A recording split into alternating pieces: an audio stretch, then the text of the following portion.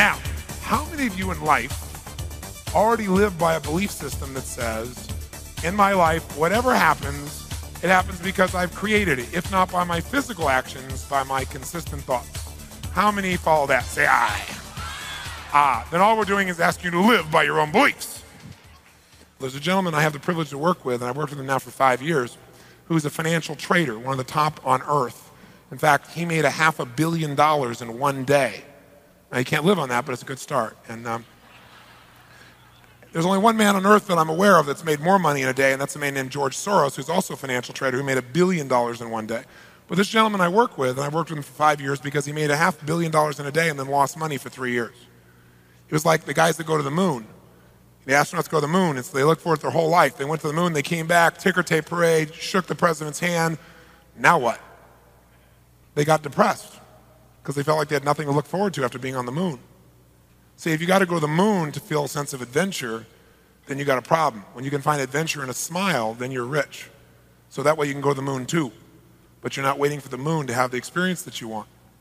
And so one of the things that I really want you to experience while you're here is that you got to be willing to take risks. Now, obviously, we feel we've limited the risk to the best of our ability, but you got to make the decisions, because in real life is not like real life in America. Real life in America is if things don't go your way, you sue somebody. You blame somebody else. Real life in America is we all know that the real reason our life isn't perfect is because of our parents. If it wasn't for them, our life would be working perfectly. All right? If we didn't have to deal with all their imperfections. In fact, everybody knows now that the reason their life's not working is they came from a particular kind of family. What kind of family is that? Dysfunctional. It's the word of the 90s, isn't it? You never heard it in the 80s, or at least not in the 70s. It's a new word, dysfunctional. Everybody's from a dysfunctional family now. It's not even unique. So what's interesting is everybody's pointing. We live in a society that's so out of control at this stage that not only do you sue somebody, but also if you commit a crime, it's somebody else's fault. Have you noticed that? That's the newest thing. It's like, it's not only someone else's fault if you screw up, but if you commit a crime, someone else must have induced that in you at one time by abusing you or doing something terrible to you. So we have two young men that take out shotguns. Remember the Menendez in LA? And they kill both their parents at point blank range. And they go to a jury trial, and the jury goes, yeah, but are they really guilty? They admitted it! And they're saying, yeah, but are they guilty? Are they really guilty? It took 2 jury trials. That's how sad it is. We live in a society today where a woman gets upset with her husband, decides to take matters into her own hands, so to speak, takes out a big knife, middle of the night, and whap! And when they go to the jury trial, they go, yeah, but is she really guilty? Now, don't get me wrong. If he abused her, I want him to pay. I want him punished. But there are laws for that stuff. This one woman is responsible for more men sleeping on their stomachs after a fight than any woman in history. And even really good religious folks, you know? I personally am a Christian. Whatever people believe, I'm supportive of. But I hear a lot of my Christian friends say, yeah, but you're preaching the power in you. That's not God. Where do you think it came from? I mean, think about it. I mean, it's like, where did it come from? No, if it's God's will, then my life will work. No, I got news for you. Lying on your butt watching Jerry Springer eating Cheetos is not going to make God work for you. Right? That's not it. That's called you got a fat butt as big as Chicago. That's the problem. Okay? Because you aren't moving. That isn't God's fault. A lot of you know the old story, don't you? Story about the preacher. He's traveling across the country, preaching the gospel everywhere he goes. Passionate man. He gets to the Arizona deserts. He's out in the middle of the desert, and in the distance, he sees this magnificent, I mean, absolutely magnificent garden. He knows that, you know, it's obviously not real. It's obviously a mirage. But as he gets closer, it's really real. He can't even believe, in the middle of the desert, this magnificent garden, flowers and trees and fruit and everything. So sure enough, he decides to go knock on the house. There's a house at the back of this garden. He goes and knock on the door because he wants to make sure the gardener understands who created this garden. Sure enough, he bangs on the door as hard as he can. He's very righteous. Gardener opens the door, he's a very kind man. Says, Mr. Minister, how can I help you? He said, sir, I just want to tell you that the Lord has done a fine job with your garden. He was very intense. The gardener looked at the minister and he smiled and he said, I understand your message. He said, I agree with you. He said, if it wasn't for the magic of the seed and the soil and the sunshine, there'd be no garden here. He said, but I can tell you something, Mr. Minister. You should have seen this place when God had it all by himself.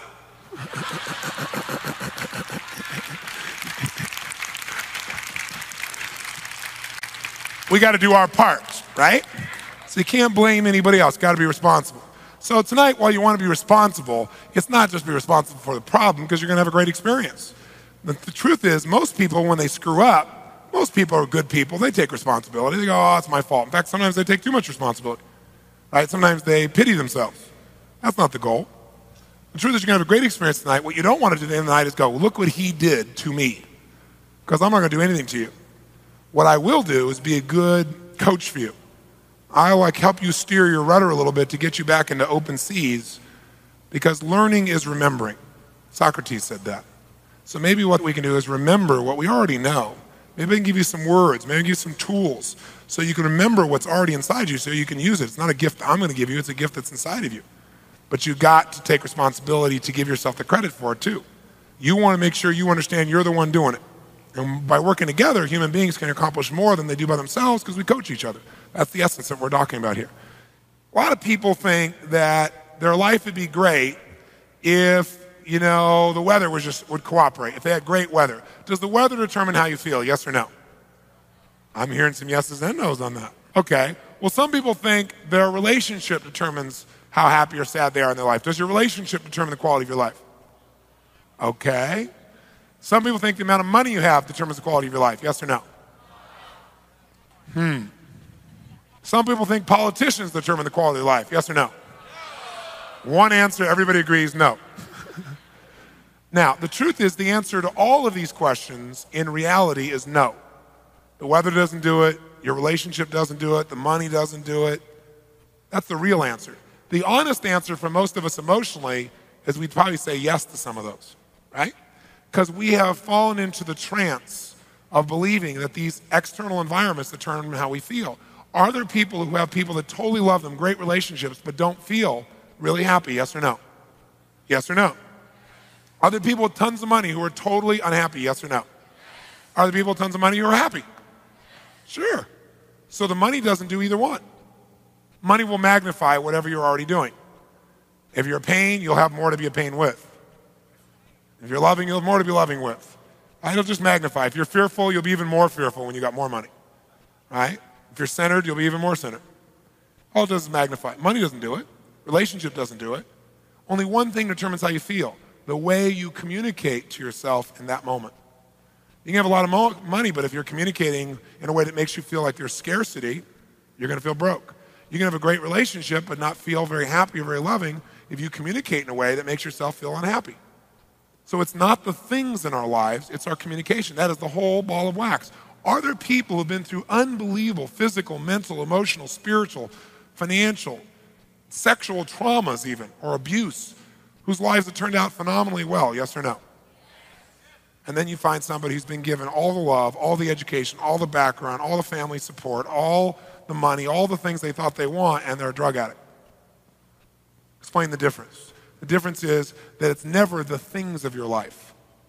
It's always the way you communicate. It's the meaning you make up for it. And some people take all their abundance and say, I'm abused. Some people take all the abuse and say, boy, there's a gift in here somewhere, I'm going to find it. It's all communication. Your life has nothing to do, the quality of your life has nothing to do with your real life. It has everything to do with what you communicate here. So whether you're really happy today or sad today, whether you feel like your life is a success or a failure, is not whether it's really successful or a failure, it's just what you communicate. And what you communicate with certainty, you believe. And since you believe it, you feel it. And whatever you feel, that's your life. Nothing in life has any meaning except the meaning I give it.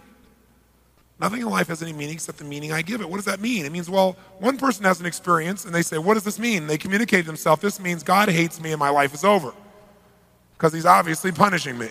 Someone else has the exact same experience and they go, what does this mean? And their brain says, what this means is God is challenging me to reach down deep and find out who I really am so I can do something even greater. What's the difference?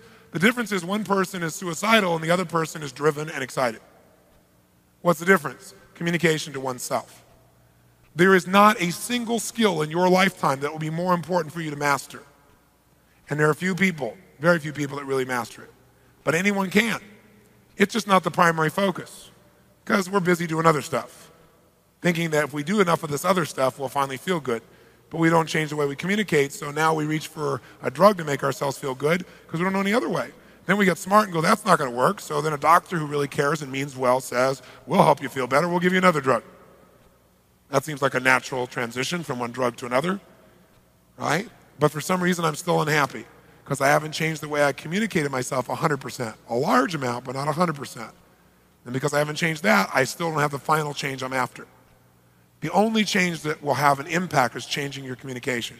And that means changing what things mean. Because here's what all the achievers of the world try to do. All of us in this room, most of you, I would say, are probably strong achievers. Most of you had to be an achiever to get here, for God's sakes.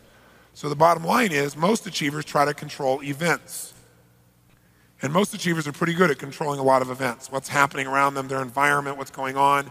But all achievers run into places where they can't control those events and it freaks them out. You can't control all events. You just can't. You can't control your father passing away. That's not something you control. You'd love to, but you can't. Here's what you can always control, what things mean. And when you control the meaning of something, you control the key and the secret to life itself, at least the quality of life that you want. But if you don't control this and you keep focusing on this, you got no future. Because there's going to be a lot of these you don't like. But you know what? Even ones you don't like, you can find an empowering meaning for. And that's when life works. That's all it takes. And that all comes down to communicating well with yourself. I mean, I'll give you an example. Look at a guy like John Belushi. This guy was beloved by millions and millions of people. And you know what? He achieved all his goals. He wanted to be funny as heck. He wanted to be a national television star. He wanted to appear and play on Broadway. He wanted to be in movies. He wanted to play music. He did all the above. He wanted everybody to love him. He got tons of people to love him. He wanted to have a great wife. He did that too. Now, was this guy successful, yes or no? No, he's dead. That's called failure. Not being negative towards his name. I thought he was a great guy, but you got to call a spade a spade. This guy was great at communicating to whom? Everyone but his. So he felt torn up inside, so he turned to drugs as a way to try and change the way he felt because he didn't change the way he communicated to himself. So now a great talent, a great spirit is gone. You must master your communication with yourself.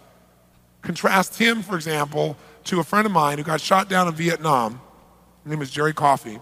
He wrote a book a few years ago. I've known Jerry for about 10 years. Jerry was shot down. He was one of those Top Gun guys. Two of his guys shot down with him. He gets locked up for 7 years, beat every day, tied with shackles, in a cell that is not much wider than my body and 6 feet long. That's the width.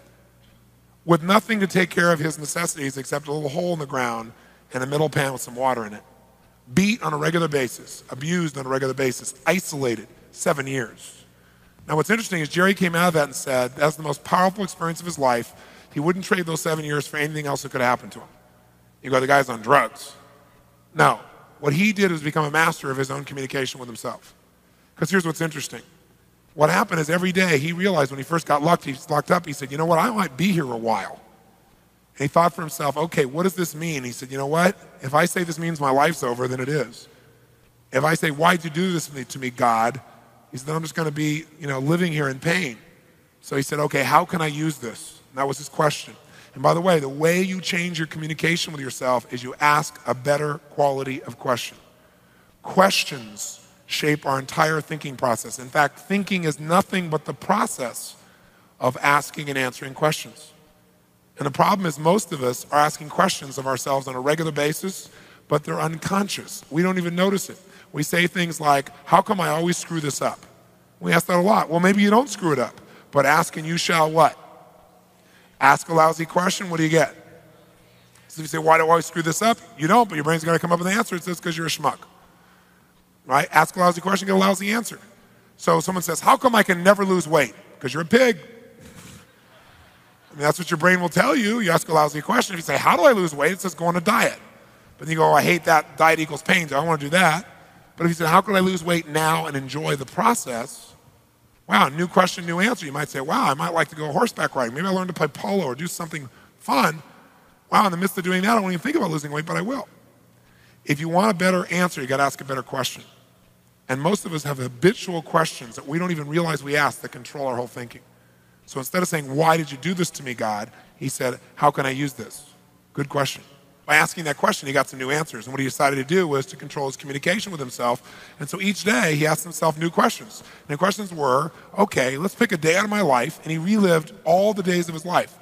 He'd literally think the entire day through and see what he could learn from each experience of his past life, because there's nothing to stimulate him there. Each day, he physically stimulated himself, did hundreds of push-ups and sit-ups, even though he was getting bread and water most of the time. He came out of this thing stronger mentally, emotionally, spiritually. He said he came out closer to God than any other time in his life. He said there's no one else to talk to. So he had to create that.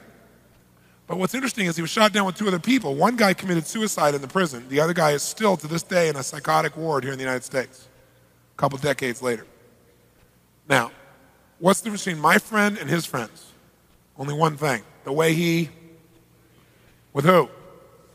That's it. I know it doesn't sound very sexy, but it's your whole life. And so maybe it's time to take control of it. And the way you take control of it, number 1, is asking better questions. And number 2 is starting to develop incantations that empower you versus those that destroy the quality of your life. Because that's what people do. I can't believe this happened to me. I can't believe this happened to me. Why does this always happen to me? And they incant negative phrases and negative questions until literally that person is immobilized or overwhelmed with negative emotion. You must ask those that empower you. And that's what he did, and that's why his life really works. So the quality of your life is the quality of your communication. And by the way, communication is not just words. Most people think of communication as words, but think of it this way. Words, research shows that when 2 people meet and they're communicating, what actually influences another person to change the way they feel, to actually do something different? What affects them the most is usually not words. There's a few words that do it, but most words don't do that. In fact, the last study was done at USC, and they found that words in human communication represented only 7% of what actually influenced someone to change how they felt about something. Words are only 7%. Now, most business people, or most negotiators, most salespeople, most marketers spend an inordinate amount of time trying to figure out what to say and how to say it so they can get someone to respond. And while words do play a role, they're 7%. They're the smallest role in actually influencing someone to change the way they think and feel and do. So what affects us more than words is voice qualities, or voice cues as we call it. So when you think of communication, don't just think of words, think of voice cues. Because voice qualities represent 38% of what actually influences someone to change how they feel. Now what's a voice quality? Well, tonality is an obvious one. Timbre, the quality of the sound. Volume, tempo, the particular pattern someone begins to speak radically affects the way we feel, doesn't it? If someone says, I love you, it feels different than if they say, I love you. I really love you. Different feeling, different experience, just by tonality. That's all it takes. Now, what affects us even more than voice qualities, though, is physiology. And again, remember, physiology is a fancy word for how you use your physical body. Physiology represents 55% of what actually influences how we think, how we feel in the moment when someone's communicating to us. So this is true of other people as well as ourselves. So what's physiology? It's facial expressions. It's muscular tension or relaxation. It's the way you gesture. All of these things influence us much more than just words. If somebody looks at you like this and they say, I love you, this gives you, even if the voice sounds okay, gives you a little different feedback than I love you. Have you ever left somebody's presence? I'm exaggerating only slightly. And they said something in your gut, you went, it's not going to happen. You didn't know why, but you just knew it wasn't going to happen. How many of you have that experience? Say I. That's because your brain is trained to look for what we call incongruencies. Incongruency is when your voice and your body and the words don't match. People notice that. So when you say, sure, they notice that. They notice when the inflection doesn't match the word. And even if they don't notice it consciously, they notice it unconsciously. And so you've got to communicate congruently. Now, this is not only true of other people, but yourself too.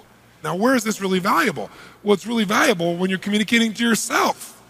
If you say to yourself, okay, I'm going to do it, I'm going to do it, I'm going to do it, I'll do it. What does your brain say? He goes, there's no way in a million years you're not going to do it. Who are you trying to kid? I'm not stupid, you know. There's no physiology here. You're incongruent. But if you say, I'm going to do it, then your whole brain, body, everything gets, you mean it, and you'll show up. So you want to not only get good at communicating well with other people, but first you got to get good at communicating well with yourself. Does this make sense? So one of the things we want to do is get you so you are congruent, so that when you go to do something, all of you is saying yes, not just the words, your body, your voice, everything. And when all three are aligned, then you have this thing called power, congruency, consistency, the capacity to get yourself to do what's necessary like that immediately. That's part of our target. And that comes from congruent communication. Good example, by the way, of congruent communication is the mafia. When they communicate, do people know exactly what they mean? Yes. In fact, if you remember, there was this one Don they were after forever, and they could never get this guy. And they finally got him a few years ago. And the reason that the authorities could never capture him is he understood the power of communication. And he was really smart. He protected all his communication networks. Not only when he said something, people knew what he meant, but also he protected all the ways he communicated so no one could grab a hold of information. So for example, he had an accountant for many years who was a man who could not speak and could not hear. Makes it very difficult to testify in court that way. So one day though, what blew the whole thing up was this accountant gets called in to the mafia boss's office because the mafia boss freaks out and realizes he's missing $3 million from his accounts. He pulls in this accountant who he can't talk to. So he has to talk through a finger sign, interpreter. So he turns this guy and he says, to the interpreter, he says, you tell this guy I'm missing $3 million. I know he has it and I want it right now. Interpreter turns and says, he says that he's missing $3 million. He thinks you've got it and he wants it right now. Well, the accountant gets this funny look on his face, starts flashing fingers back. I don't know why he's coming to me. I'm a trusted, loyal employee. I've been here forever. Tell him look somewhere else. Well, the mafia boss is watching his hands going back and forth in hyperspeed, right? So he turns to the interpreter and says, what'd he say? What'd he say? The interpreter turns to the mafia boss and says, well, he said he's a trusted, loyal employee. He's been here forever. He doesn't have any of your money, and you have to look somewhere else. Well, the mafia boss didn't have much patience, so he pulled out a very big gun, put it direct at the head of the accountant, started screaming, you tell that accountant I want my money right now. I'm blowing his brains out. The interpreter turns, starts flashing signs. He says he's very upset.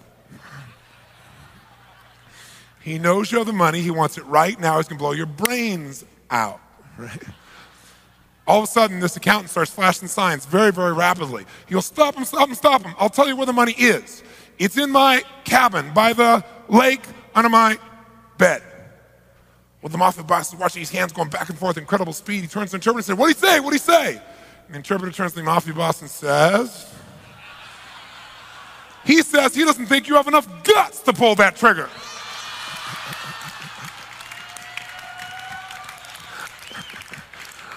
Moral of the story. We don't want to misinterpret ourselves this weekend, right? Now, if you're going to be effective then in communicating, you probably should know how your brain functions. Understand what really triggers your brain to work. Now, we understand, first of all, that no matter what happens in our life, it's not what happens that determines the life, it's what we do with it, right? It's what we communicate and what action we take. How many buy that? Say aye.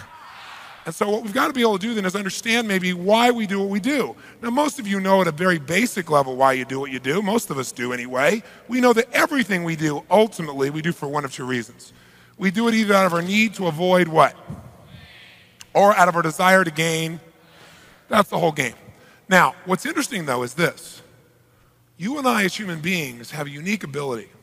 We don't actually avoid real pain. We don't actually move towards real pleasure. We move towards what we think will equal pleasure, or what we make up in our head will equal pleasure. And we avoid whatever we make up will equal pain. We're unique. We're not like dogs. There isn't a clear pain and pleasure. We make stuff up. Can someone make up something that's really good for them in their mind, make it up that it's painful? Is that possible? Can a hunger striker literally starve themselves but feel pleasure instead of pain because they associate a higher moral ground to what they're doing? Yes or no? Sure. You look at Nelson Mandela. Of all the people I've had the privilege of meeting, people ask me all the time, who's the person you respect the most? By far him. Could you imagine somebody taking 27 years of your life away from you and you not want to kill everybody in sight? And then you not only don't kill anybody or come out and do anything, but you come back out and say, listen, let's rule the country together. You people that put me in jail for a quarter of a century. That shows you what a human being is capable of. And when I met him, I said, how did you make it through that suffering? And he looked at me and said, what suffering? I said, well, 27 years, what did you do? He said, that wasn't suffering, Tony. He said, that was preparation. He said, while I was there, I was preparing for one of two things. Either I would die and my death would spark a revolution in my country, and I knew then my life's purpose would be met, or I'd get out and I'd end up running my country. So I was preparing to be a great leader. I mean, most people probably didn't have that communication with themselves. That's why you don't know Joe Schmo, but you do know Nelson Mandela. Because Joe Schmo never communicated with the darn it, you know who he is. Communication is everything. Mastering that communication is everything. And we have that power. So we have the ability to decide what equals pain, what equals pleasure. But here's the problem. Most of us do act like dogs. We let other people tell us how to feel. In fact, the average American watches television 7 hours a day still, even with the internet. 7 hours a day is the national average. That's it, 7, right? And what's happening there is people are being taught what to feel. And advertisers know how to get you emotional about dog food or women's hygiene products, right? You know, I mean, it's unbelievable what's on the news now. Plus, now they got drugs. Here's this drug. It's really wonderful, but it may not work, and it may kill you. It may give you brain hemorrhaging. It may do this. It may make you kill your best friend. But please call your doctor and see if you'd like it for you. But they play the nice music while they're saying it. It's like a Saturday Night Live commercial. Have you seen these commercials the last few years? It's like staggering the stuff they put on there. You know, you may have a brain hemorrhage. Right? Because they know how to condition you to link pleasure to things that could actually be painful. So if you don't take conscious control, if you don't have a plan for your life, I guarantee you someone else has one for it. So you better be conscious or you get to pay the price of being reactionary.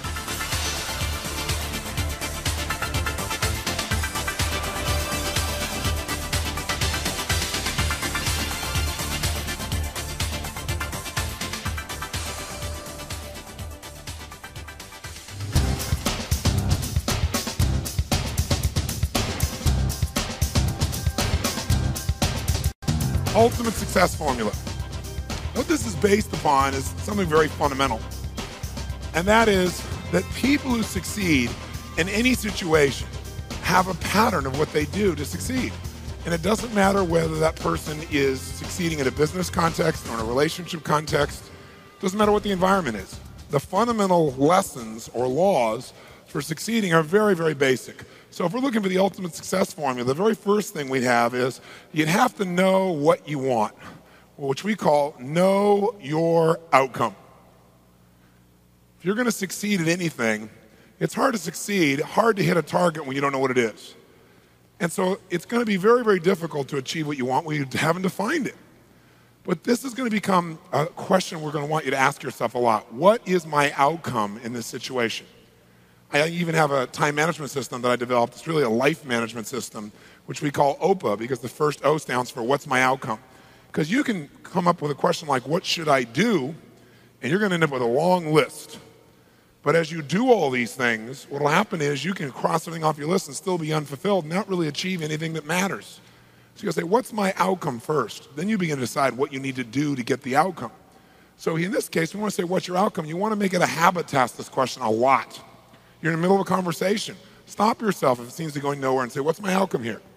Do I want to connect? Do I want to influence this person? Do I want to learn something? What's your outcome? If in the middle of that argument you were to ask yourself the question, what's my outcome here?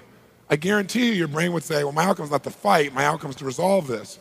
And as you get clear on what your real target is, your behavior will change automatically. So very, very few people know what they want. And the more clear you can get about what you want, the more you can really achieve. Clarity is power. The more clear you can become about what it is you really want, the more power you're going to have. Because your brain is like a servo mechanism in a bomb, as an example. When they send a missile out, it has a servo mechanism. It knows what the target is. And when the target moves, it follows it. Well, your brain is very similar. When you decide exactly what it is you want, you start picking up information that you never would have picked up before consciously. For example, have you ever bought a particular car maybe, or maybe a certain outfit, and then all of a sudden you see that car or outfit everywhere? How many of you have had that experience? Say aye. Well, was that car outfit already around you all the time? Yeah, but you didn't notice it because there's a portion of your brain that is responsible for one thing, and that is screening out 99% of what you see, hear, and feel in life. Because if you were to notice everything that's going on in this room right now, you go stark raving mad. But most of you don't. You pay attention to a small number of things. If you could right now, notice what? Millions of things. You can notice my voice. You could listen to what I'm saying. You could notice what's going on in the background, the screams. You could hear the air conditioning. You could smell your neighbor after all that jumping up and down and notice that. Right? You could feel that maybe a little sweat trickling across your chest or whatever was going on after all that jumping up and down. You could feel the blood maybe vibrating or circulating through your left eardrum. But you don't think about those things until maybe I mention them or something triggers it.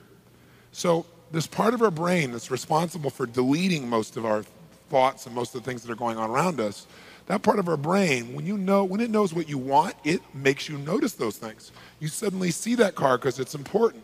It's called the reticular activating system. For short, it's called RAS. The reticular activating system tells your brain what to pay attention to. So when you say, this is what I really want, now anything that relates to that you wouldn't have noticed before will start popping up into your focus. And a lot of times people say, it's amazing. I decided this and it was kind of, synchronicity. These things started popping up. Well, these things were probably around you before, but you never noticed them because you hadn't decided your outcome. Now, when you know your outcome, you're ahead of 95% of the population. But that's not enough. The second thing you got to know is a lot of times you know your outcome, but you lose your drive. You want something, but you forget the most important thing, which is know why you want it. Know why you want it. You got to know the purpose. In our OPA training system, when people are managing their lives, we have them ask, what's my outcome? And then why do I want this? Because any person successful, really successful, knows exactly what they want and they know why. The reason you gotta know why is, remember I said yesterday, reasons come first, answers come second. If you get enough reasons, you can get a big enough why, you can figure out how to do about anything, but you gotta have purpose because purpose provides drive. Now, if you know what you want and you know why, you're light years ahead of most of the population, but you gotta go to the step that most people seem to avoid, and that is you gotta take massive what? That's right, and the key word there is massive. Massive action can be a cure-all when you know what you're after and you know why you want it. Because when you know what you're after, when you take action, you won't just be expending energy. You'll be moving yourself in a direction towards something you really, really want. And what stops people from taking action? Primarily what? Fear. And the way you get over that fear is, what do you think is the number one fear most people have? Failure. And the reason is they feel if they fail, they won't be loved. They'll be rejected. They'll be hurt. They'll be judged. So what they really are afraid of is losing love. And they think that this rejection, or I should say this failure, will lead to that rejection or loss of love. The truth of the matter is you can't fail unless you don't try. If you try something that doesn't work, you just learn from it, and that'll make you better the next time you go about it. Now, if you know your outcome, know why you want it, and take massive action, you're now in the most small percentile of people on the planet. So what's the next step, though? Well, you can take a lot of action and get caught up in a pattern. Like become so determined that you became like tunnel vision, like, I know this is going to work. And so you keep running east looking for a sunset with total certainty and a lot of belief, high standards, still doesn't work. So what you have to be able to do to succeed so you don't get caught up in some old pattern is you got to know what you're getting. Know what you are, know what you're getting. The word we use for this, as for short, is we call it sensory acuity. Sensory acuity is the idea that you want to become acutely sensitive to whether what you're doing is working or not. You don't want to just say, okay, I know what I want, I know why I want it, I'm just going to make it happen, this is how I'm going to do it. You keep hammering it and hammering it and hammering it, doing something that doesn't work. And people do this all the time, right? Do the same thing over and over again, expecting a different result. That's called insanity. You can't do the same thing again and again, expect a different result when you can see it doesn't get the result. But we get caught up in our patterns. So we want to get really sensitized, acutely sensitized, sensory acuity, to whether what we're doing is working or not. And by the way, sensory acuity is really the measure of a person's intelligence. What I mean by that is, how do we measure intelligence? Intelligence is a measure of the number and quality of distinctions you have in a given situation. Like, for example, if you talk to Eskimos, that's actually not the politically correct term anymore, I guess it's Inouye. If you talk to an Inouye, what we formerly called Eskimos, you'd find out that Inouye have more than a dozen words for the word snow. More than a dozen. Now, I'm from Southern California. Guess how many words I have for snow? One. I don't see any of it. It's called snow, baby. Right? But they got to know what kind of snow. They got to make more refined distinctions to be effective in the world, to get their outcomes. They got to know what kind of snow you can build an igloo out of, what kind of snow you can take your dogs through, what kind of snow you can eat, right? What kind of snow you're going to fall through.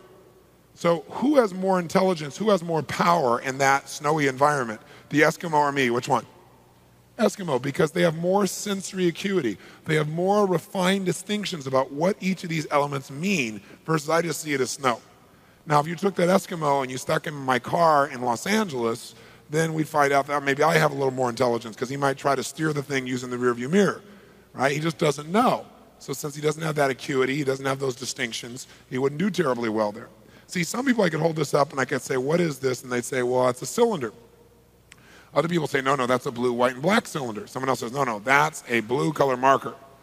A few people say, no, that's not just a blue color marker. That is a Pilot super color, bright and wide color marker, and if you get it in your clothes, it'll never come out. Now, which one of those people has more power? 1, 2, 3, or 4? 4, because they have the largest number of distinctions. The thing that can affect your life the most in terms of your ability to achieve your outcomes, the greatest resource on earth is other human beings. Example, have you ever had somebody mistake your being polite for you're actually being interested in what they were talking about? Or worse, how many of you have ever thought somebody was interested in what you're saying, found out later they were just being polite? How many of you in that place say aye? That's kind of an uncomfortable situation. When that happened to you, you were missing your sensory acuity that day. So now, if you know your outcome, you know why you want it. You got your purpose. You got your drive. You got your A, an OPA. This is outcome, purpose, action. You know the massive action. You're taking action, and you notice if it's working. What happens if you notice it's not working? You're taking action, but it's not getting you closer to your outcome. What's the obvious fifth step? The fifth step is change your approach. Change your approach. If what you're doing, your acuity says is not working, change it. Now, what if you change your approach and that's still not working? Then what would you do? What would you do? Come on, what would you do? What if that doesn't work? What do you do? And what if that doesn't work? What do you do? What if that doesn't work? What do you do? What if after all that it still doesn't work? What do you do? And what if you try that and it doesn't work? How many times? Until you find out what works. Do not say to yourself, I've tried everything. That's bull. If you tried everything, you'd have what you want. Well, I haven't tried everything, but I've tried millions of things. Millions? Number them, name them. Well, maybe tens of thousands. Tens of thousands? Name 1,000. Well, maybe 100. Name 100. Well, maybe I did these 2 things over and over again that don't work. Okay? But when we start saying, I've tried everything, we tend to incant that, don't we? We make it an incantation, and then we believe it. And since we think we tried everything, we just give up. It's garbage, not true. Hey, let me ask you a question. How long would you give your average baby to learn how to walk? You know, before you shut them off and didn't let them try anymore. You know, what are you, crazy? My kid's going to keep trying until he or she walks. Magic formula. No one, almost everybody in the whole world walks, right? But see, when you're a kid, that's what you do. You do whatever it takes. When you get to be an adult, you try something that doesn't work. You go, did anybody notice that? Okay, I'm never doing that again. And you lose all your power, okay? So this is the ultimate success formula. It comes down to knowing what you want, why you want it, taking massive action, know if it's working, and simply changing your approach until you get it.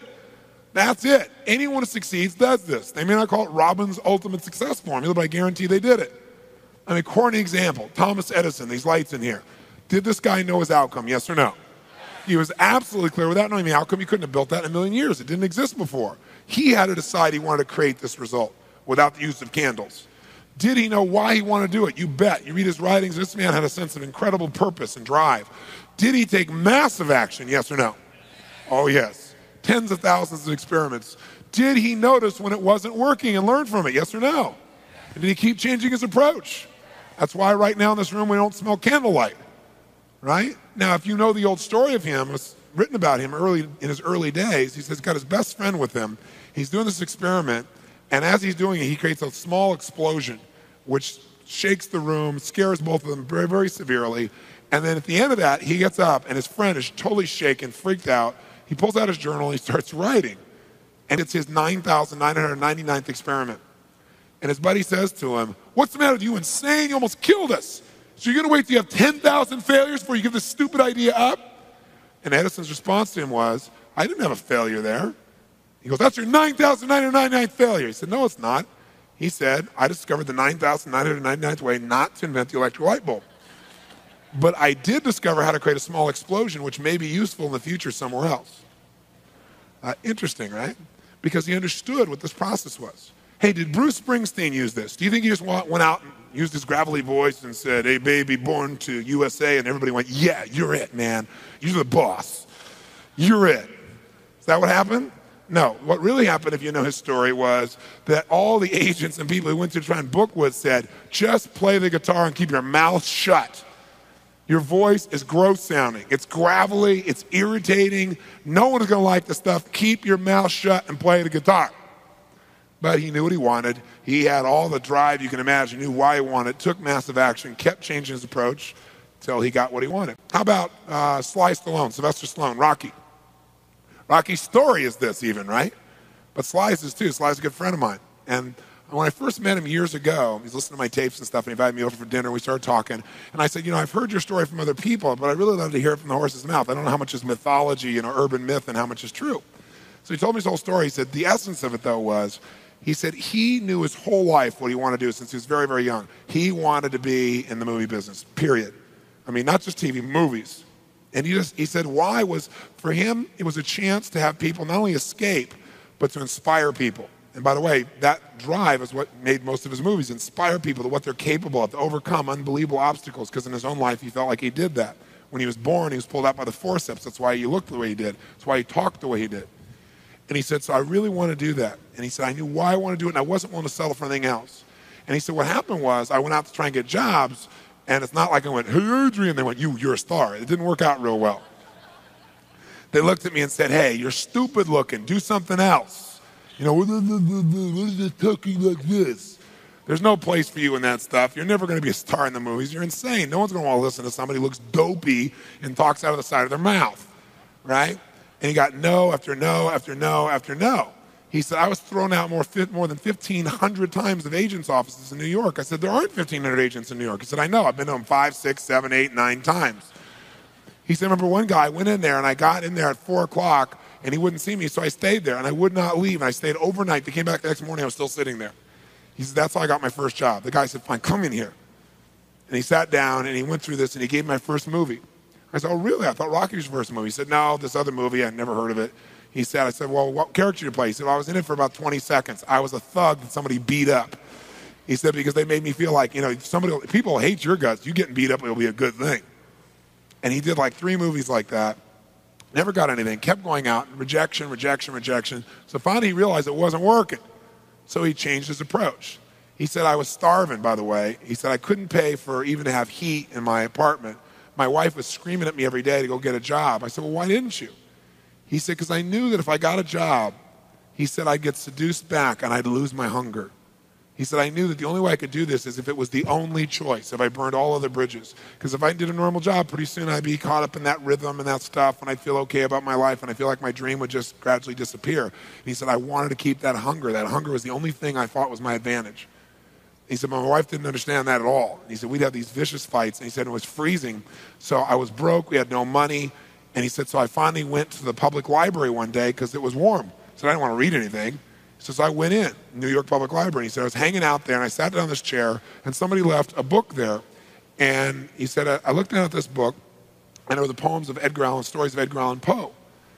And he said, so I started reading it, and he said, I got totally into Edgar Allan Poe. And he said, I know everything about it. And he goes on for another 20 minutes telling me about Edgar Allan Poe. He knows everything, how he died, what it was about, what really happened. And I said, well, what did Poe do for you? He said, Poe got me out of myself. He got me to think about how I could touch other people and not worry about myself so much. And he said, it made me decide to become a writer. I said, just imagine Rocky the writer, right? And he said, so I tried to write a bunch of screenplays. Nothing worked. I was totally broke. He said, I didn't even have $50. And he said, and finally, he said, I sold a script. And it was called Paradise Alley. He said, it's a movie I made many years later, but I sold it. And he said, I sold it for $100. He said, but $100 was a ton of money, man. I was so thrilled. I thought, I'm on my way. But it never led to anything. And he said, so finally, he said, I kept going and going and going. He said, finally, we were so broke. He said, I hawked my wife's jewelry. He said, Tony, there's some things in life you should never do. He said, that was basically the end of our relationship. She hated my guts so much. He said, now we were so broke, we had nothing, no food, no money. And he said, the one thing I loved most in the world was my dog. He said, I love my dog because he gave me unconditional love, unlike my wife. And he said, so what happened was, though, we were so broke that to survive, I couldn't even feed my dog. So I went to a liquor store. He said, it was the lowest day of my life. And I stood outside the liquor store trying to sell my dog to strangers. He said, I tried to sell my dog for $50. And he said that finally this one guy negotiated with me and bought my dog for me, my best friend on earth, for $25.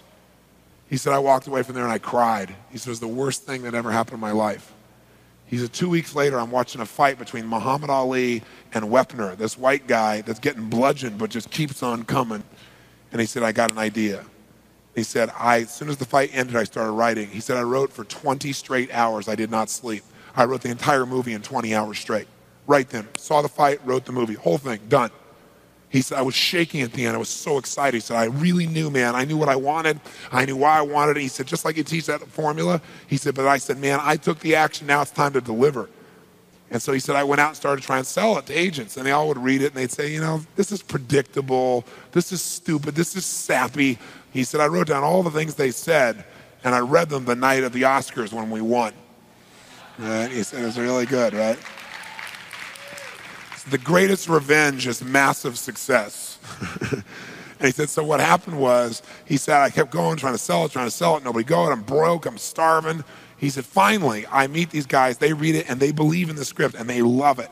And they offer me $125,000 for my script. I said, oh my God, you must have been out of your mind. He said, I was. I said, just one thing though, guys, you got a deal based on one thing. And they said, what's that? He said, I got a star in it. They went, pfft. What are you talking about? You're a writer. I said, no, I'm an actor. I said, no, you're a writer. I said, no, I'm an actor. That is my story, and I'm Rocky. He said, I got to play it. I got to be the head person. I got to be the starring role. And they said, there's no way. We're not going to pay you $125,000, take some no name and stick you in that and throw our money away. We need a star, And they want to have Ryan O'Neal play Rocky, to give you a picture. Can you imagine? That's who they picked, right? And so he said, no way, Ryan O'Neal isn't Rocky, I'm Rocky. Went through this whole thing, right? They said, well, take it or leave it. He said, I left the room. I said, if that's what you believe, you don't get my script, and he left. Here's a man with no money, none, totally broke, offered $125,000 more money he'd seen in his lifetime, and he walked away because he knew his real what? Knew his real what? And why he wanted it, he was committed to it. So he said they called him a few weeks later, and they came and brought him back, and they offered him $250,000 not to star in his own movie. He turned it down, $250,000. They came back, their final offer was $325,000. They wanted this thing.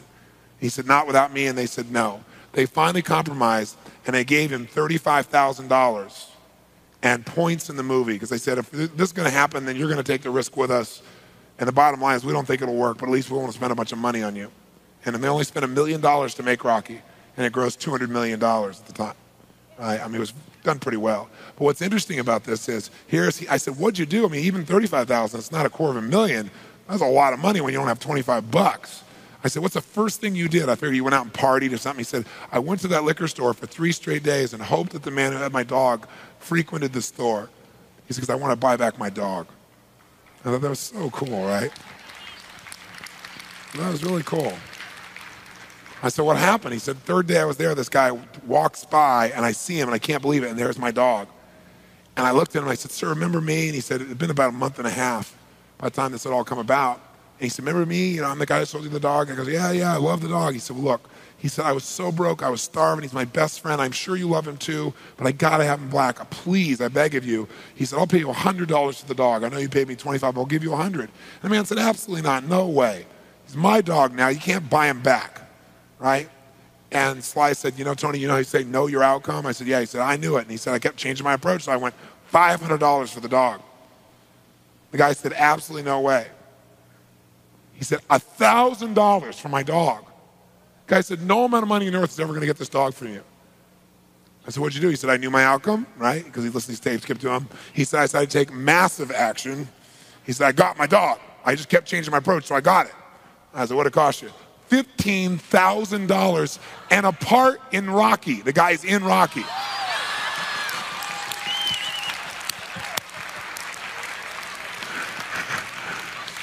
You know that dog in Rocky, Butt Kiss? That's Sly's real dog, right? That's the dog. He bought him back. So he put his dog in the movie, and he put the guy in the movie and paid $15,000 while he had $35,000. Isn't that pretty cool? Pretty awesome.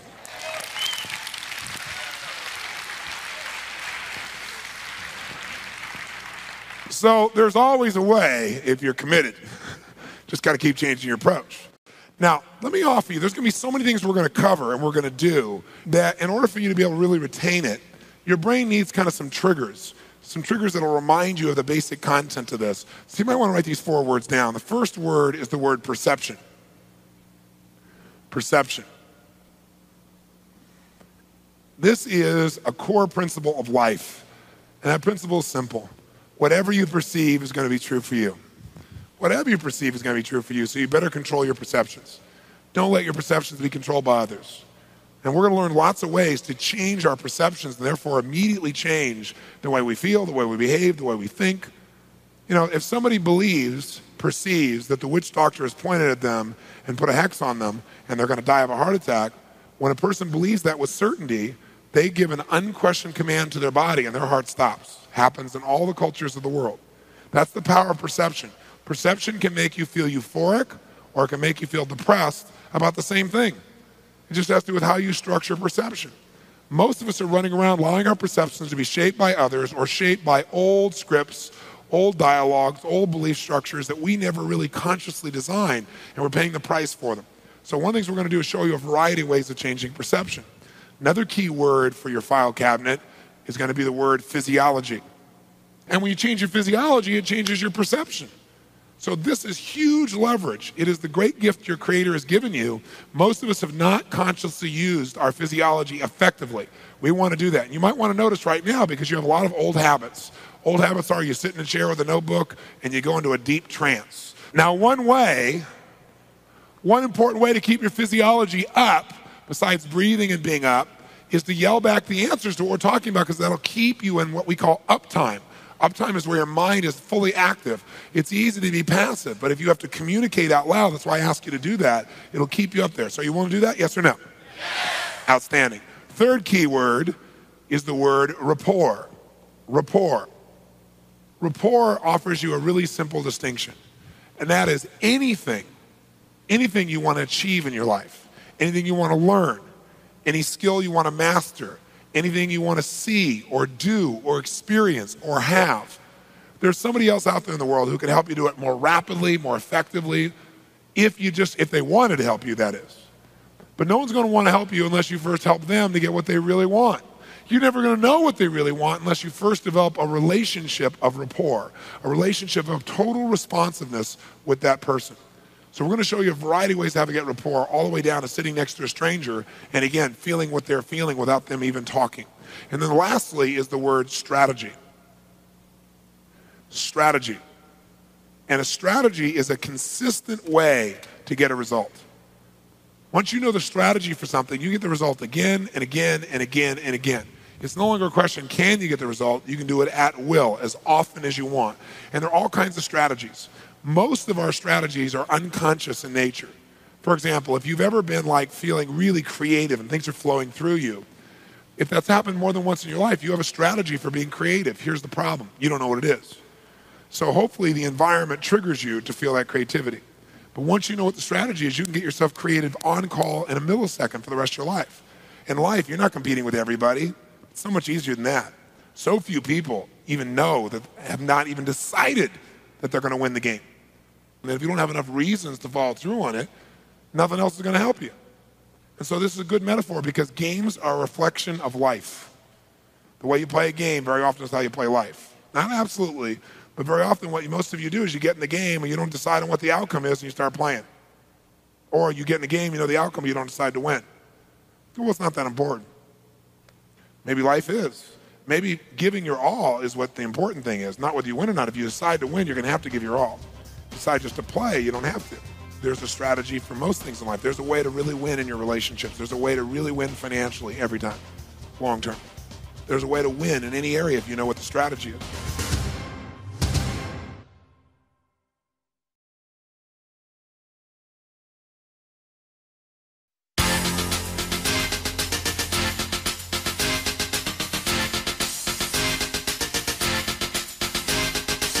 Nightingale Conant is proud to present Unleash the Power Within, an exciting live audio seminar by Tony Robbins.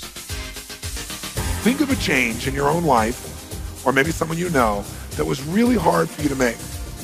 like really hard. You kept trying to change, never followed through. And finally one day, wham, he said, that's it, no more, never again, it's over. You're about to participate in a groundbreaking audio seminar by Tony Robbins, the world's leading expert on the psychology of peak performance and human potential. Recorded live at Tony's life-transforming Unleash the Power Within weekend, you'll experience the essence of the Tony Robbins experience, a powerful, high-energy examination of your life and its grand possibilities. At the end of your life, I don't think you're going to remember all the experiences of your life. I just don't. I think you'll remember certain moments. And you can create them, or you can hope they show up every once in a while.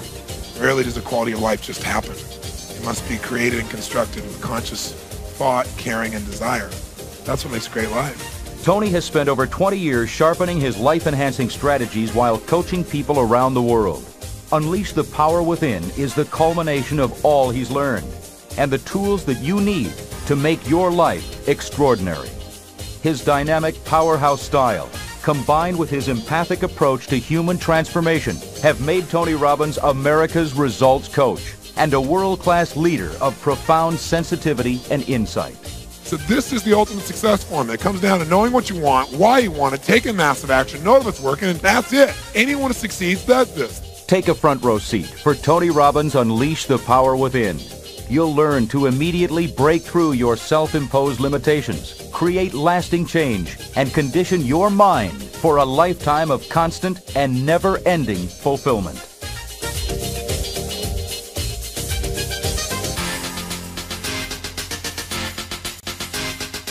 There's so much in our lives that we can do. We could all be up at 6 a.m. with total passion for living.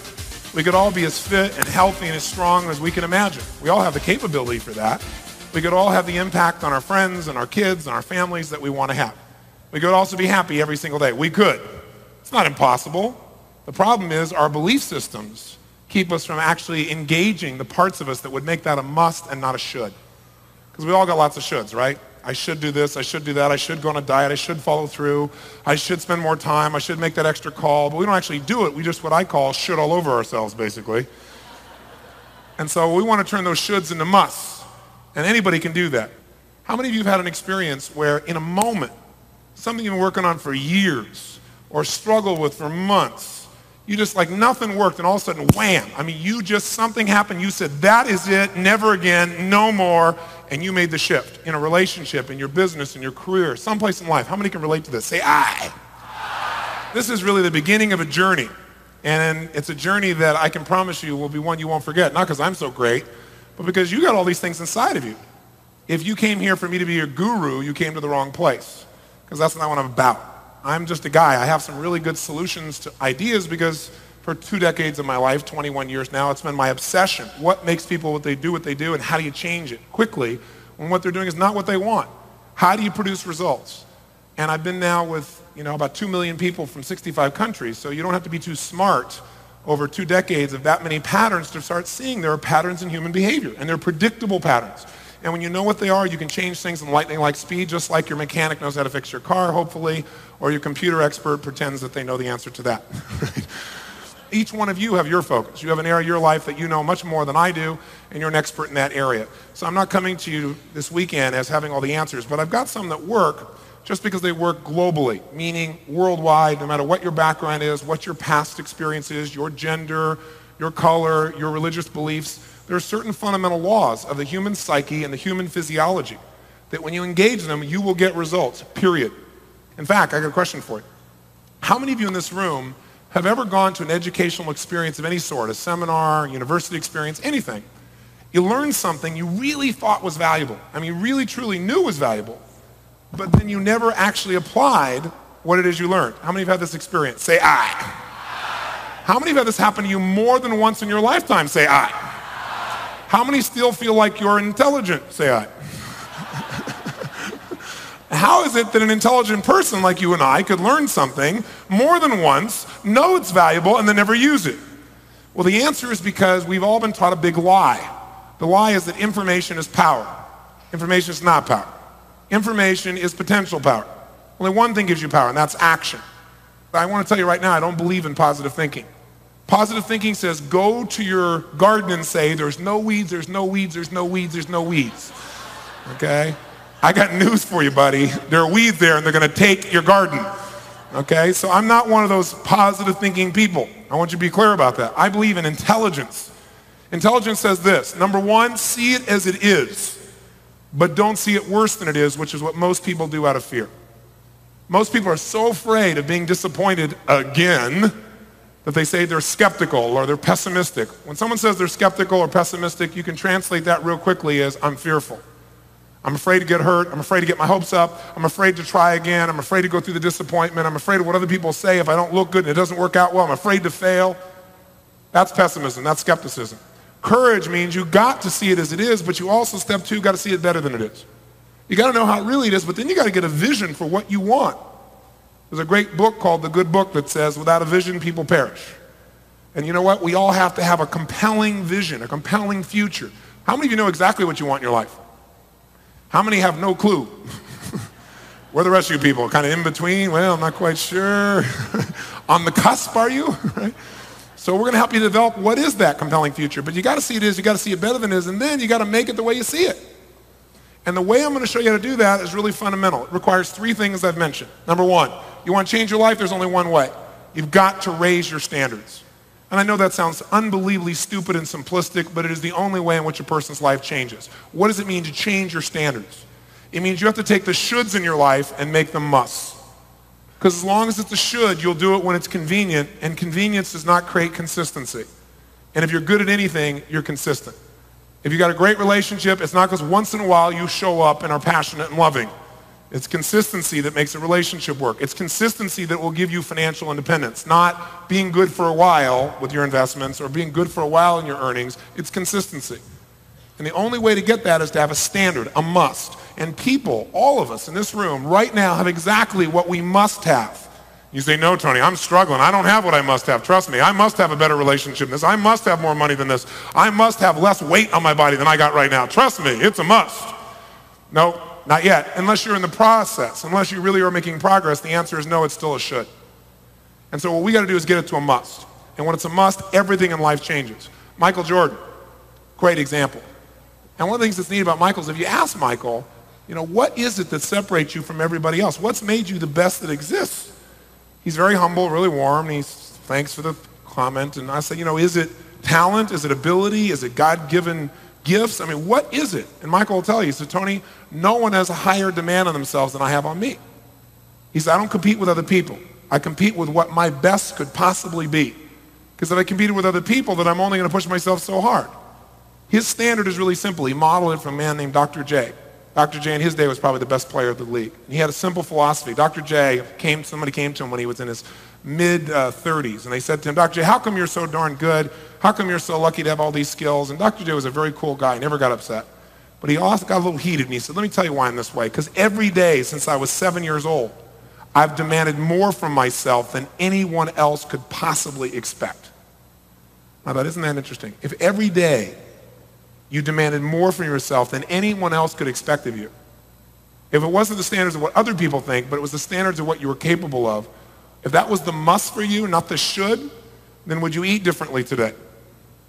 If you had to be that great every day in your relationship, even though you're exhausted and tired, you're going to go home and be that passionate, that committed, if that was a must, to be your absolute best every single day, to have a higher demand on yourself than your spouse, boyfriend, or girlfriend could ever imagine. If that was your standard for yourself, how would you show up on a daily basis in your relationship? What would your relationship look like? You could take that any area of your life. But people the best have those standards. Most of us wait for life to give us the have-tos. It's like if you don't push yourself, you don't stretch yourself, then God shows up and says, you need a little growth, and provides it to you in a way you probably won't find very pleasant. So I believe in raising my own standards, so hopefully God doesn't have to step in too many times with me. Right? Maybe God just gives me the opportunity and I can make some intelligent choices. Second thing that all people do who get what they really want, who expand and have a quality of life, is they change their limiting beliefs. Because the only thing keeping you from getting what you really want really is the belief that you can't have it, even though you say you think you can. The unconscious belief. The belief inside of you that says, oh yeah, I can do this, and this voice inside says, who are you kidding? We're going to give you a few skills on how to get your beliefs aligned. Have you ever been in a place where you were so focused, it was like you and the task at hand, and there was nothing else in the world but what you were committed to? Bombs could be going off, you wouldn't know about it. How many of you have ever been in that place? I call it a genius state. How many been there? Say, I. Okay, that's the state you're going to get yourself into. Absolute certainty. The bottom line is, what you're thinking about in this moment is controlled by your beliefs and your values, the way you've been raised, right? But many of you never chose those consciously. You just kind of pick this stuff along the way, and it affects your life. So we're going to decide consciously. And we're not only going to destroy what doesn't work, you're going to install what you need. And when your beliefs are on track, when your values are on track, you are pulled in the direction you want instead of being pulled apart. You ever been in that place? It's like you want two things that are totally in conflict. I'll show you how to resolve that. And that'll be a huge, huge shift for most of you. And then the third thing you need to really make your life work, besides incredibly high what? Uh-oh, we're in deep trouble already, I can see. Really high what? That's right, you gotta raise your standard, whatever it is. It's gotta be the next level of standards for you. You can't get to the next level of your life with the same level of thinking, with the same level of standards as you have right now in this moment. So I could give you 1,000,000 skills, give you all the ability, you get pumped out of your mind, leave here, and unless it's a must for you, you'll go back to doing the same stuff. You know, you have like a nice month or two of like riding high on the float to the seminar, but I'm seeing permanent, lasting change. And the only way you do that is get enough leverage on yourself that change is a must. And once you change it, it's so reinforcing, you stick with it. Not because you're so disciplined, but because it's so rewarding. Then the third thing you gotta have is the right strategy. Because it's one thing to have a high standard, like you go, I'm gonna go out and change the world. That's my must. And then your voice inside goes, who are you kidding? And you got a problem. But let's say you got the standard and the belief. And let's say your goal is to see a sunset, and your strategy is start running east looking for a sunset. I don't care how much you believe, you got a problem. You got to have the right strategies. Strategies for overcoming fear, strategies for taking action, strategies for attraction, causing attraction to happen to another person towards you and vice versa.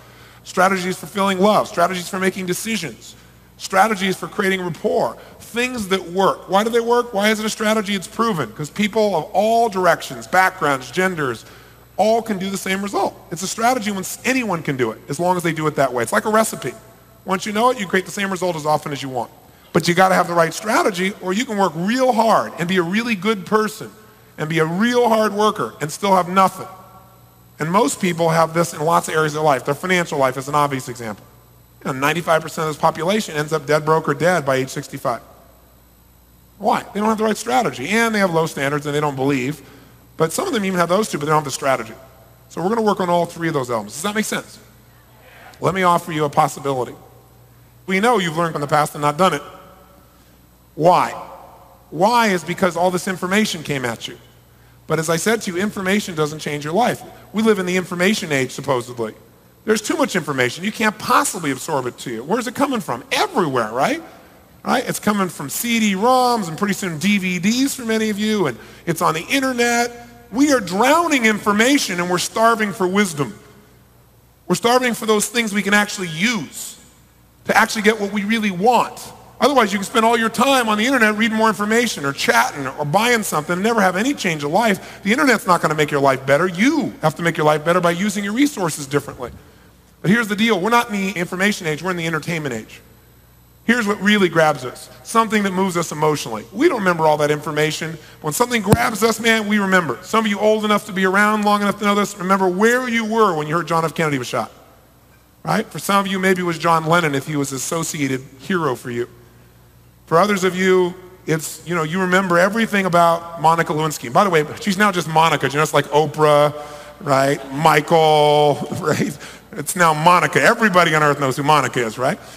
There's an emotion, right? There's a feeling. There's something there. It's not the information that's getting you, right? O.J. Simpson was the big focus before that. Why were people watching every single day? Drama, entertainment, emotion, feeling. So the only reason people pay attention though when we get something is you add feeling to it. So here's my goal with you. I don't want this to be a class. We're going to try something different. We're going to go into 21st century learning. See, this was designed for you to obey, to enter the 20th century, where your job was working in an industrial complex of some sort, maybe building cars or something. And so they trained you from birth that you'd arrive on time, check in, do what you're supposed to do, and sit and shut up till someone told you what to do, and then you only did what they told you to do, and you didn't talk to your neighbor. Now today in business, if you don't talk to your neighbor, you're out of business, right? Today, if you wait for somebody to tell you what to do, you're in trouble. I mean, today you got to think, you're in teams, you got to make it happen, you got to create it, you got your own business. It's a different world. So this has trained us for a world we're not in. So we have to be in a proactive, aggressive, entertainment-driven, emotional world. That's where we are. That's what you want. So the only way to get that is to learn in that state. So this is going to be very different for most of you. I'm going to ask you not to be the passive, deep trance, hypnotic subjects. I'm going to ask you to be outrageous, playful, crazy, silly, and fun. If you and I are going to be effective as people, which means have fun, be fulfilled, be passionate, get results, achieve, learn, grow, all that, then we've got to become active rather than passive in our experience. In order to do that, it starts with the way we move and the way we think. And so I have a metaphor for myself. I think the most influential people in the world are kids. How many of you have kids?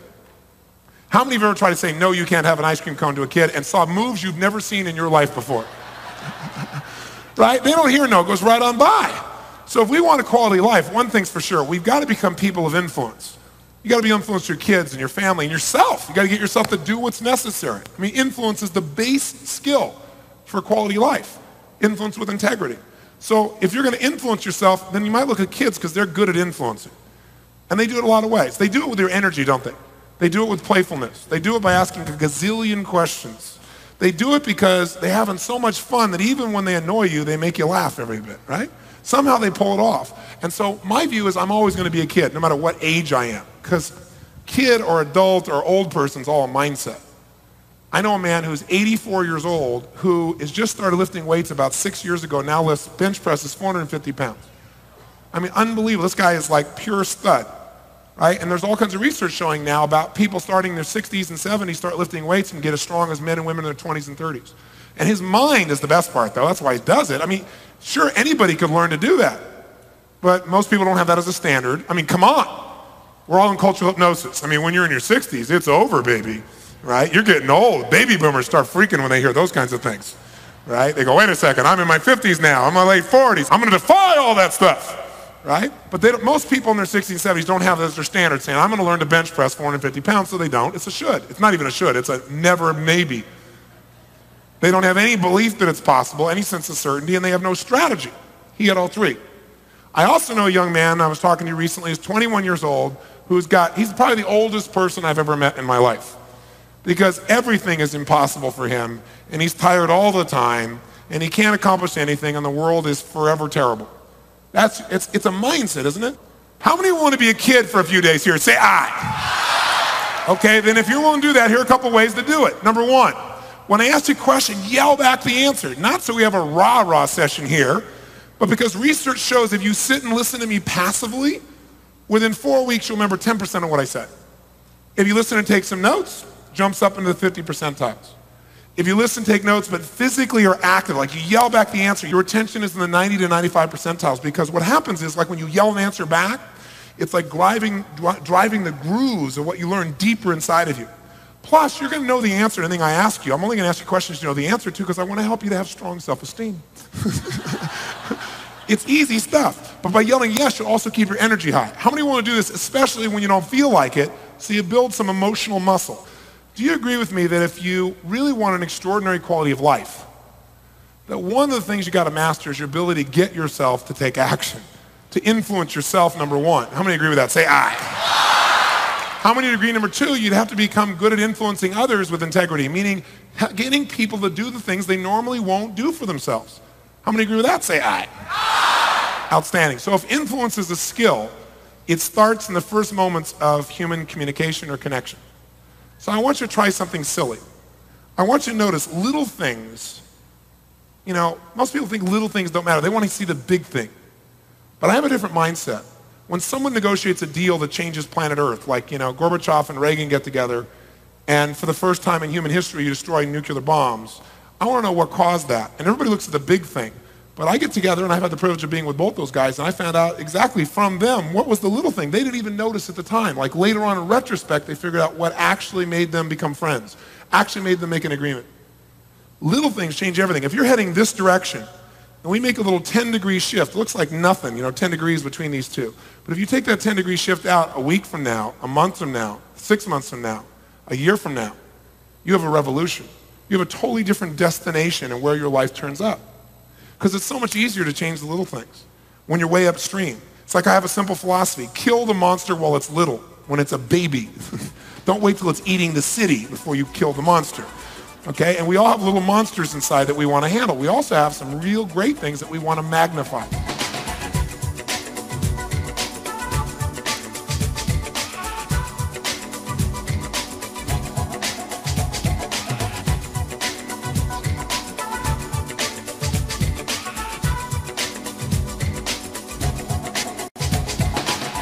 One of the things that changes your life is when you think you've hit your highest standard, what makes life never the same again is when you literally decide that there is a higher standard for you. When you decide there is more, and that's a conscious decision. You see it in an athlete when there's nothing physically left inside of them, it appears, and no one else expects it from them, and they reach down inside and they step up, right, to the challenge. And you can just see it. It's determination, right? It's will, it's faith. It's courage, it's passion. It's when you reach down and you find something more inside of you. And by the way, that's where all the juice is. That's what you all came here for, whether you tell me that or not. I know that's what you really want. You may have other ways of languaging what you want, but what you're hoping for are those core feelings. But those core feelings are things you can have in a heartbeat. You just must exert them. But it starts with even the way you move. So I want you to think about constantly raising the standard, because if you in life are in a position where you do a poor job at something, and that's your standard, like, on a regular basis, you don't even do a good job. You're pretty poor at it.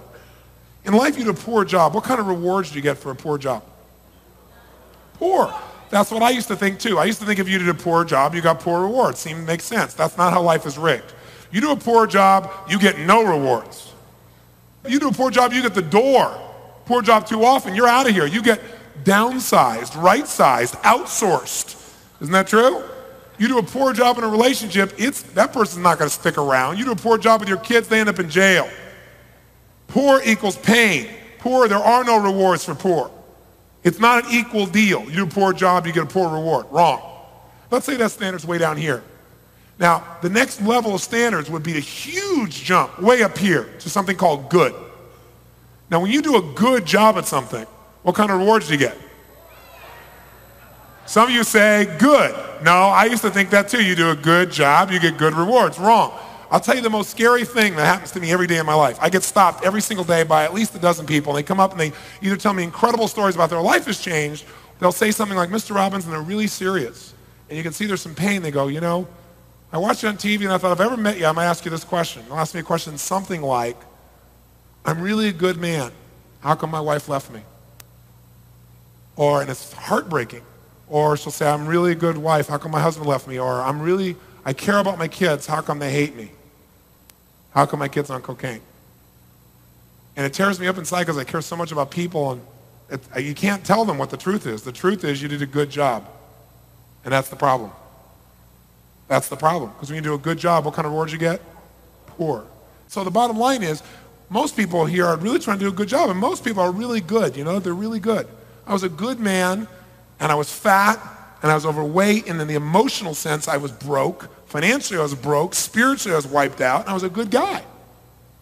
And I was so frustrated because I said, I'm good. You got to know, good's not good enough. Now, I know none of you would settle for good. You wouldn't come here. You're all overachievers, right? So poor is not even in the realm of your possibility.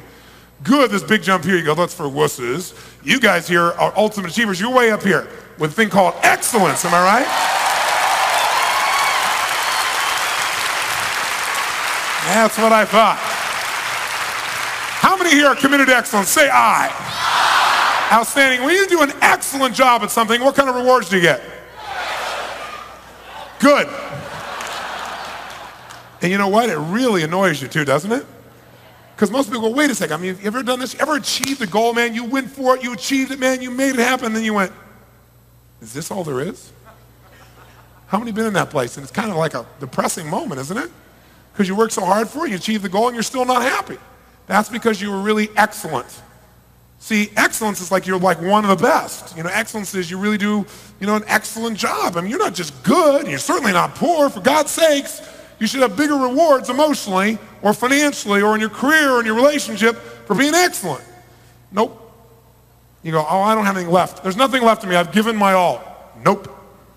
You've not given your all. There's that little piece you haven't got to that if you get to it, you get all the rewards. Because if this is poor, huge jump to good, huge jump to excellence, here's the good news.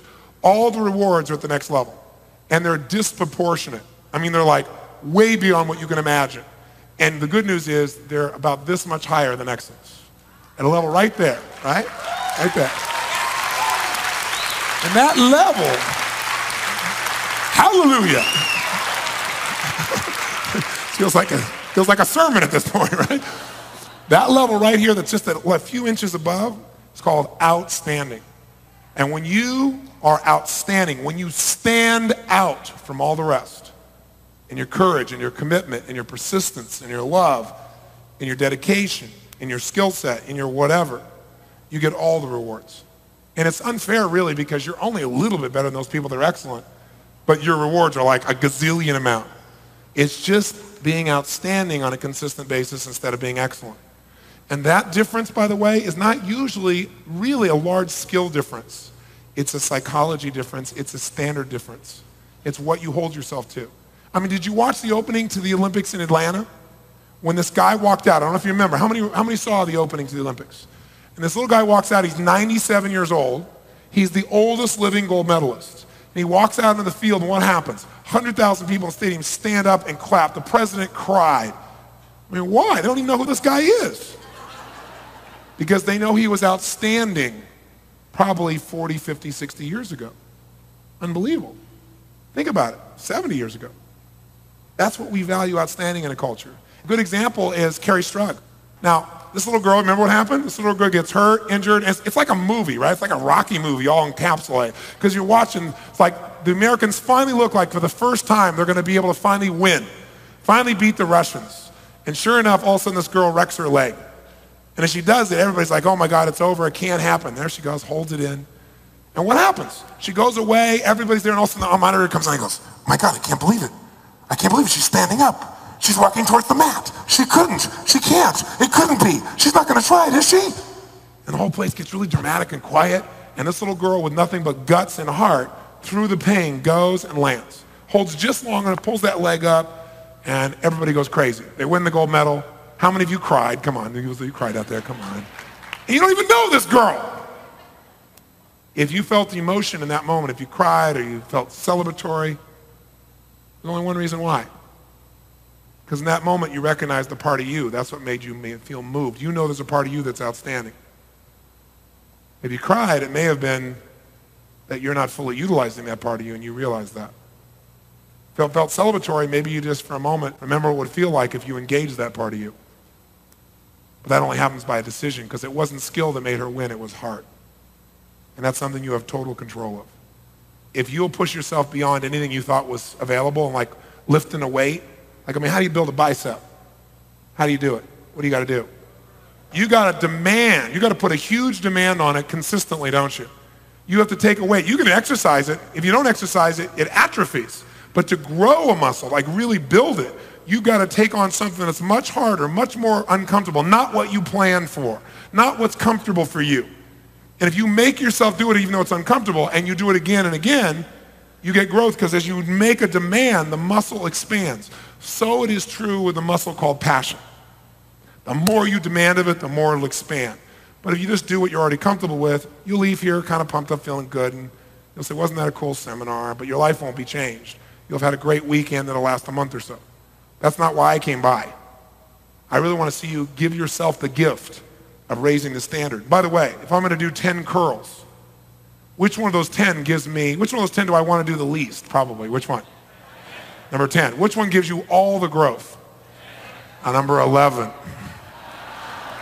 Good people do 10 when 10 is what's asked of them. Excellent people usually 10 and a little half. Outstanding people always do more than is expected of them because they're not doing it for someone else, they're doing it for what they know they're capable of. It's when you feel like you don't have an ounce left and you make yourself do it when all of your life has changed. So imagine you've come to the mental, emotional, and spiritual gym. I'm not here to tell you what to believe religiously in any way. I have no conversation for you there. I am respectful of whatever you believe. Whatever you believe, I'd say practice it. But spirituality is not just religion. It's the way you live your life.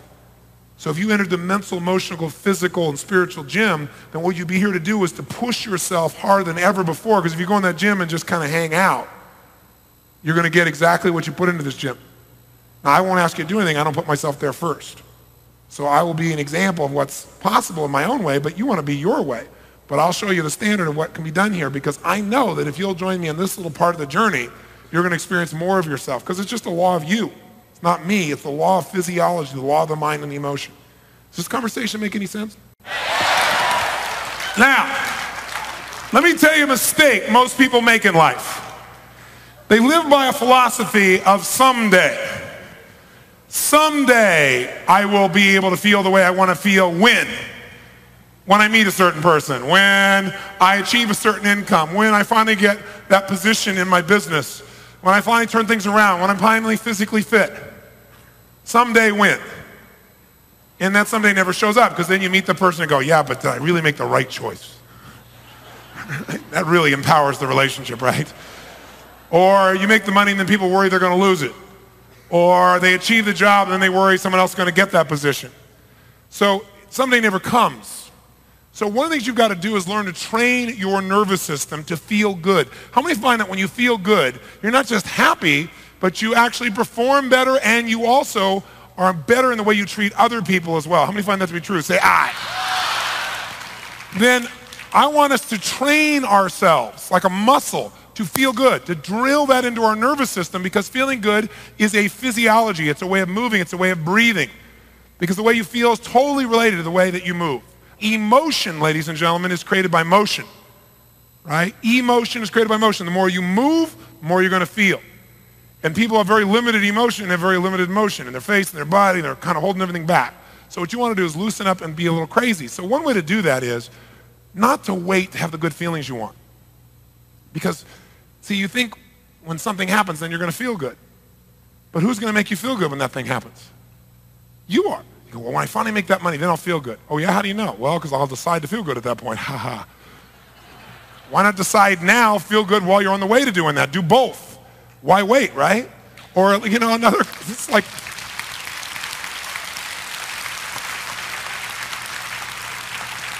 people say all the time, you know, they go through a tough situation. They'll, someday we'll look back and laugh at this. Why wait? You know, if you're going to do it someday, might as well look back right now and get it over with, right? Start laughing, have some fun with it.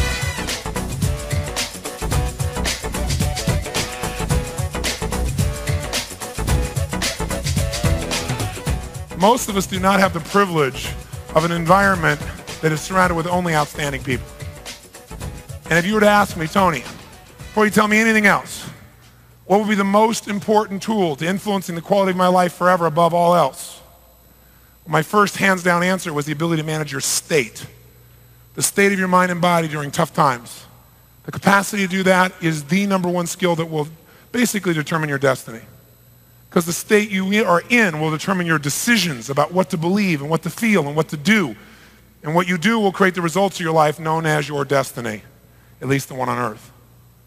So the bottom line is, state is everything. So we're going to learn how to master that. But if I had to give you the number two, it's who you surround yourself with. Who you associate to is who you will become. Because it's so easy to surround ourselves with people who have a lower standard than we have. And the problem with that is, sooner or later, if you're around people and you care about them, you don't want to be judging them, so you lower your standard for them. You can't help but lower the standard for you too when it's somebody you care about. It happens. It's the old adage, you lie down with dogs, you come up with fleas. It sounds terrible, but it's really accurate.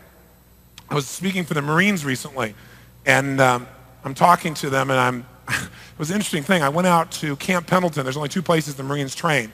And I got to be with this huge group, a couple thousand of these guys, as well as all of the brand new recruits who just made it through boot camp, and another group of guys that had been on a 9-day wilderness retreat where they don't let them eat for 4 days and they starve them and everything else, but they didn't want them to miss my talk, so they brought them out in full gear with their black and green paint across their faces, their M40s, right, all standing there at attention while I spoke for 4 hours.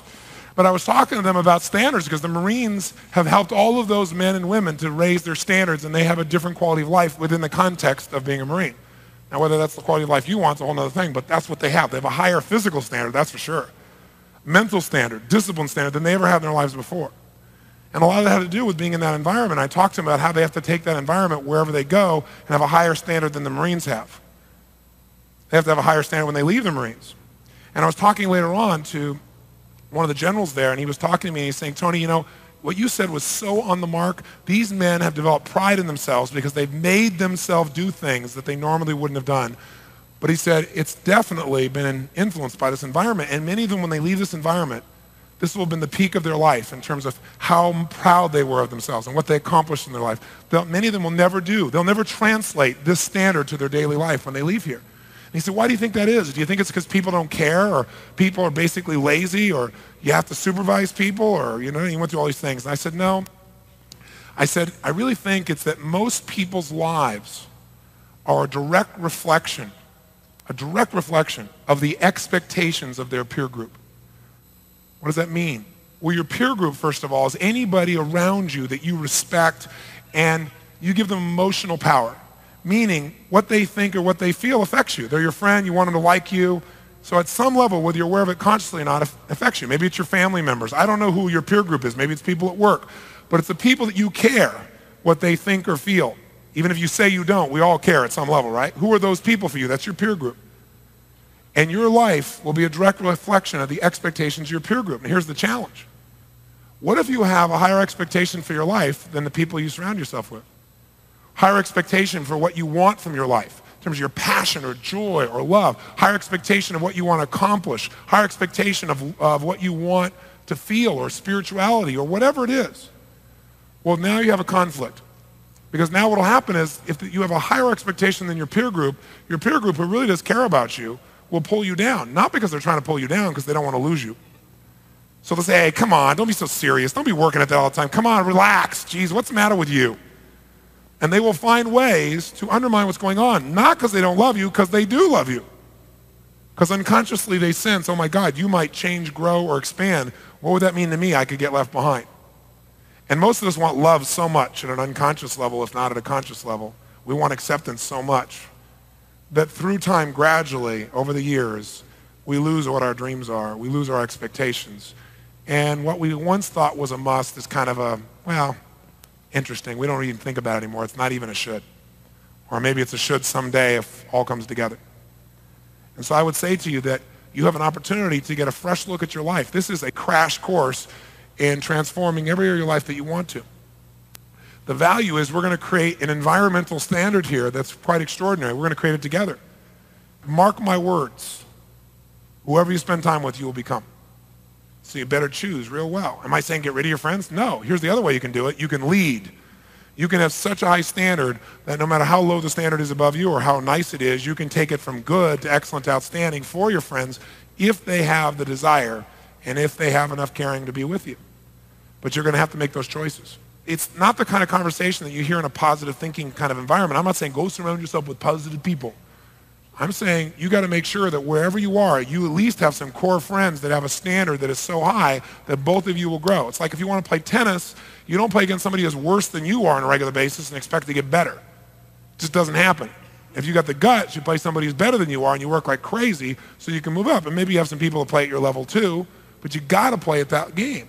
Raise that standard. If I was going to say, like in 2 words, what this is all about, it's about stepping up, man.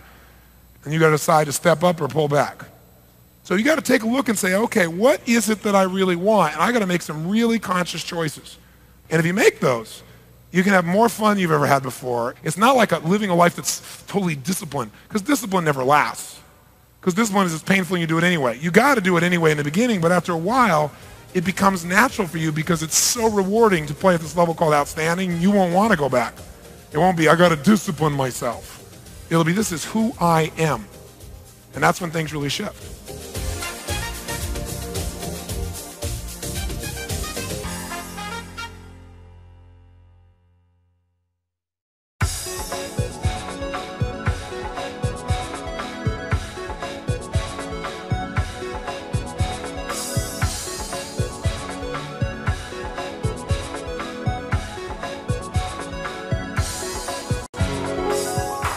Tell you a secret. It's so easy to feel good. The only reason you're not is standards. You don't have a standard to feel good all the time because society says that feeling bad, that's natural. Feeling good all the time, you got a problem. Right? Second, you don't believe it. And thirdly, you don't know the strategy consciously. Now here's what you need to understand.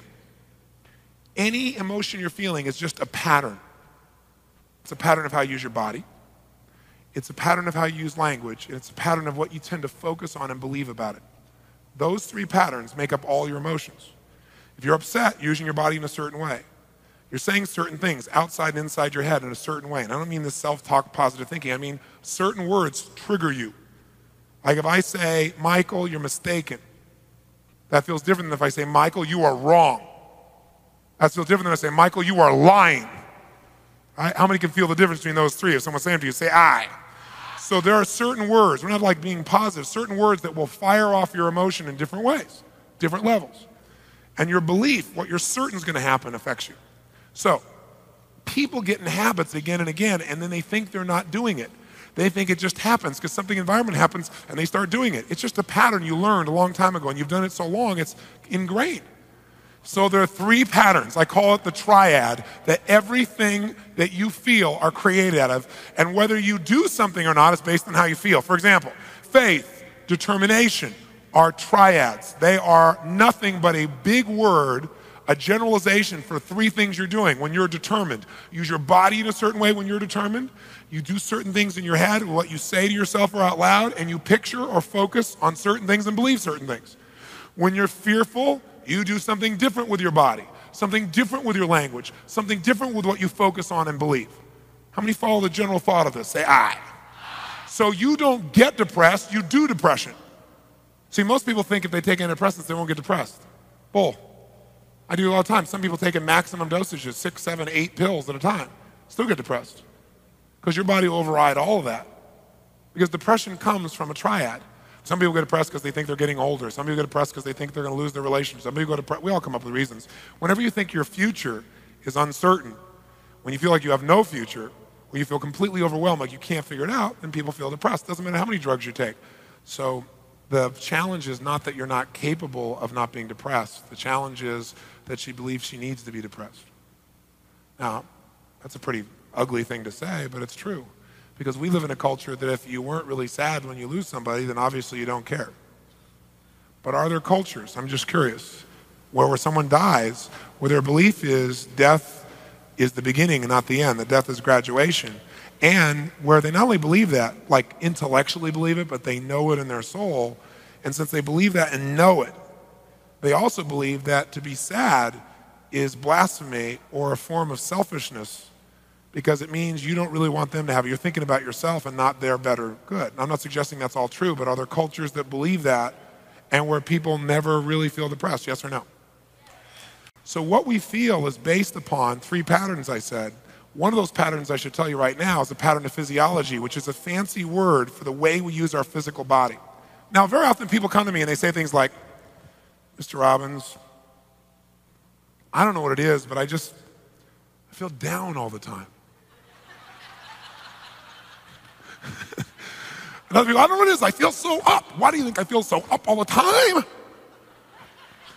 Right? Or some people come to me and say, Mr. Robbins, I don't know what it is, but I feel angry all the time. You think you could help me? So why don't we start with your face?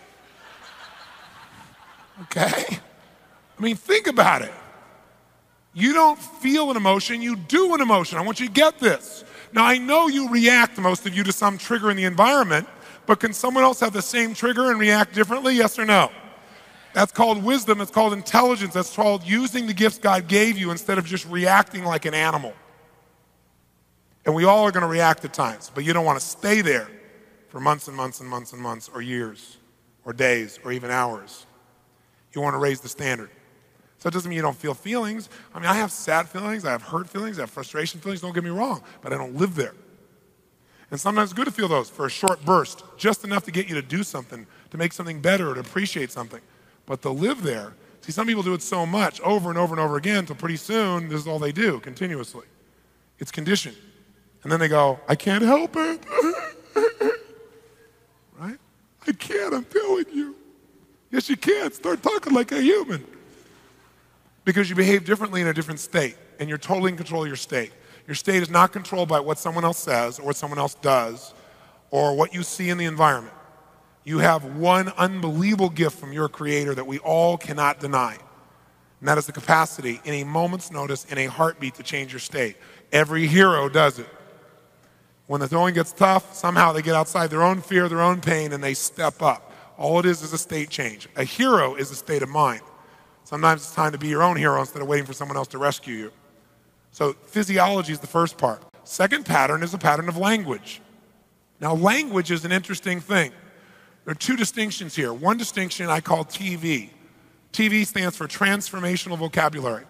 There are certain words, as I said earlier, that will magnify human emotion and certain words that will lower the intensity of human emotion. So you just got to notice which words. If you say to somebody something like, I really like you a lot, that gives a different experience than if you say, I love you. That's a very different experience than if you said something even more colorful. Transformational vocabulary means there are certain words that just by changing a word, you change your states. Like, have you ever heard someone listen to a speaker that just listening to them like moved you or inspired you, like maybe a Martin Luther King or a John F. Kennedy or somebody of that nature? How many remember somebody like that? Say I. Well, they moved you with just words, and words that have a vocal quality probably attached to it. But guess who's moving you every day with words? You are. But the problem is most of you aren't noticing the key words that either make you depressed or make you excited. Now, sometimes we put a group of words together and we start developing a belief system, but the way we develop it is we incant it. Most of the things you believe started as what I call incantations. What's an incantation? An incantation is like when you say something again and again and again with emotional intensities. It's not like an affirmation. You can go, I'm happy, I'm happy, I'm happy, I'm happy, I'm happy. Still not feel happy. That's an affirmation. What turns an affirmation into an incantation is when your entire physiology is involved. Because then what it does, it sends different signals to your nervous system that you mean it when you say something. Like you can say to somebody something like, I love you, or you can say, I love you, or you can say, I love you. And you're sending a different message, right, to the body by the way you incanted it. It's not just the word. So an incantation is when you say a phrase again and again with enough physiology, emotional intensity that it wires your brain. It's like, ever had this experience? Somebody says, hey, could you get me the salt? And you think to yourself, I don't know where the salt is, right? And so you say, I don't know where the salt is. And they say, well, it's just in the kitchen. You've been there. It's on the second shelf. I don't know where it is. Come on, just go get it. I don't know where the salt is. Come on, go get it yourself. I don't know where it is. Go get it. Fine, I don't know where the salt is. I don't know where the salt is. I can't find the salt. I can't find the salt. You open up, I can't find the salt. You look, I can't find the salt. It's not here. It's on the second shelf. Can't find the salt, can't find the salt, can't find it. I can't find the salt. They walk in, stand right next to you, reach right in front of your face and go, what is this? How many have had one of these experiences? Say I. Now, did your eyes see the salt? Yes. But your brain did not allow you to perceive the salt because you incanted 20 times. You couldn't find it, and your brain doesn't want to make you turn you into a liar. Okay? And we do this to ourselves all the time, right? In psychology, there's a term for it. We call it a scotoma, a blind spot, where you ever talk to somebody and like you're using light, they can't even see it. It's like right there in their face, and it's an idea because they've been incanting it forever. So people come to me, Mr. Robbins, I just can't figure out what I want for my life. I can't figure out what I want. I don't know what I want. I can't figure out what I want. Why do you think I can't figure out what I want? Maybe because you just said 12 times I can't figure it out with total emotional intensity. Maybe a clue. Okay? You have to be careful about your incantations, okay? Now, so language, there's certain phrases we use, there's certain words we use that lock us into those states. They're like hypnosis. Like remember in the, you read mythology or the times of King Arthur and, Merlin the magician would come along and he would incant these phrases over and over again, right? And what happened? He'd turn a frog into a prince or a prince into a frog. Well, that's what we're doing to ourselves all the time. So we got to be smart and start noticing those triggers. And those phrases put you in those states. It's not what happened. It's what you're doing with your body and it's what you're incanting or the words you're using. Then the third pattern that creates any emotion you're feeling is the pattern of what you focus on and what you believe about it. Focus/belief. What you focus on and what you believe about it. If you are in a position where you believe that nothing ever works for you, then that belief will begin to take over and you'll start to feel that way. Now, if you take somebody who's depressed and you give them a drug, will it work? Yes, because it changes the pattern of physiology for the moment. When you change someone's biochemistry, that changes the way they respond for the moment. But when that person takes that drug, but then they keep focusing on what they don't want or they don't have in their life, or what's missing, or they don't have a future, and they keep incanting it, even though they took the drug, these two will overpower this one. That's how someone can take a drug, an antidepressant, and still be depressed. And the person says, oh, we just got the wrong brand. Let's mix two of these together and overcome it. See, what that's called is trying to put a Band-Aid on something that's not going to heal because you haven't dealt with the source of it. And dealing with the source of it's really quite easy. We got to change the belief that makes us keep using that physiology. But very often, we don't have to do that. We just change the pattern of physiology, the belief goes away. The secret, though, is to condition it so it stays. Now, obviously, there's more to it than what I'm talking about, but this is the fundamental basis of making your life work. Because whatever you think your life working is will come down to some emotions. You want to feel love and joy and excitement and passion and peace and connection to God and your friends and all that stuff. And guess what? You're doing all of it or you're not doing all of it. And if you're not doing it, we just got to see, what are you doing? And let's change it. The only reason you don't is you don't believe it's possible. The only reason you don't is because you keep using the same physiology. You go, I don't know why I'm so scared. I don't know why. And then all of a sudden we change it and everything shifts. And then what we now do is condition it. So the question is this: what is it that stops you from getting what you want? And the answer is fear. That's it. Fear of failure, fear of success, fear of rejection, fear of the unknown, feeling of being disappointed, that fear of not looking good. It's just fear. Now, no achievers ever admit to being fearful. They're just stressed. You say, well, I'm really stressed because I'm not going to make the meeting. What you're really saying is, I'm afraid I'm not going to make the meeting. Well, what happens if you don't make the meeting? Then someone will be upset with me, or I won't be this, or I won't be perfect, or I won't be whatever, and I won't meet the rules, and then I won't feel good. It's fear. Next time you say you're stressed, just tell yourself the truth. You're afraid, right? Even if you're an achiever, yes, you do have fears. Having fears is called being human. The secret, though, is when you identify it, is to attack it and to change it. And the fastest way, by the way, of these three to change one state is the first quadrant of the triad, physiology. A radical change in physiology will change you faster than anything you can try and think yourself into. Because what you're doing is, it's like changing the plug. You know, you got a great computer, but you don't plug it in, it's not going to work too well. And when you change your physiology, it's like TV, it's like changing the channel. Now you go from a sad story to an adventure, just by making a change in the channel, the way you use your physiology in that moment, okay? So think of it in those terms. Physiology, language, focus/belief. Anything you want to change will come down to changing those three things.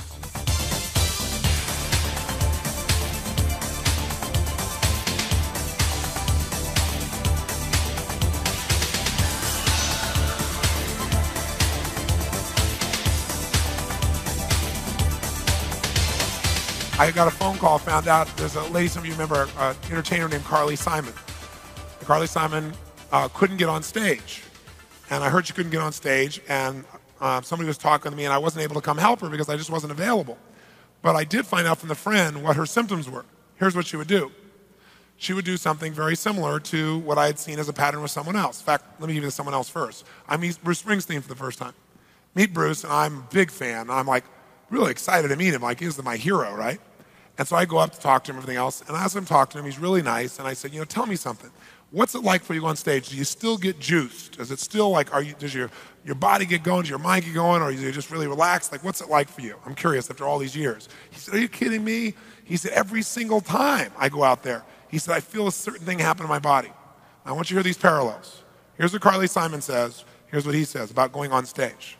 Carly Simon says, when I think about going on stage, what happens is my heart starts beating really, really fast. And she goes, and then my whole thing, my muscles in my hands start to tighten up, and I start to sweat, and my breathing starts to speed up. And as I think about going out there, she says, everything starts speeding up faster and faster. I feel all this tension, all this pressure. And she goes, and then I know I'm having a panic attack and I can't go out. Bruce Springsteen says, when I think about going out there, he said, like everything in my body starts speeding up. And he said, I feel this tension in my hands, and I start sweating. He said, just still today, just like before, my heart starts beating like crazy. He said, right then I go, man, I know I'm ready. Someone starts to feel something, go, oh my God, I'm so stressed, right? Oh, I'm feeling stressed. You could go, oh, I'm feeling excited.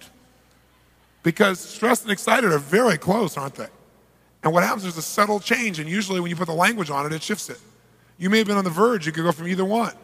Someone says, oh, I'm breaking down. No, maybe you're breaking through. So you gotta know that this is not some fancy schmancy like psychobabble. This is human physiology. So fear is the only thing that stops you. How fast can you get out of fear? Heartbeat. But most of you don't for two reasons. It's not a must. You don't have a standard that says, I must. When you must, you do. Watch people in war. Some of them go collapse, but most of them figure it's a must, and they figure it out, don't they? I go watch an unbelievably intense movie about Private Ryan. I haven't seen it, but I've heard a bunch of people tell me about it. It sounds like you get a real reality check of what war is like, and you see how people function in that environment. It's just a must, so they figure it out. Stuff they would never normally do day to day. They could never handle day to day. They have to, so they do. Don't make life make you have to. You make the have-tos. So it's proactive. So fear is what stops us. What changes our whole life is action. Why don't we take action? Fear. What do we got to do to get ourselves to do it? We got to make sure that we push ourselves through it by making a decision. The point in which change happens is a decision. Every change in your life that you want will come from something simple, a decision. People go, what does it take to change? Decide. But you go, oh, God sounds so simple and so basic. If it was that easy, you'd already have done it, Mr. Robbins. No, it is that easy and you're still not doing it because you are not putting yourself in a state to decide. See, a real decision is not like a preference. It's not like where you say, I'll try it and see. That's not a decision. Decision comes from Latin. It means like incision, to cut off from. Decision is when you cut off any possibility except the thing you're committed to. It's like that is it. How many of you in this room have ever smoked cigarettes and then one day you finally decided no more, I mean really decided, and you've never touched it again and you're not even tempted to? How many made that decision at one time? Say aye.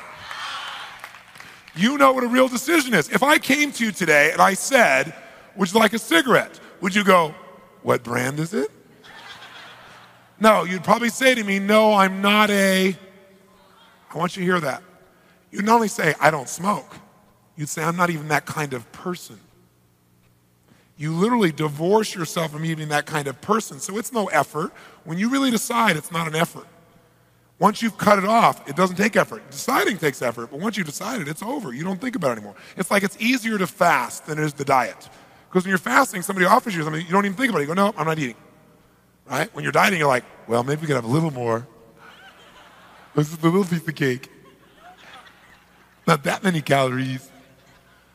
Right? And pretty soon you're back to where you were again. So a real decision is what you got to make. When you make a real decision, life changes. But it's a real decision, you burn your bridges, you only move forward. Now, the way to get yourself there is to put yourself in state and condition it. Conditioning is this. Build the muscle. Do you do it one time? No. You do it a lot and you do beyond what you're comfortable with and the muscle expands, and now what used to be hard to do as the muscle grows is easy. That's the same thing with every other kind of muscle. But I'll give you one example. They take monkeys, and I don't approve of this research, but this is what they do. In UC Irvine, University of California, Irvine, they've done these studies where they take monkeys and they will take 4 of their fingers and tape them down. And then they take one finger and they bend it back and forth 10,000 times. And every time they bend this finger back and forth like this, use this as a metaphor. In your brain, for you to do this once, twice, you have to make connections between neurons in your brain. Neuron's a big word for nerve cells. So to do this, imagine, as a metaphor, it's not exactly like this, to do this once, you got to put a connection, a thin thread had to be grown between this neuron and this neuron, as an example, as a metaphor. Do it again, 2 thin threads. Do it 10,000 times, and guess what? You are wired to do this. Here's the point. They untape the monkey's fingers, and what does he do constantly? For no good reason. He's wired, conditioned to do this. Now, how does this relate to you? Well, how many of you go to work the same way every day?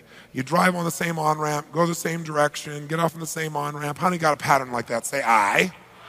How many have had a day when you're supposed to go the opposite direction on the freeway or the road, but you're on the cell phone and your brain is at the lunch and you get on the same on-ramp going the same direction that you normally do that's the wrong way? Say, I. You're monkeys. Can you condition yourself to feel depressed to where it feels more comfortable because you go there more often and you're wired to be there? Yes or no? Can you condition yourself to be quick to anger? Yes or no? Can you condition yourself to feeling overwhelmed at the drop of a hat? Can you condition yourself to feel loved all the time? Even if people say, I hate you. Yes, could you still feel loved? Could you condition yourself to feel happy as a consistent way of living all the time? Yes or no? But you know what? Most people don't believe that, but of course it is. It's the same nervous system. But the environment reinforces negative behavior more than positive. People go, how's it going? Oh, my life is so great. Oh, easy for you. So pretty soon you learn to go, yeah, I'm doing okay. You don't want to get too good because then your peer group would be unhappy with you because they're not feeling so good. So you learn to downplay it. And then you don't reward yourself so your brain doesn't go for more because it goes, we got to stay right on in here. This is our little comfort zone. So we're going to condition ourselves to be in a peak state, especially when you're exhausted. Because like, remember when you're doing the muscle, the one where you can't lift one more and you make yourself do it, that's where you get all the growth. So when you're most tired is when you got to push yourself. If you didn't listen to anything I said, but all you did was keep yourself in a peak state for 3 days, you'll develop something called emotional muscle. And emotional muscle is where your whole life comes in. Repetition is the mother of skill until it gets conditioned, until it's automatic. Now I'll give you a clue. You know what I told you about them doing this with the finger of the animal? Here's what they discovered. Don't have to do this 10,000 times. All you got to do is do this about 2 dozen, max 3 dozen. If every time they do this, they stimulate the pleasure center of the brain of the animal. And they do that literally physically by pushing a little needle in the area of the brain that creates pleasure. But what happens is when they do this and they create pleasure, instead of 1 string, they get like 500 every time you do it with pleasure. So what happens is you can condition yourself with that pleasure, and you can get this done in a short time. It doesn't have to take you 5 years. So we want to purposely put ourselves in these peak states over and over again, not as a rah-rah session, but literally as a training tool for our human nervous system. How many follow this? Say aye.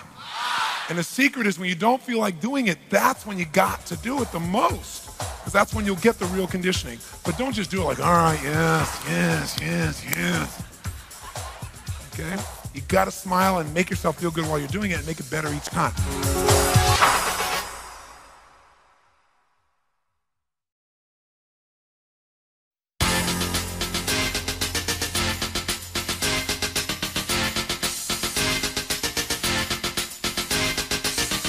How many of you have ever said, I want to change something? Like, I want to lose weight, I wanted this, I wanted that, and you started to create change only to go back to where you were? How many have done this? Say I. I want to show you how to create lasting change, because anybody can change for the moment, but lasting change is what you're really after. And I'll tell you a little background on this, 2-second background. Most of my career, early on, I just loved people, and I wanted to make changes in my own life initially. So I became obsessed with saying, okay, what are the best tools? How can I change? And early in my life, when I was about 16 years old, I decided I want to read a book a day. Because I figured, man, if I could take 10 years, like someone took 10 years to write a book, let's say, and I could take 10 years of their experience and absorb it in a day, and I did that for the course of a couple of years, I realized, I believed anyway, I would have such an incredible experiential base without having to have all the years. And I did it primarily because I wanted to improve myself. I wanted to make changes. I grew up in an environment I didn't like.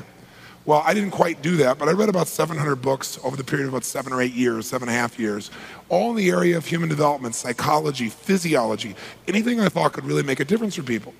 And then what I did was I actually applied what I learned to a great extent, because lots of people get lots of knowledge, but they don't use it. So I kept trying to use it, and as I made changes in myself, it became natural as I got excited and saw results, and my friends saw results in me, to start helping my friends. And then I got addicted to that. I got addicted to having the solutions and being able to help people I really cared about. And pretty soon by the time I was in high school, I was known as Mr. Solution. You had a problem, you saw me. Especially if you were a girl and had a problem with your boyfriend, I would be happy to change those problems, right? But the point of the matter is, I really did. I mean, I was obsessed by it. And then as I developed this as my career, I developed more and more skills.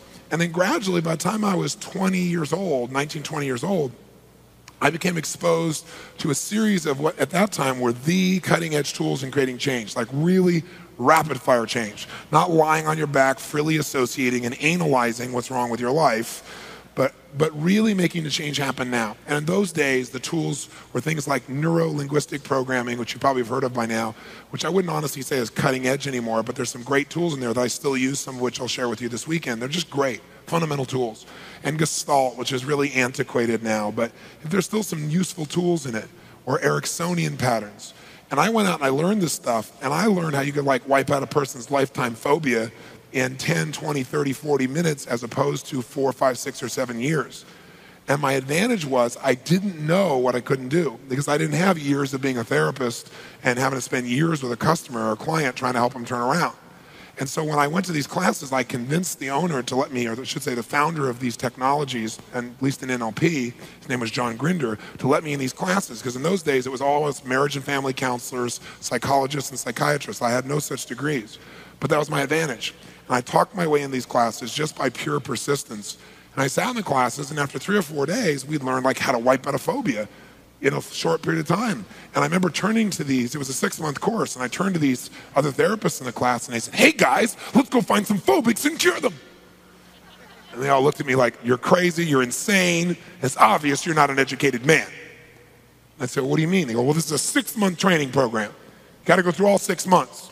Then you go through a testing procedure. And then if you qualify the testing procedure, then you get certified. And then once you're certified, you can start doing this with people. I went, are you insane? I'm a business person. I don't wait for somebody to certify me to apply something that's useful. I said, I'm going to go do it now. So picture this in your mind. I'm in Los Angeles, California. I've got 4 days of training. It's 11 o'clock at night, and I'm looking for someone to help. I thought, where do you go to help somebody at 11 o'clock? Where do you find somebody who needs help at 11 o'clock at night in LA? Denny's. I figure anybody at Denny's at 11 o'clock at night needs help. Right? So I walk in, true story. I walk into this Denny's 24-hour place. It was right near the hotel where I was learning my tools. And I walk in, and this guy's standing behind the counter there, sitting behind the counter with his meal. And I walk in and I go, excuse me, sir, my name is Tony Robbins. Tell me any problem you have, I'm going to handle it right now. And gradually I began to realize this was not the best approach. And so I launched my career starting in Canada, and I did it by challenging traditional psychiatrists and psychologists by saying, tell me your worst patient, I don't care who they are, I'm going to handle it right here, right now. Because what happens when I first went on the air, I'd say I could cure anything. I don't care what it is. I don't care if you're phobic, whatever. And then what would happen is people would call up and I'd say yes, and I give them a money-back guarantee to get results. But the psychiatrists in the early day would attack me, say I was a liar and a charlatan, it was impossible. So all I would do is say, great, give me your worst patient. Give me somebody you've never been able to cure. I said, I'm sure you have plenty of those. I'd work with them, right? And after about, not even 3 months of doing that, my reputation got aligned. No one ever attacked me anymore. And as the years went by, I got a little bit more mature. The truth was I didn't have a degree, and I was sensitized, so I didn't have the degree, and I was defensive about it. And then if someone attacked me, obviously I attacked back as hard as I could. Fortunately, I had some skills to attack back with where I could get results instead of just attacking. But as the years went by, I got more mature, and I said, I know who I am. I don't need to prove it to anybody else. And now that I've got a couple million people that I've trained, I also have about 15,000 psychiatrists and psychologists. So as a result, things changed. But what really became my trademark was this challenge format where I would go out and I'd say, I don't care what your problem is, stand up here, I'm going to handle it now. And I'd do these in those days in free guest events to build my reputation so that people would see my work was real, and then they'd sign up to come to my seminars. And when you do that a lot, pretty soon your whole life becomes, what's your problem? Boom. What's your problem? Boom. What's your problem? Boom. And I got so wired by that, and I was just doing whatever it took to create change within people. But then I had an experience, and I was really proud of myself. The years went by, I was very successful in what I was doing, loved what I did. And then I had a really neat learning experience that helped me to understand lasting change even more powerfully. And the experience was a man came to one of my seminars, and during one of the breaks, he walked up to me and said, do you recognize me? He was very intense.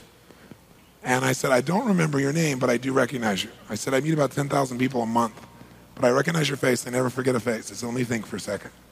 I said, I don't know your name, but you're from New York. Right, which is probably a good guess by his intensity anyway, right? Right? But seriously, I do remember he's from New York. He said, yeah. I said, I did a smoking therapy on you 5, 6, 7 years ago. He said, that's right. I said, how you doing? He reaches in his pocket, he pulls out a pack of cigarettes, Camels, sticks in my face, he goes, you failed! And I felt myself get a little angry. I said, don't get angry, learn. Stay centered, learn. So I said, wow. I said, so you're smoking? He said, yeah. I said, well, what happened? I worked with you back then for an hour. How long have you been smoking at that time? He said, 16 years. I said, how many packs a day were you smoking? He said, 3 packs, sometimes 4. I said, okay, so 16 years. And I said, so I came work for you about an hour, right? I said, what happened? He said, I stopped smoking. I said, for how long? He said, for 4 years. And I'm looking at him, right? I said, you'd smoked for 16 years, 3 or 4 packs a day, right? I work with you for an hour. You don't smoke another cigarette for 4 years. Now you're smoking, and I screwed up?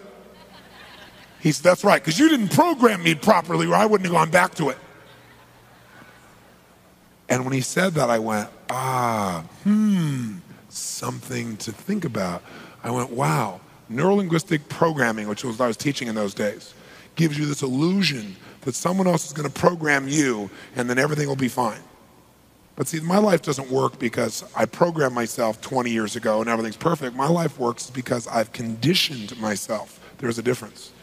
Because conditioning, you can condition yourself enough that you stay pumped, but you have to keep yourself in that environment. It's like you don't go work out once and go, now I'm fit for life, right? You make it part of your life, part of your lifestyle. It's self-reinforcing and you love it. It's who you are. And that's why you're fit and strong and healthy and so forth. So I thought, isn't this interesting? Because I'm so wanting to help people, I'm being the source of it. So I went out and I did a little research project with 3 of my associates, and we called 100 people that I'd done work with over the years to see how they did. Of those 100 people, roughly 97%, 97 of them had lasting change. There was 3 of them that didn't. In all 3 cases, they had the exact same pattern. I hadn't programmed them, some language like that. So what I began to realize, and I continue to follow up over the next few years, is that really there are 3 beliefs you have to have first to have lasting change, and then there are 3 steps you have to take. So first, let's do the 3 beliefs, okay? The first belief you must have to have lasting change is that change is a must and not a should. So you have to believe that something must change, not that something should change. If someone says, I really should go on a diet, I go, ain't gonna happen. Because I know should never happens. Should you do when it's convenient. Should is not consistent. Musts are the things we find a way to do because we go, it is a must. We take it to a different level of consequence in our bodies and our minds and our emotions and our spirits. So if there's something you haven't changed and you keep thinking about it but still hasn't changed, I guarantee you one of these or more of these 3 beliefs is missing. First one that's probably likely is you really think you should change, but it's not a total absolute must in your gut.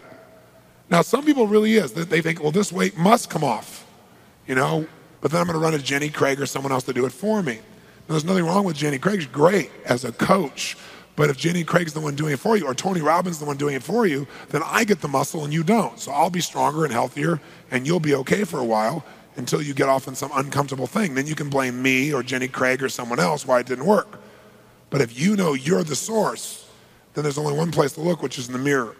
So it cannot be based on someone else. It's got to be, it must change and I must change it. Now, some people believe, okay, this weight must come off, and I know I must be the one to do it, right? Or this environment, something's got to be done, and I know I must do something, but they have a third belief that keeps them from doing it. And that third belief you got to have to do it is, I can change it. I can change it. Why is this one important? Why do you got to believe it's not only change, it's a must, but also, secondly, believe I must change it, and most importantly, I can. Because if you don't believe you can change it, then are you going to put a bunch of energy and effort and force into something you think's not going to work? Of course not. For you to really get the result that you want, you've got to believe you can. So very often people go, yeah, this weight must come off. I know I must do it, but I can't. Why? They'll say, I tried everything. Right? I've tried millions of things. I've tried it all. You've not tried it all. You've not tried everything, or you would have got results. But we start telling ourselves these stories, and we start believing those incantations. Now, one of the reasons they believe they can't do it is because they never have before. So I want to give you a core belief to write down that's really, really important. And that is this: the past does not equal the future. The past does not equal the future. The past does not equal the future. See, so often people say, I can't do this. Well, it's because they haven't done it before, or they've never done it, or they think they've tried everything. Well, you haven't tried everything, and if you try to drive in the future using a rear view mirror to guide yourself, I got news for you, you're going to crash. You have to be able to look forward and create what you want, even if you've never been able to do it before. If you just tried it and it didn't work, this moment is new. Something about you is new. You made a new distinction, something you may be unaware of. Maybe the environment's changed. Maybe you just need to change your approach. But you got to believe that you can, because the only reason to say you can't is you think you've tried everything, which is a lie, or you believe that it just has never worked before. The past does not equal the future unless you live there. If you live in the past, then I guarantee your future will be the same way. Now, these are just beliefs, but beliefs control our actions. You might want to write down another phrase, and that is all beliefs carry with them consequences. All beliefs carry with them consequences. Human behavior is belief-driven. Okay? All beliefs carry with them consequences, and human behavior is belief-driven. What does that mean? It simply means that if somebody does something, they got a reason. Even if it may seem insane to you, even if they may not know what the reason is consciously, they got a reason. It's based on something they believe, that by doing this, it'll give them something they need or want unconsciously, some set of feelings they need. That's why people do what they do. So we all need to understand what a belief is, because people make a belief into a thing, and all a belief is a feeling. A belief is a feeling. That's all it is, right? A belief is a feeling of certainty. That's all a belief is. A belief is a feeling of certainty about what something means. So when you say, I believe this, you're saying, I'm certain about this. If you say, Tony, I believe I'm an intelligent person, what you're saying is, Tony, I feel what? I feel what? Certain that I'm an intelligent person, okay? That's all a belief is. Now let me give you a metaphor. What's the difference between an idea and a belief? Well, you can have an idea that the world is flat, but not believe it, not feel certain that the world is flat. Or you can have a belief that the world is round and be certain the world is round. Let me give you a metaphor for it. Here's the difference between an idea and a belief. An idea is like a tabletop with no legs. Now, what's the problem with the tabletop with no legs? If you push against it, what's it going to do? Fall down. There's nothing to hold it up. There's nothing to make it solid or certain. What a belief is a tabletop with legs underneath it to support it. So let me give you an example. I want you to think about something for a moment. How many of you have references? I'm not saying you believe this, but you have experiences. Now, by the way, references can be things you've experienced, things you've read about, things people have told you, or even things you've imagined. Can you imagine enough things that you're certain how things are? Like make up something in your head and then find out later you were dead wrong? How many of you have ever done this? Say aye. Okay, so references are not just experiences from the past. There are things you can make up, read about, etc. How many of you have some beliefs that intellectually you know better, but emotionally they still control you? How many have some beliefs like this? Say aye. Okay, so the only reason you develop a belief is so you can feel certain and make decisions quickly about how to get pleasure or how to avoid pain. So the only way you get rid of a belief is you destroy it by sweeping the legs, like questioning these references. Like in a martial arts competition, you take out somebody's legs, their fight disappears. Same thing is true with a belief. The other way you can get rid of it is by linking a massive amount of what to the old belief that doesn't serve you? A massive amount of what? Pain. If you link enough to it, your brain will avoid it, and now you have a chance to create an alternative, okay?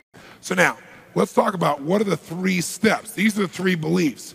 It must change, I must change it, I can change it.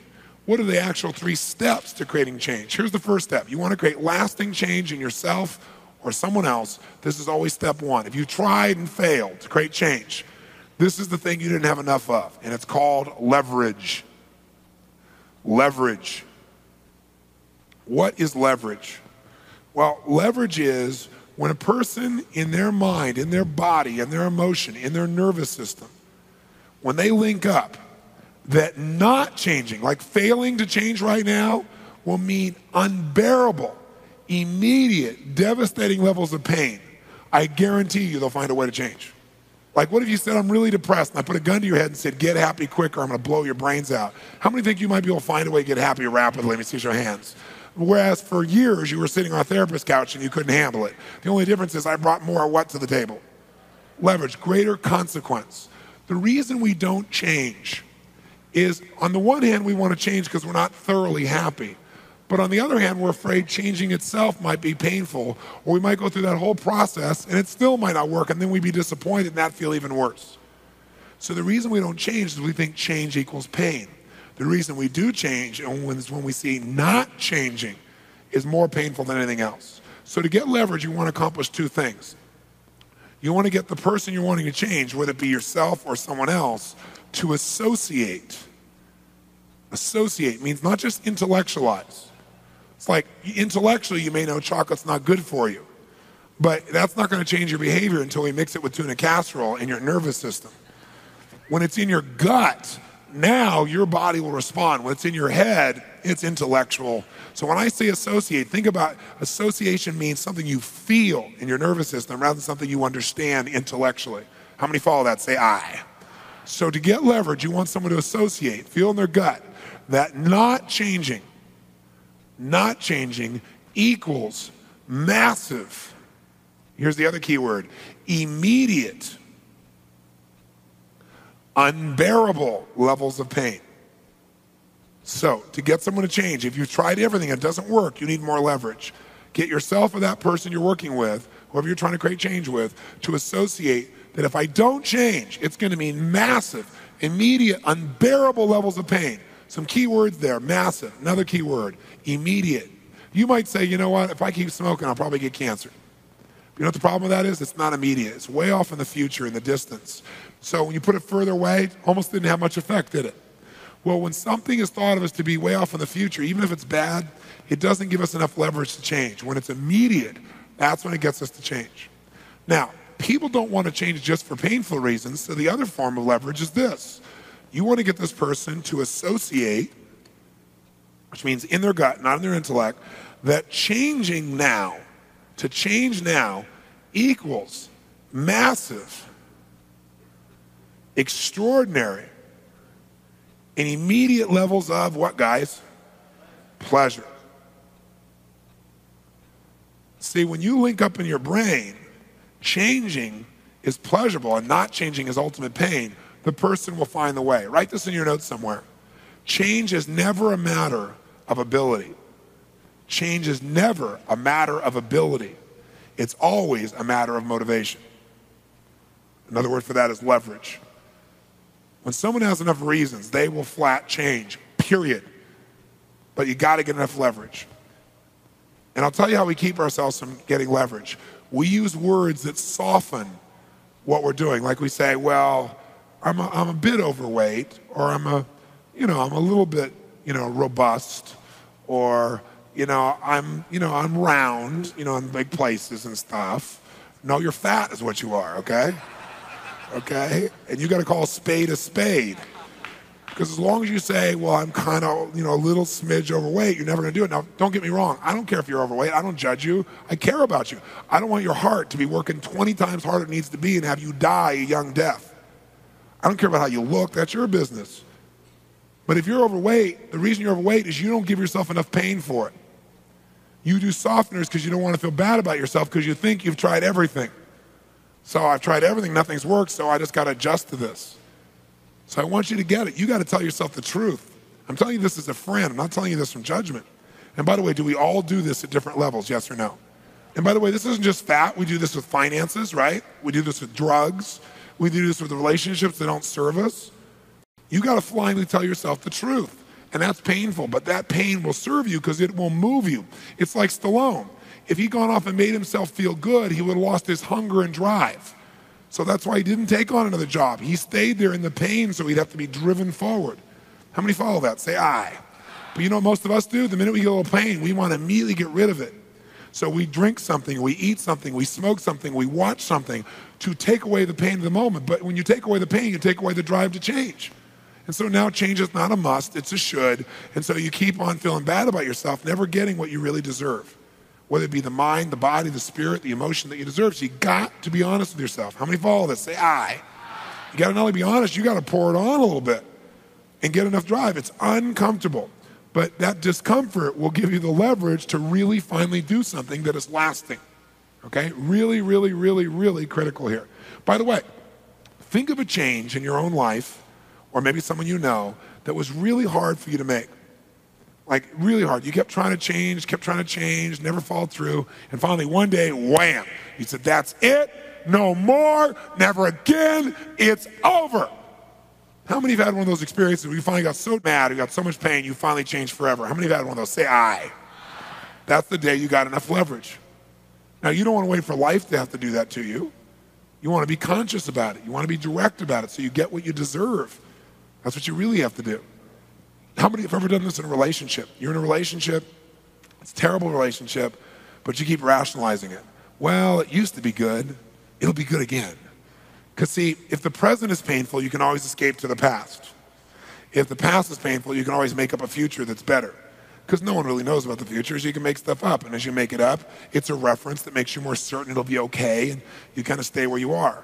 How many of you got in a relationship at one point where you finally said, I've had it, it was painful in the past, it's painful in the present, it's going to be painful in the future, I am out of here, and you got enough leverage? How many have done this? Say I. But until you were honest with yourself that way, you hung out in numbness. See, most people live in a world that I call no man's land. They're in a place where they're not really happy, but they're not unhappy enough to do anything about it. And that's the worst possible place you can be. That's being in a rut. So we got to get leveraged.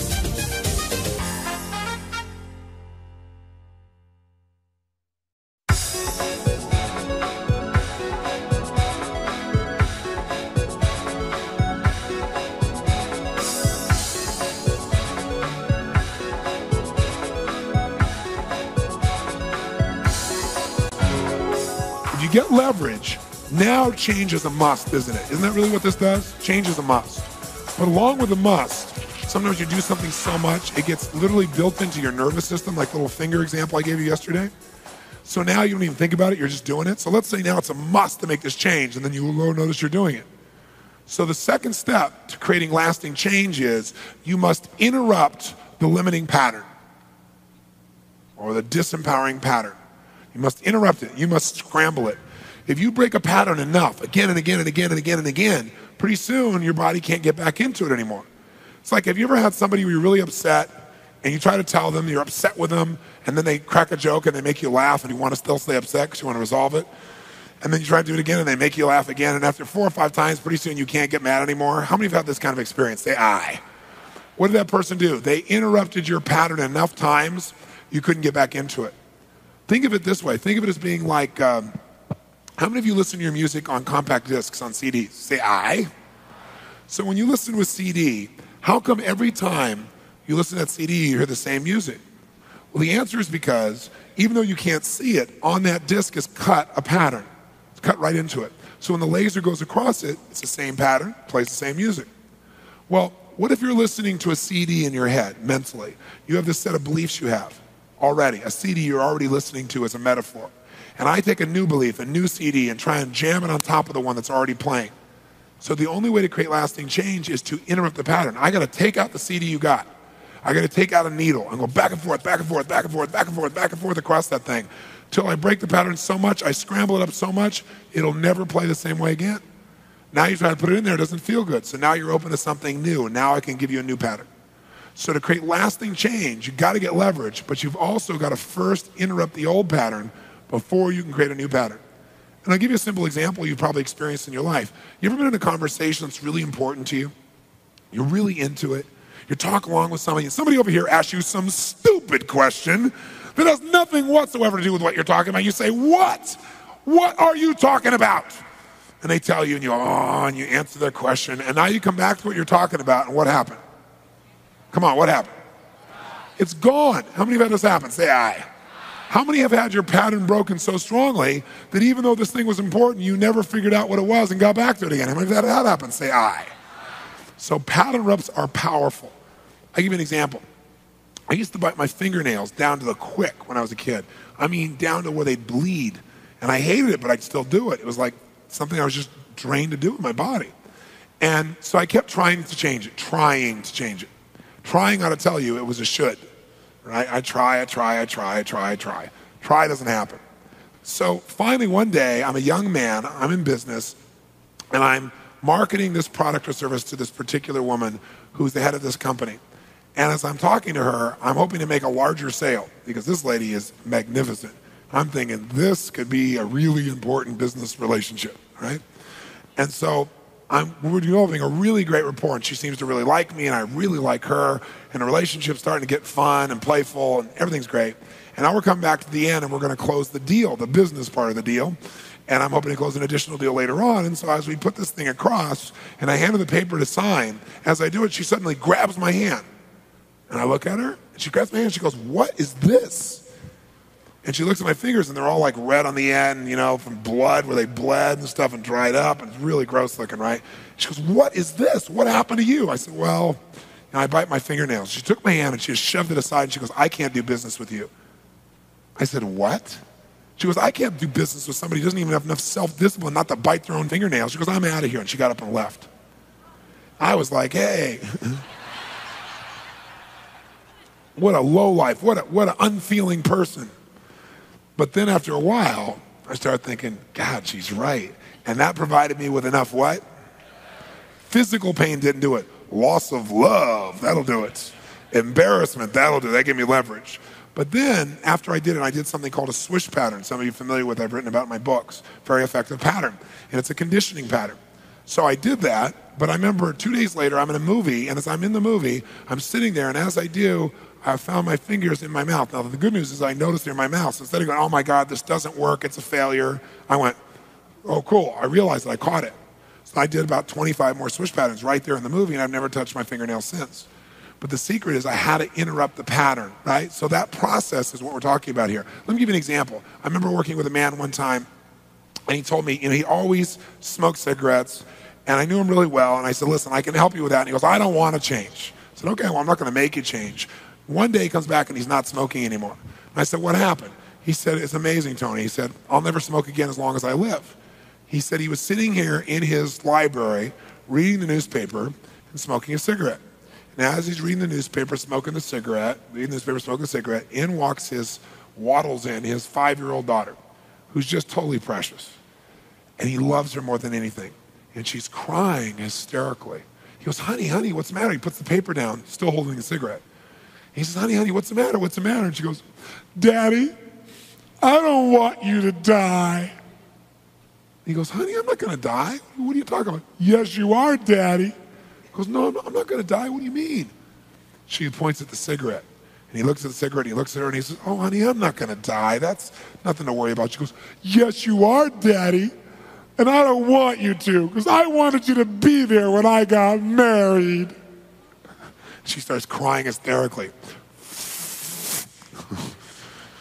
Right? In one fell swoop, 2 steps happen. Massive what? And a massive interruption in his pattern. See, he's willing to go through the physical pain himself, but he's not willing to hurt his daughter.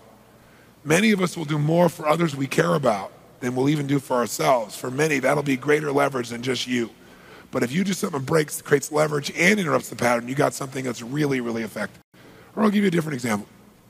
One of the first times I ever did a seminar in other languages, now I do, like my university, we have 7 languages translated simultaneously.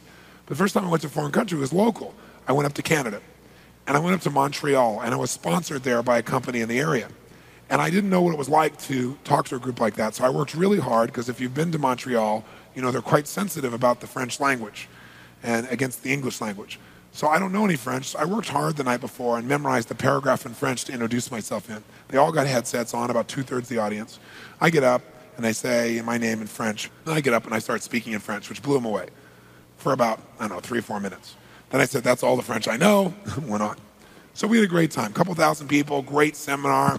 People loved it, it was really wonderful, great success. And I learned things like when you tell a joke in a foreign language, what happens when you tell it in English, maybe 1/3 of your audience starts to laugh, the rest of the people are quiet, just staring at you. And then now you're onto something serious, and the other 1/3 of the room, 2/3 of the room starts laughing. It's kind of an interesting experience.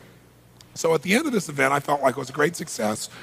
And one of the people who was part of the company that sponsored me there comes up to me and says it was phenomenal, on, give me all these great compliments. So I thought, okay, they're sincere compliments, it's a great event.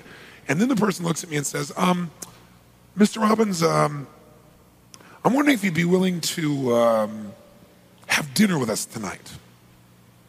And the way they did, have you ever had somebody do something where you go, something's up? How many have had that experience, right? You just know, right? It isn't about dinner, obviously. But I thought, what the heck, why not? I want to find out what it is. So I said, sure. They said, okay, be there at X time. And they're acting so weird. So that night I get to the restaurant, and there's a private room where this company has taken over the room, and they sit me down in this like horseshoe set of tables, and at the very head is the chairman of the board, who's a very, very famous man in Montreal and very, very wealthy man. And next to him is his wife, and they put me on the other side of him, and then all the rest of the members of the company. He owns many companies, including the company that sponsored me. And so the conversation, dinner's not yet served. They're just, bringing drinks out and so forth. Things are going fine. People are being very warm and very nice. And then all of a sudden, this guy, the chairman of the board, turns across the table to this other man across the table and starts screaming at him 4-letter words and yelling at him and just dressing him down in front of everybody. And I couldn't even believe it. And so finally, I inside of me, I thought, man, this is really, really uncool. I really want to like make a change in this man's physiology because it was really abusive. But I thought, it's not your company, it's not your place, that's not why you're here. I mean, they got to deal with their own situation here. And basically, he used the leverage of his money to be abusive to other people. It became very obvious. It really annoyed me. So I kind of blew it off. We continued to have dinner. And then not 10 minutes later, he turns to his wife in front of everybody, starts screaming at her, calling her every kind of four-letter word you can imagine in front of everybody. I couldn't even believe it. Now, my pot is boiling, right? And I'm thinking, this guy needs a major change in physiology, right? And so I'm thinking how I want to do this. And then all of a sudden, he calms down finally, and the whole room is just silent. You know what I mean? After one of those things, everybody's like, looks like beaten down dogs, being quiet, see what's going to happen. And there's one voice in the back, way towards the back part of the table, probably the furthest part of the table is why he probably said it. One of the other executives said that this man's name, the chairman, was Jean. He says, Jean, how are you doing on that anger stuff with your therapist? Right? And Jean goes, well, we've been working on it for years, as you know, and I think we've made some progress, but I'm just that kind of person. And you could see that he had pride in the fact that he could be abusive because it gave him a sense that he was powerful, that he was significant. And so this person said, well, you know, Jean, and the person who said this is the person who invited me to dinner. You start to get the picture? He says, well, you know, Jean, Mr. Robbins is considered to be the best therapist in all of America. He's able to create change in lightning-like speed. Aren't you, Mr. Robbins? All of a sudden, I understood why I was invited to dinner. So he said, oh, no, Mr. Robbins, I would never take up your time at this wonderful dinner. It would be so unfair to you and everything else. He said, but Mr. Robbins, what would you do? And I said, well, you know, you're right, sir. I said, you know, you're not my patient, so, you know, I couldn't work with you. I said, but if you were, I said, what I do is I would not talk to you, like have you freely associate on your back about your childhood and that's why you're angry and stuff. I said, what I would do is actually train your nervous system to change so it really would. He said, really? How would you do that? That's all the opening I needed. I said, well, I'd say, do you remember what you said to that man over there earlier? He said, no. I said, sure you do. Remember, you were calling those four-letter words, you were saying this, you were saying that. You kind of enjoyed it a little bit, it looked like. He went, well, yes. And I reached out and I went, wham! I hit him as hard as I could in the shoulder. He went, what are you doing? What are you doing? I said, I'm showing you what I would do if you were my patient, but you're not my patient, so I would never do that, right? He's like,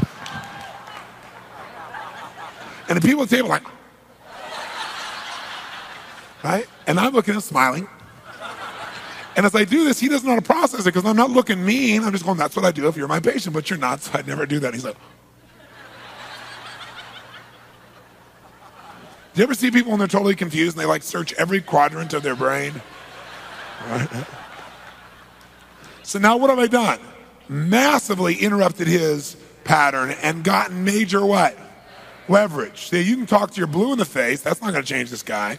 He said, wow, that was painful. I said, that's the idea. So if I was your therapist, that's the kind of thing I do, and I do it enough that you would never do it again, ever. Right? And he's like, oh. He said, yeah, that would be, yeah, I can see that might work. I said, oh, no, it will work. As a matter of fact, remember what you said to your wife? He went, no. I said, sure you do. And I went, wham, hit him twice. I was like, stop that, stop that. So I said, stop what? He said, what do you mean what? That's what you just did. I said, oh, I'm just showing you what I would do if you're my patient, but you're not my patient, so I would never do that. And the people at the table were like, some are going, hit him again, hit him again. True story, no exaggeration. So you didn't really hit him. I really did. If any of you know some of my therapy examples, you know I will do whatever it takes. And so you come to see me, you're going to change. Okay? Because I have unlimited choices. I don't have all the rules that the traditional therapist has about not intervening too much. My job is, you asked for it, you got it. All right? You're going to get it. So this guy now, he's like shaking from this thing. He goes, wow, I can really see how that would work. I said, is there anybody else you've been abusive to recently? He said, no. So now, what have I done? I got leverage and I've interrupted both of those things. So the last step number 3, is this. Once you got the leverage, once you interrupt the pattern, Third step is you must create an empowering alternative. You must create an empowering alternative. In other words, an alternative pattern. You can't just stop smoking. You got to start doing something else. And what most people do is they stop smoking and start eating. So that's why you got to find an empowering alternative. So create an empowering alternative. I can't just say stop yelling at people, because his yelling at people gives him a sense of certainty that they'll listen to him and that they'll change. How many follow that? So if we just say don't do that, then we've not met the need that he used to get. We want to meet the need more elegantly. If you're smoking, it's probably because you're stressed, and when you smoke, you take deep diaphragmatic breaths, and so you get out of stress. When most people are stressed, they stop breathing, or they breathe very shallowly. When you have very little oxygen, that adds a smidge to your stress. So cigarettes now, while there's a physical addiction, what made it happen initially was it relaxed you. So you don't want to just stop smoking and be stressed. You have something else to relax you. So what a lot of people do is they eat tons of food, the stomach fills up, and all the blood rushes in there, and they start breathing in their diaphragm again. But there are better alternatives. Does that make sense? So you got to come up with an empowering alternative, and once you do it, and reinforce it. Reinforce it. How do you reinforce something? You notice it, you give it pleasure, you acknowledge it, you reward it. So you might want to use the word reward it, and reinforce it or reward it until it becomes habit. Until it becomes habit. So you got to create an empowering alternative, and you got to reinforce it until it becomes habit. Once it's a habit, you're set. But how do you do this? Well, the secret to reinforcing something is give it pleasure, give it rewards. So you'll start changing to avoid pain. But after a while, you just go back to it. Even though it's painful, I'll adjust to it. But see, what will last, what creates lasting changes is when you do something and you're rewarded for it. When you give yourself rewards, you feel happy, you feel proud of yourself, you feel a sense of excitement or freedom or more love. When you get that reinforcement on a regular basis, pretty soon it just becomes who you are. That's what we want to do. And so that's what I did with him. So a year later, so I had him come up with these alternatives how to communicate. And throughout the night, when he started communicating with somebody who did something right, I caught him doing it right. And I'd say, now, John, I want to say something to you. Do you see Bob's face over here? The way you used to interact with him? So you can try and force him to do something or make him fear you, and he'll do a little bit. But people only do so much out of fear. They do the minimum out of fear. But when they love you, when they care about you, when they feel respected by you, they'll do anything for you. And this guy really would do anything for you. Look at his face right now. Doesn't that feel better? And I'd stop, make him stop and notice so he wasn't unconscious. And he'd say, honestly, it really does. And he said, Bob, I really do care about you. And these great anchors happened that night where I kept reinforcing him. So he had plenty of alternatives, and he saw it gave him more of what he wanted than the old behavior. So now I come back a year and a half maybe later, and I do the seminar, things go great, and the same guy afterwards says, Mr. Robbins, would you like to come to dinner?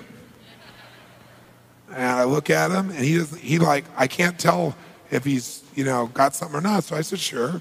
Same restaurant, same room, same everything. Sit down, you table. I'm sitting next to Jean. Jean, it's great to have you back. Everything's warm. Everything's wonderful. He seems really happy. Everybody's great. I'm thinking, wow, this is cool. It all worked, right? And then maybe 15 minutes into sitting there, all of a sudden, John comes across and starts screaming at this person against the table. And I can just feel every part of my body going, obviously didn't break the pattern strong enough. I'm going to do it this time. And I just feel my face and body tighten up. And all of a sudden, he turns over and goes, gotcha. And everybody, the whole place started laughing. It was a setup. And they all went around the table, and they acknowledged me, and they acknowledged John, and talked about he's never been the same since. His life has never been the same. He's such an incredibly warm and loving man now from that process, just from that piece.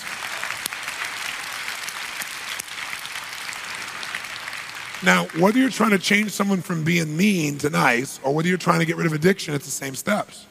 So, for example, when I first built my career, I'd get on radio and television in Canada, and I launched my career saying, I don't care what your problem is, I'll handle it. So I got all kinds of things. But one of my first therapies ever was a smoking therapy. Now, bear in mind, I'm staying at the Westin Hotel in a place called Vancouver, British Columbia, Canada. Anybody been there? It's a magnificent place. You've not been there. It's as pretty as any city in the world, I think. And so I'm there, and I'm staying in this hotel, and it's beautiful, and it's wonderful. And I'm waiting in my room for my first real major therapy.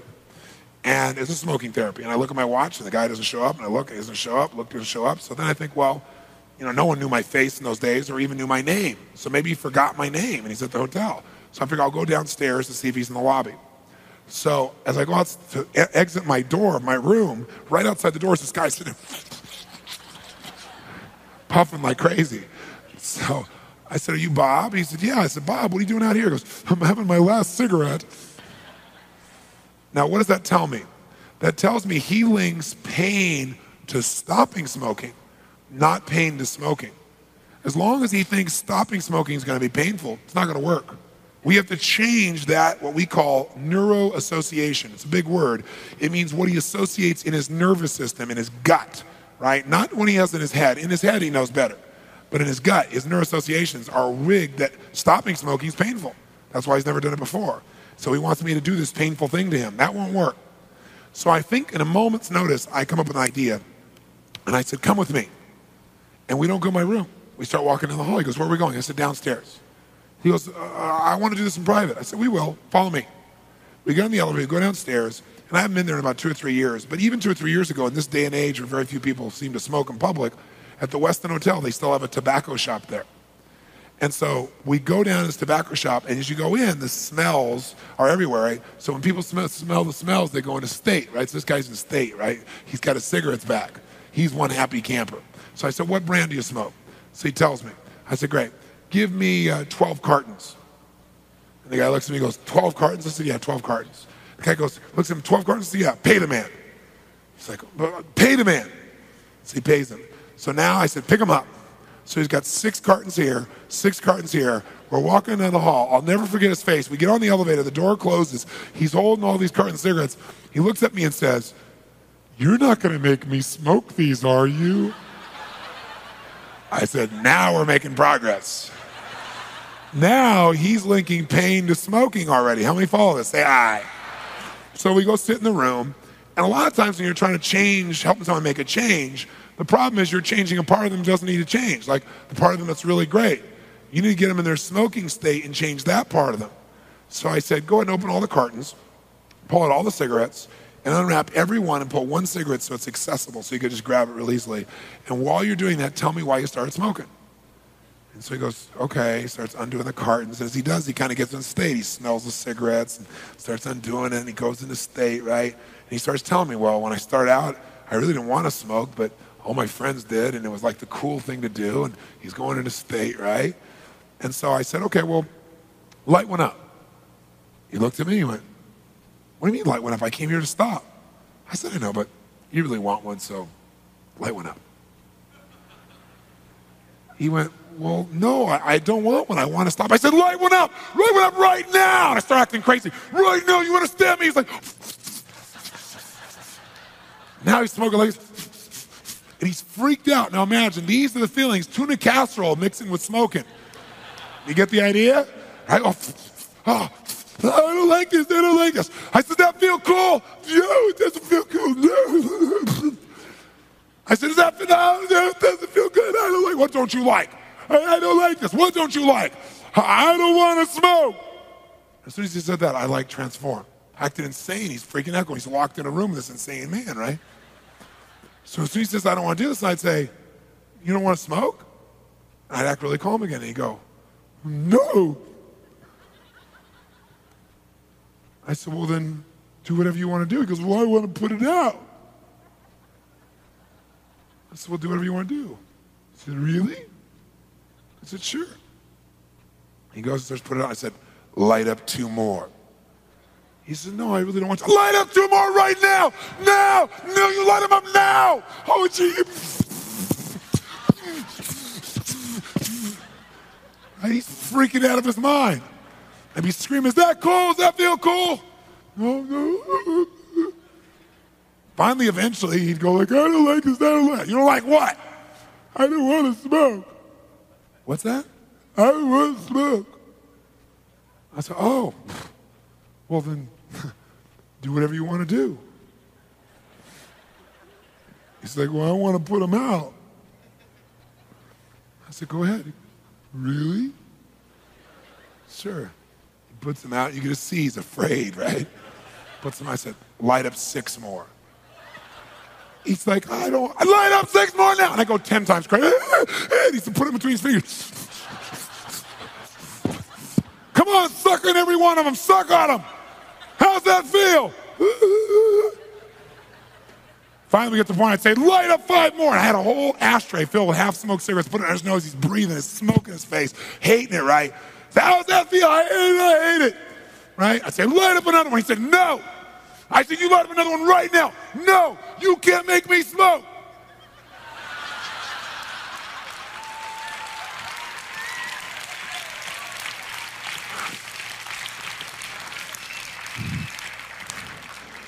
Now we broke the pattern. So then when you get an alternative, and so he went outside and he dumped his cigarettes over the side down into the ocean. I wouldn't do that now, but he did it. And he blew his nose, and all this black soot came out, right? Just all over the place in his handkerchief, right?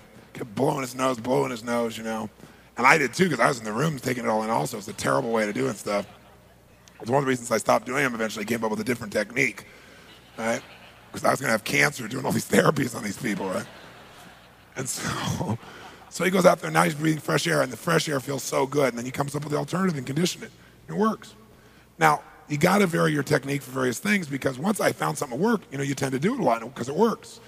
But it always comes down to leverage, interrupting the pattern, and creating an empowering alternative. Stand up and stretch.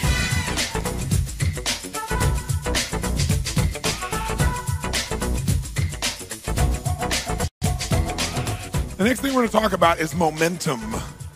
Because if there's a skill set you got to have, starting something is the hardest part. Momentum is the process that can take things that are hard and make it easy. But how to create momentum is really a science. It's not difficult, but it is a science. It's a step-by-step process. And when you understand how to do it, you can create momentum anytime you want.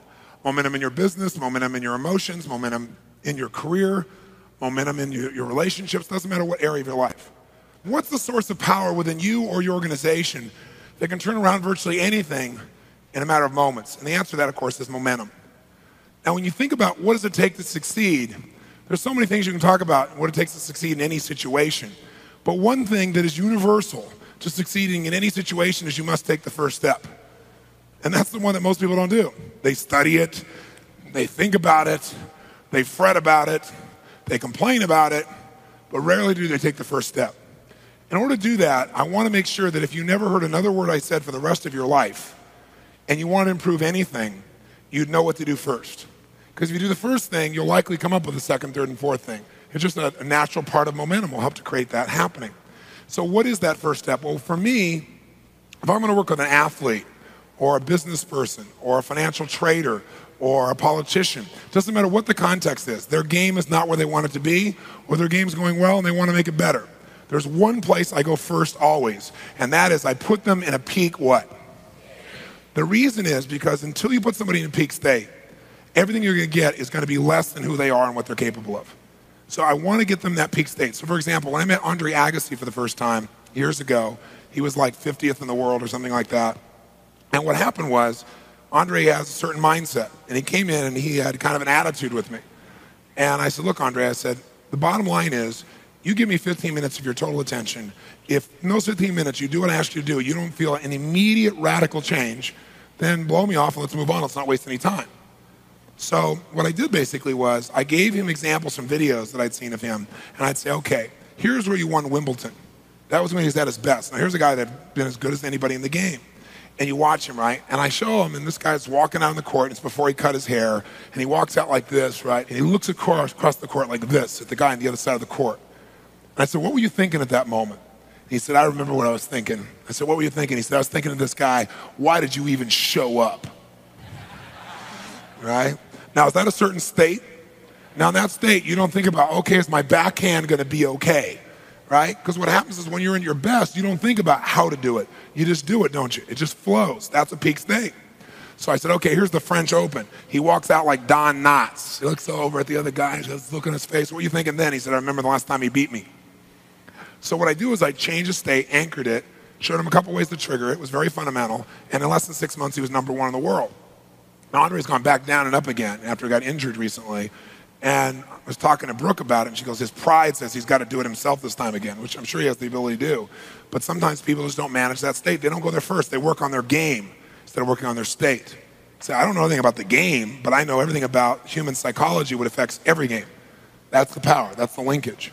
So what we want to do from this day forward is if you want to get better at anything, if you want to suddenly be better in your performance of business, if you suddenly want to be more passionate in your relationship, if you want to make an improvement in your study habits, if you want to help your kids more, the first step to any of those things is always the same. Put yourself in a what?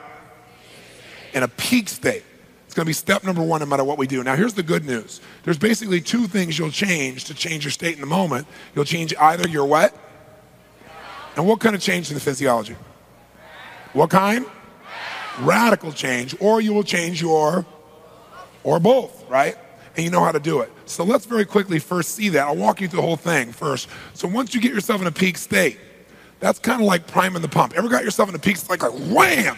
And you're there for a while, then gradually you come back to the kryptonite Clark Kent that you were before, right? How many have experienced this? Being in a peak state and then gradually dropping down. Say aye.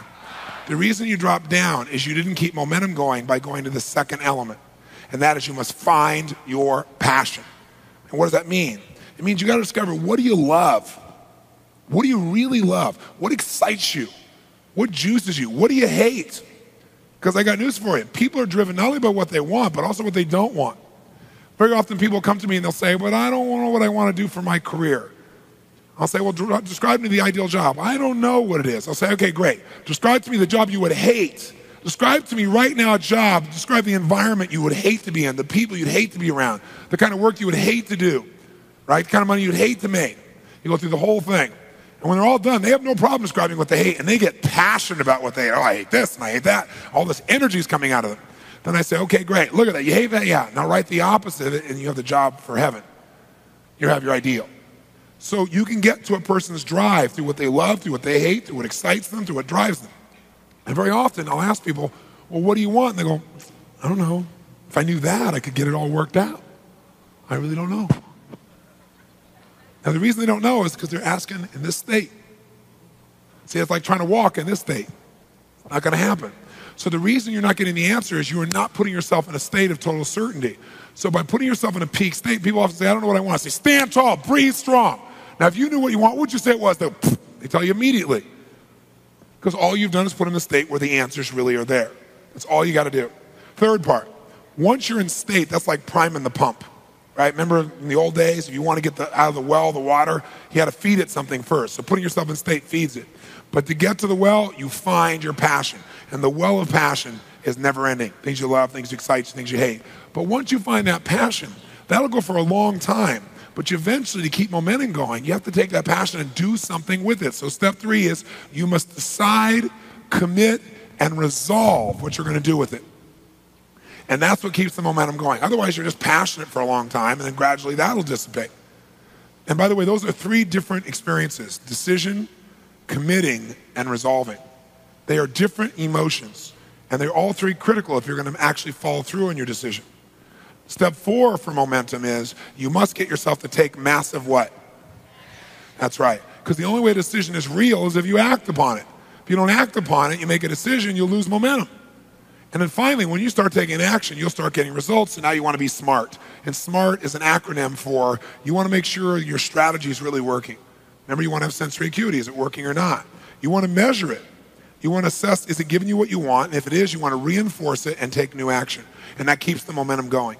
And then you'll see in the middle of the circle, there are some forces that will either accelerate or break your progress.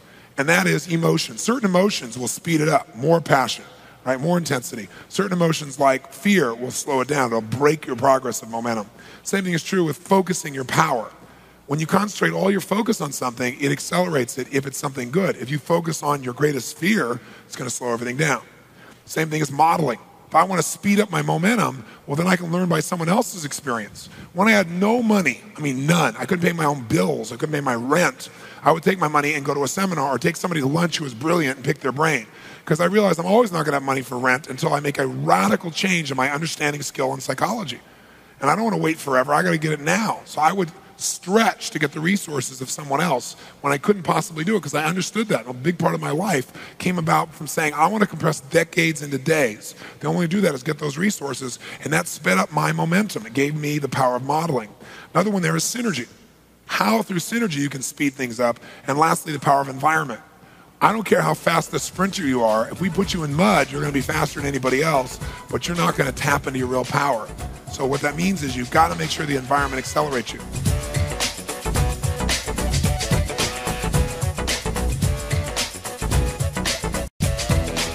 So in order to have momentum, we know what step one always is. Put yourself in a peak. Step two is define your, which is what do you love? What do you hate? What excites you? What drives you? What do you really want? What are you committed to?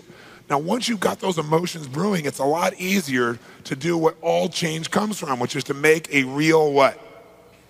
Decision. Because if you look at your life and you want to see why your life is the way it is, that the parts of your life you love and maybe the parts of your life you're not as thrilled with, you can really define why your life is there if you really look at your life by your decisions. You say, no, that's the way God made it. Well, that may be true, but God has made lots of people have the same experience, but what you took out of that experience was your conscious choice or unconscious choice. You decided. And so if you look at your life, I bet you could look at the last 10 years of your life, for example, maybe the last 15. I'd be willing to bet there are places along the way that if you would have made a different decision, your life would be radically different than it is right now. Better or worse, I don't know, but you probably do. But it'd certainly be different. How many would agree with that? Say aye. And a lot of times those decisions we don't think much about. Sometimes they're decisions like what are we going to do for a living, or where we're going to live, or who we're going to spend time with, or who we're going to marry, or whether we're going to have children, right? What we're going to believe. Those choices have shaped who you are. And so if you want to transform the quality of your life, there is only one power, and it's decision. But most people have not made a decision so long, like a real decision, a tough one where it's hard and you make yourself do it. They kind of like express preferences and kind of see if it works out. They put it in a should mode. A decision made from a should is not a real decision because you don't act on it. You do it for a little while. You never really not only decide, but they commit and really resolve that no matter what, you're going to make it happen. That's different than just deciding in the moment, right? That's not a real decision. That's a preference that you're expressing. So if you think about that, then there are decisions along the way that have shaped your life radically. And if you want to shape your life, you want to take control of that power that your Creator has given you. And you got to do it consciously, because otherwise what happens is you just go with the flow. And going the flow sounds really nice. But the problem is you get to the fork in the river and you haven't decided clearly you go with the flow. Well, the flow of water, the strongest flow, goes to where the falls are. And one day you wake up, 3 feet from Niagara Falls in a boat with no oars, and you go, oh, shoot. And at that point, it's a little late. So what we want to do is get really conscious about decision making, but again, you want to do it from a peak state. I had a friend that for years drove this old, horrible car he hated, but he kept doing it because his belief was that God wanted him to be poor, and his kids hated it. They'd make him drop him off a block from school. He made a decision to believe that God wanted him to be abundant. And his first act that he did, his committed act, is he took out a shotgun and blew up as many holes in that car as he could, saying, I will never drive this car again, and neither will anyone else. Commit and act. Momentum comes when you not only decide, but you take immediate action. What immediate action are you going to take to demonstrate you mean it? Who are you going to tell? What are you going to do? What's the first thing you do? Simple thing. And what's a big thing you could do that commits you here? That shows this means business. Action is momentum. What action would you take immediately to create more momentum now? To back up your decision with power. Think. What's a little decision, little action rather, on your decision? And what's a big one you do that would just be like, this is it, baby? And feel good. Feel good to commit an act, wouldn't it? It takes you beyond decision. It takes you to total momentum, action, power, results. Now, if you remember this momentum model, we said that the steps were that you had to first put yourself in a peak, what? Step 2 is once you're in that peak state, to keep it going, you got to find your, what do you love? What do you hate? What excites you? What drives you? Once you're there, you must you must make an immediate decision, right? Because you got to use that emotion to do something worthwhile. And then you want to take a decision to committing and resolving. How many can feel the difference when we went to resolve? Say aye. Then you must take immediate, massive, intelligent what? That's right. Then all you got to do is be smart, which is notice your strategy if it's working or not. If it's working, reinforce it. It'll keep your momentum. If it's not, change your approach. What if that doesn't work? What do you do? If that doesn't work, what do you do? Whole time using your sensory acuity. Keep changing till you get what you want, period. But the way that you can speed all this up is by magnifying either the accelerators or brakes. You can slow it down or speed it up. And the number one thing that will accelerate or break you is emotion. So if you put yourself in a state of fear or worry or envy, that'll slow your momentum down. But if you put yourself in a state of passion, commitment, joy, love, courage, those types of emotions will speed up the momentum you've already created.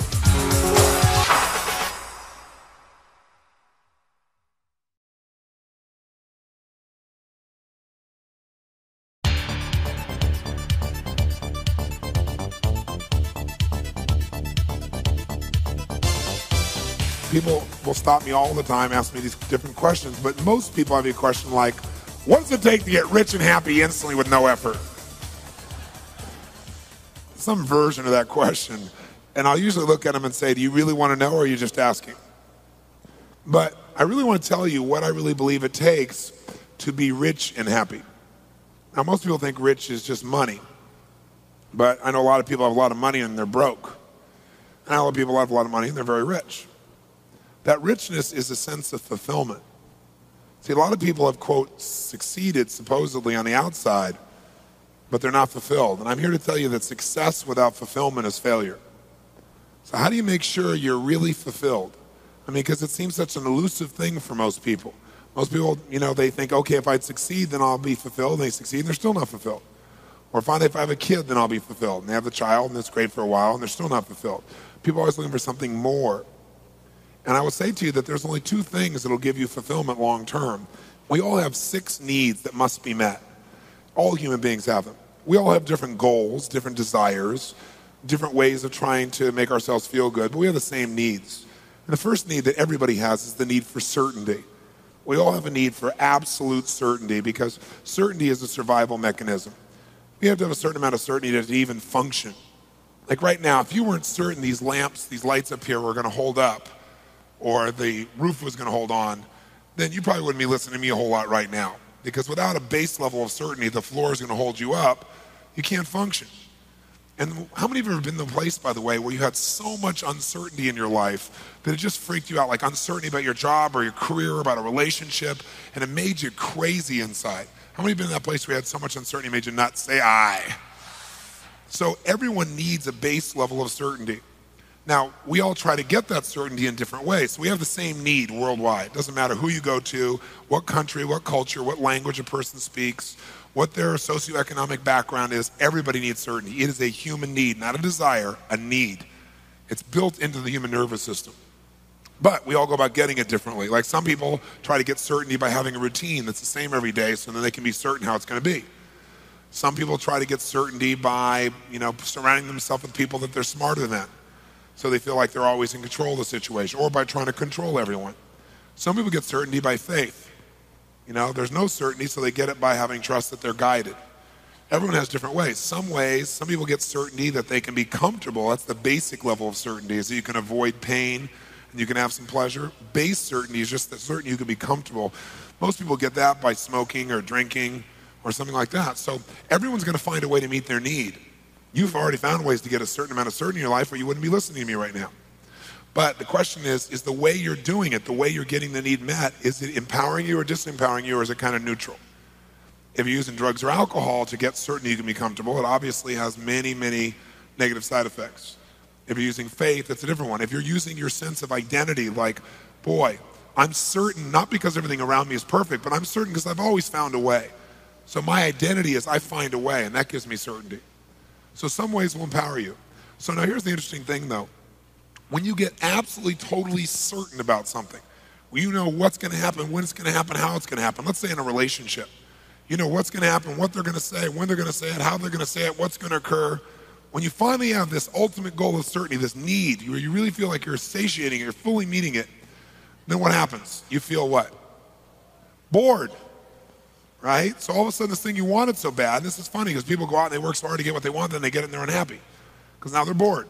It's like most people think the secret to life is make enough money so you'll never have to work again. And the truth of the matter is, if you spend any time with people who have achieved that, you'll find that they're miserable. And they usually start another business or do something else because that is not the secret to life. Because they get bored out of their mind. They want to pull their hair out. Because everyone needs to grow and to be stimulated.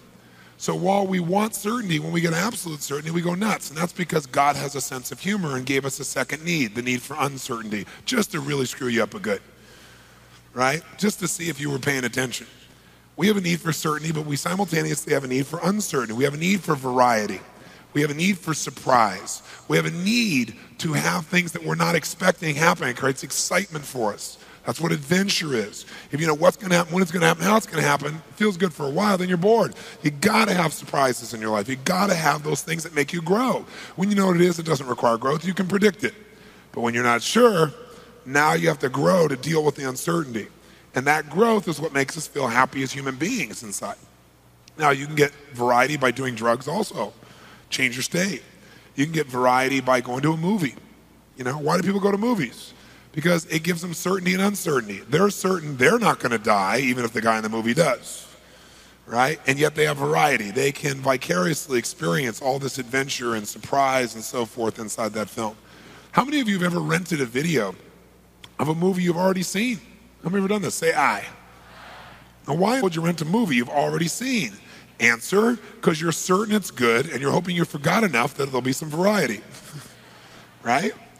So these two are a paradox, aren't they? They seem to be antithesis of one another, and yet, as a human being, we need to have both of them to really feel good. The third and fourth human needs that all people have are number three is the need for significance.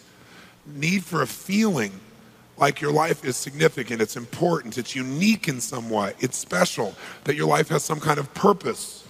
So we all have the need to feel significant, unique, to feel like our life has some kind of meaning. And what's interesting is, how do you go about it? You know, you can go about it by tearing everybody else down. I'm great because you're horrible. You know, there's two ways to have the tallest building in town. One is tear down everybody else's building, right? That's what some people do. Other is work harder and build a better building. Right? Work like crazy. When everyone else takes lunch, you go for it. So what a lot of people do is to feel significant is they tear other people down because then they can feel important. Like if you're moving backwards, I must be moving forward. There's an illusion there. Or you can get significance through violence. Why has violence lasted so long in humanity? Because it meets most of our needs in a very negative way, but it meets it. Listen, I have no education, no background. I live in the hood. I pull out a gun, stick it to your head. Suddenly I am significant. I didn't need education. I didn't need background. I didn't need to create any rapport with you. We have rapport, right? You're going to respond to me now. I'm significant, and I'm certain that I'm in control of the situation, and I got some variety because this is a unique situation where anything could happen. Meets three of my needs. Violence has been around in humanity's experience forever because it is a way to meet needs. A derogatory way, but it works. And since it works and doesn't require much effort, especially now with the tools of violence, where if you and I had a fight before and I had to punch it out with you, there was some consequence. But now with a high-powered rifle or something that can shoot off 100 shots in about a minute from a distance, I can be a coward and I can still feel significant. I can do whatever I want. There's no consequence to me. You can also do it in neutral ways. You can do it by, dressing really uniquely, right? Like you have a unique style that makes you feel unique and significant. You could do it by skill sets. Having skill that no one else has or is very unique. You can do it by buying more toys. You have nicer cars or homes or something like that. You could do it by getting more PhDs, more degrees, more results that you have that thing next to your name so you're significant. Every one of us finds a way, right? Because we have to feel significant. Everybody needs this. The only question is how. Some people do it by saying, I am a Christian or I am a Jew or I'm a whatever, and I'm more unique than you. And then religions fight about who really knows the name of God and kill each other in the name of God. It's an interesting process that sometimes happens. It's happened in most major religions of the world because people are basically fighting over who's more significant to the Creator. Interesting thought process human beings have. Now, the interesting thing is to be significant, you can do it in neutral ways, positive ways. You can do it by having more compassion and giving more than anybody else. And if you give so much, sure enough, if you know you're willing to give more and you're more honest and more real, that makes you feel unique, makes you feel special, and that doesn't have any downside, it only has upside. So you got to figure out, you're going to find a way to be unique. The The question is, do you do cars and homes? Do you do it through achieving? Do you do it by the kind of love that you share? Do you do it by, doing something with people that makes them feel like you're superior? What do you do? But you do something. You do many things to feel significant. But the problem is, to feel significant, to feel unique, you have to be different than everyone, and that, of course, violates the fourth human need, because God does have a sense of humor. And the fourth human need is the need for connection and love. So while you're busy trying to be unique, and I have so many clients, super achievers in the culture, actors, actresses, business people at the top, athletes, who their whole life they wanted to be unique, and then they got this total uniqueness, and now they have no connection because they feel like everybody's trying to get something from them now. They don't really feel the love and connection they wanted, which is the fourth need. Because to be unique and different, I have to be apart from you. This happens in people's intimate relationships all the time as well. Someone says, oh my God, I really want to be at one with this person. And then they start feeling at one with the person, and they love it for a while, and they go, oh, wait a second. I feel like totally loved and connected, but who am I? How am I unique in this world? I'm losing my identity. And then they freak out and pull back from the relationship. Because what they're trying to do is meet two needs simultaneously. You can get connection by being sick, and then everyone will come and pay attention to you. You can do it by creating problems. If you don't give a kid attention for doing something good, they'll do something bad to feel that you really care and you love them, to get your attention. And by the way, all adults are big kids. They do the same thing. Same thing as a child does. Sometimes a little bit more dramatic, sometimes a bit more painful, but the same things that kids do. Because basically most people are still 5 years old emotionally. So we respond the same way. Most of us are not directing. We have this great facade, but inside we're this little kid. So now here you are in this situation where you want connection. What else can you do? Well, you can have connection by just loving people. You can have connection by way of being in nature, or connection to God through prayer. Or you can have connection by looking at a piece of art and feeling this sense of inspiration. You can have it through meditation. You can have it by making love, and you feel this total connection. You can have it through a pet. There's so many ways to get it. You're going to find a way. The only question is, on a scale from 0 to 10, where 0 is none and 10 is totally fulfilled, where are you? Most people find ways that really don't fulfill them totally to bring them up to a 4 or 5. So they're in no man's land. They're not really happy, but they're not unhappy enough to do anything to change it or make it better. And then if you meet these first 4, if you meet the need for certainty and uncertainty, called variety, and significance, and connection, you'll find a way to meet those. Those are called the fundamental needs. But you will not be rich, happy, fulfilled, really fulfilled, unless you meet the last 2, and very few people meet the last 2. These are the 2 that are the real secret. And that is, number 5 is you must grow. You must grow. And number 6 is you must contribute beyond yourself in a meaningful way.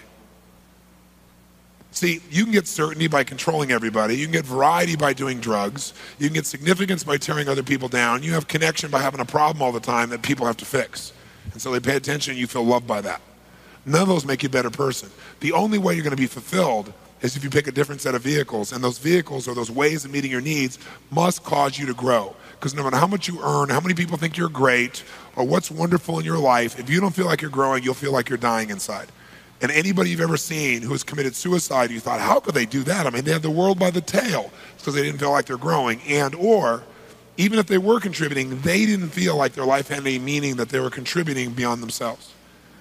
I bring this to your attention because I've seen so many people develop such great skills and still be unhappy. So if these are the 6 needs, you got to decide how you're going to play this game. And the things that are controlling it are your beliefs and values. There's certain beliefs you have that make you do things a certain way, and they may not be serving you, but you keep doing it because it meets some of your needs. It's like, for example, anything a human being does, remember I said they have a reason. So if you smoke cigarettes, even though you know it's terrible, you do it because it meets some of your needs.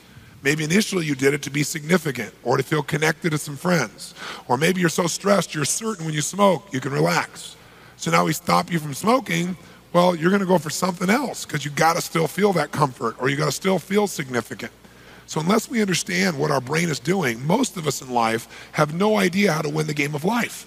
We don't know what the target of the game is. We don't know the goal. And so it's pretty hard to win a game when you don't know what the goal is. I'm here to tell you, having been with a couple million people from 65 countries and having heard every story you can imagine. I've dealt with people with 152 personalities who started splitting in the middle of a seminar while Diane Sawyer was actually covering a businessman sitting next to this woman, and she split in 152 personalities, been in therapy for 30 years, and integrated her in 40 minutes on the spot. And Diane and I'm saying it's a miracle, and saying, but it can't last. So they waited a year to do the story and followed her for a year, and she never broke down again. So I've dealt with that. to people with 152 personalities to people with like no personality who have a bigger problem, right? Okay, a much bigger problem, right? I mean, I've seen it all. And there's nothing I haven't seen. I've seen people physically abused, emotionally abused. I've seen everything you can imagine to see. You don't have to be bright to see there are patterns. And all these patterns are just trying to meet these same 6 needs. And most people don't know what they're after, so it's kind of hard to get your outcome when you don't know what it is. So what I want to talk to you about for a few minutes here is those last 2 called growth and contribution. Because those are the ticket to freedom. But I want you to think about your philosophy of life. Because while it's great to have these tools, you need both philosophy and skill to make your life work. If you've got great skill and no guiding philosophy, no guiding set of belief structures, then you are a person that has wonderful mechanics, but you're not really going to be fulfilled and you're not going to make a difference in the world.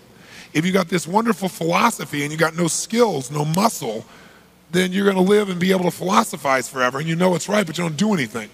It's a merger of these 2 or a melding of these 2 that really creates a quality life from my perception. So let's talk about the philosophy of what creates that fulfillment. I remember somebody came to me one time and said, so what does it take to be rich and happy? And I remember I looked back to him and I said, it's really simple. Be a team player. I remember the person looking at me like, what does that mean?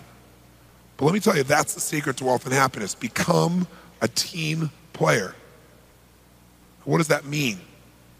A team player means you've got to understand something. Human beings are really unique. Here's what's unique about us. We're driven to achieve a certain amount in our lives, whatever that may be, to meet our 6 needs. For some people to feel significant, they got to make $10 billion. For some people significant, they have to have a child and have that child grow up and be a nice person. There's no right or wrong. It's just different beliefs in our head about what has to happen, right? But here's what's interesting. Most of us don't need to have a lot happen to meet our needs. We don't. So it's different for every person. So let's say for you to meet your needs of identity, you have to do a certain amount of business. Well, once you do that much business, you don't have any more drive. It's like, okay, that feels good, right? Or you have a certain amount of need for acknowledgement. But once you get a certain amount of acknowledgement, people tell you a million times how great you are, you always appreciate hearing it, but you don't really need it because you know. So you're grateful and it's wonderful, but it's not like desperation. You know what I'm saying here? And so a certain amount of money, certain amount of respect, certain amount of accomplishment, certain amount of something, and then we kind of lose our drive because we enter our comfort zone. So once you're in your comfort zone, you're not driven anymore. Here's the problem. When you get in your comfort zone and you're not driven, you no longer grow. When you're not growing, you start to die inside. When you're no longer growing and dying inside, you stop contributing in a meaningful way. And as you do both of those, your whole world falls apart emotionally. See, I've seen this happen. I've got about 6 or 7 friends, probably 7 to be accurate, who are considered by most people in the world to be like the best on earth at what they do and have been for a quarter of a century. Like one guy's in the movie business, been the head of several studios, made an unbelievable number of pictures, Academy Awards. Another guy is an NBA coach, the most winningest coach of all time in NBA history. I mean, each of these guys are my friends, and they're in their mid-50s. And what all of them do when we get together and talk is we talk about life and where we're going, what we're doing. And I've watched many of them, the business ones anyway, cash out at one point in their career, where they sold their companies and they made $500 million. One guy, $2.5 billion. And he thought that was going to make him happy. And I remember for the first 3 or 4 months, he was really happy. He partied, it was fun, it was great. But then all of a sudden he got more and more crazy. And then all of a sudden he started overeating and drinking. And all those things are is a symptom for the fact that you're not fulfilled. So now you're going for the cheap quickie to try and make yourself feel good because you really aren't growing, you're not contributing. And every one of them has gone back into some venture that made them have to grow, because when they had their business, they had to take on the challenges, they had to take on the effort, they had to grow, and they felt like they were contributing something meaningful. And that's when they're happiest. So having said that, if we all can get comfortable at a certain spot, then what's the secret to make sure we're always growing and contributing? And the answer is become a team player, which means this. People will do more for others they care about than they'll ever do for themselves. And that's a critical distinction to have about human beings. People will do much more for others they care about than they'll ever do for themselves. Now, for some people, that's God. For some people, that's their kids. For some people, that's their friends. But we'll all do more for something people we really care about than anyone else, than ourselves. And so if you really want to be happy, you got to grow and got to contribute. How many buy that? Say I. So if you buy that, you got to have a reason to constantly grow, because you're going to get comfortable pretty easily. The only way to do that is to have these people you care so much for that you feel compelled to constantly contribute more and to grow in order to be able to do that. And fortunately in my life, I figured this out at a very early age, and so it drove me to this point. It's why I'm here now. And I'm here now because I get to have this sense of I have to grow to do this, I have to contribute, and I get the joy and the fulfillment of that process. I don't have to do any of this anymore, fortunately. I can sit and do nothing for the rest of my life economically, but I couldn't sit and do nothing and be happy. So that's where we got to vest ourselves. But I have found what that is for me, which is certain people I care about, an environment of people I care about, people like yourself who really want to make their life more, no matter how great it is. But you got to find what that is, because that's what will drive you. So I want to give you a couple of assignments that if you use them will get you more connected to your team. And they're very fundamental and they're very basic, but I think if you'll do them, you'll find them to be quite useful. And the first one is really simple. If you're going to be a team player and you're going to feel that sense of connection, then what you got to be able to do is you got to be able to connect when it's not easy to connect. What I mean by that is, if you're in a position where someone, how many of you have somebody in your life from your past where maybe you were good friends at one point, or lovers, or business associates, but you're really close with this person, and then one day something happened. And when that happened, it changed your life forever in your relationship, and maybe you've never spoken to them again since that day. How many have somebody like this somewhere in the back of your life, okay? So what I want you to do is this. I want you to develop team building muscles. Because when you have that sense of connection, you can do anything. But anybody can be loving and friendly to someone who's totally loving and friendly to you. If you're really going to get that sense of connection, that sense of real joy, the real passion, you got to be able to connect with somebody who has hurt you or been unfair to you. Now, I'm not suggesting you go start another relationship with this person. I'm not stupid. I know many of these people you don't want to start a relationship with. But I do want you to learn how to communicate with absolute caring love and make yourself do that even though you've been hurt. Because that's how you build an ultimate muscle. What I'm going to ask you to do is you are going to take this person, maybe you've not talked to them in years, and you are going to call them. Now, answering machines don't count, okay? But you're going to communicate with them. And what I want you to do is three things. I want you to call them. I want you to acknowledge yourself, who you are. Don't pretend you're someone else. And answer the phone, and as you hear their voice, you'll say, "Hi, this is me. Remember me? I certainly remember you." Then the second step. You're going to acknowledge how the relationship ended. So you're going to say to this person, "Listen, I know the last time we talked was not a very pretty sight. I know that we yelled or we did this or we did that. I know that I knew I was right and you knew you were right, and it didn't end in a very attractive way." So acknowledge what happened so it's clear that you're not an idiot calling back. And then you go to the third step. You say, "I'm just calling for one reason. It's been 6 months, it's been a year, it's been 10 years. I just want to call you to tell you that while that was incredibly painful and I was mad as heck, and I still don't necessarily agree or disagree with you, I do want you to know that before that happened, we had an amazing business relationship, friendship, love affair, whatever it was. And while I'm not trying to start a new one, I just want to tell you how grateful I am for that time I had with you prior to that event. Because it was a great, great time in my life. And you were an important part of my life and my team, and I want to thank you for that. And you don't have to say anything. I'm not calling to have you say anything or give me anything. I just wanted to thank you for that time. I hope you have a great life. Thanks. Bye." Click. What would this do to their brain? Better yet, what would it do to your brain to actually sincerely make this call and put aside those events and associate to the good things? Again, I'm not saying start a new relationship with them. I'm not saying that. I'm saying just call and acknowledge that there was great goodness and do it from your heart and reconnect to that feeling. How many think this would be a major stretch? Let me see your hands. Say aye. Good. So then if you can't do it, you what? You what? How many are going to do it? Raise your hand. Say aye. That's what I call courage in action. See, there's two types of emotions in humanity. Those that are virtually around the world honored, respected, because no matter what culture you come from, we all know that those emotions are virtuous. Those emotions like forgiveness and love and faith and determination and passion and caring, those are universally, no matter what culture you go to, are those respected, yes or no? Doesn't matter what the culture is, even though we have varied cultures in the world. Then there are vices, those emotions that we indulge in when we're fearful, and those are the ones that destroy our life. Those are like fear and envy and anger and stubbornness and things like that. And sometimes we go into those emotions so often, we're more comfortable with vices than with virtues. And the only way to have your virtues take over your life, which is when you really are happy because it means you're growing, the only way to do that is to exert the muscle even though it's weak.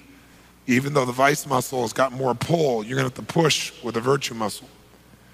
By the way, do you like movies? Every good movie, every good story is really at its base a story of going from slavery to freedom. And what happens is a person is enslaved to a fear or an anger or an upset or a limitation. They have these desires, but they're missing the core need of, let's say, the virtue of strength or caring or determination or love or honesty or warmth. And the reason it makes you emotional when you think about it is you see that in the movie, and in good movies, the main character finally, they do all these battles and they try to do it the easy way and it doesn't work, and finally they step up. And when they do, they have an epiphany. They have a change in their heart and soul. They put themselves on the line, they do what they don't want to do, and they win. And you see, and you know when the movie ends that their life will never be the same again, because now they have the courage and they're exercising it. They have the faith, they have the love. What's the virtue you need to decide to strengthen right now?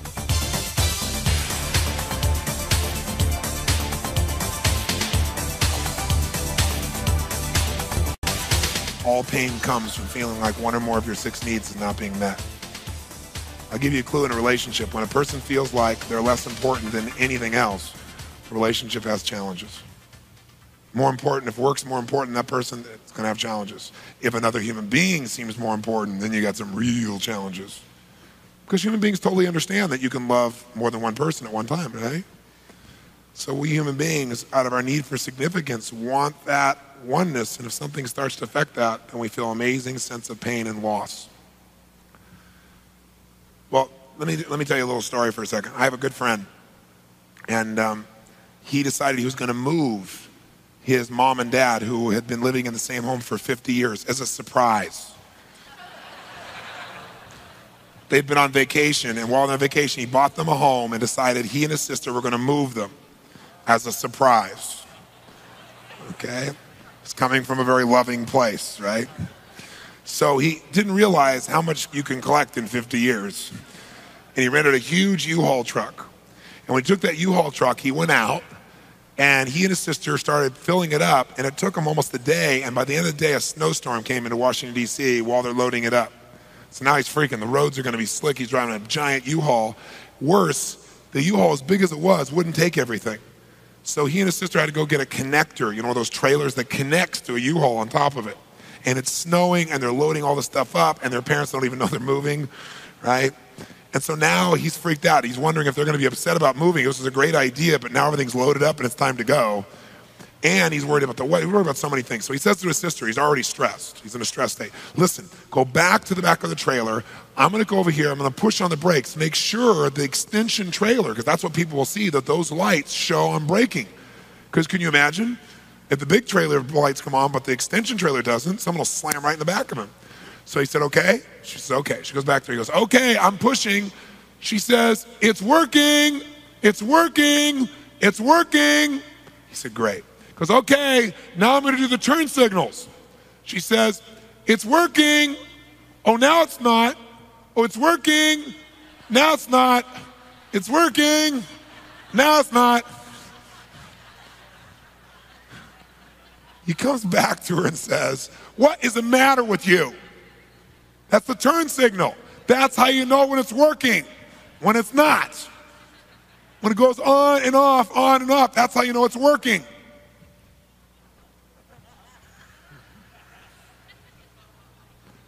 Maybe when you say, God, it was working, and oh, now it's not. Maybe when you say now it's not, is it's working because you're aware of what you're doing, and now you can change it. See, if you think it's working as it's always perfect, then what you have is a brake light. But what you really want is a life. And a life has many seasons. And you know, a life that's all summer you'd burn out on. All winter you'd freeze to death. I mean, God is really cool. He figured out after winter to put spring. I mean, wouldn't you put it there? I mean, you know? He figures after night, daytime, cool dude. That's a really cool deal, right? And after pain is always a new opportunity. And you can count on it. Just like the day will follow the night. The night is not forever. And no problem is eternal, only your soul is. So maybe you need to remember that part when you start thinking something's there, right?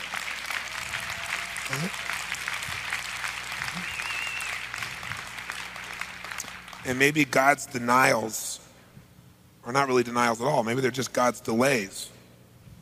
I spoke in a prison once, and these guys had been in the prison, and they were all in high security prison. And most of them had been murdered somebody or raped someone. Some of them had raped family members. And I went in to go to this prison, and I went to address these guys, and I knew all their histories. I read them all. But I also knew that this particular group of guys had worked unbelievably hard to somehow transform their lives. And so I decided one day to surprise them, because some of them have written letters to me because they had listened to my tapes and work and really made some nice changes. One man said that although he had 52 more years to serve, that he really felt like he'd been living in a pity pot and feeling sorry for himself, but that he really got from my tapes who he really is as a man, and that he really, truly has never taken responsibility, and he feels better than he ever has. He feels more free than when he was outside the walls because he knows who he is now, and he's become who he really wants to be and so forth. So I came and surprised these guys. And I talked to the warden before I came in, and I said, and I really would like to help them. I think one is just to acknowledge them as men and tell them, even though what they did, I know human beings are not their behavior, and they're going to have to pay the price for that behavior. So I tend to separate the person from the behavior. And I said, what do you think is the toughest thing for these guys to deal with? And he said, Tony, you know what it really is? It's these men, when they finally get to see their wives or girlfriends, which is rare, and most of them are in for 10, 20, 30, 40 years.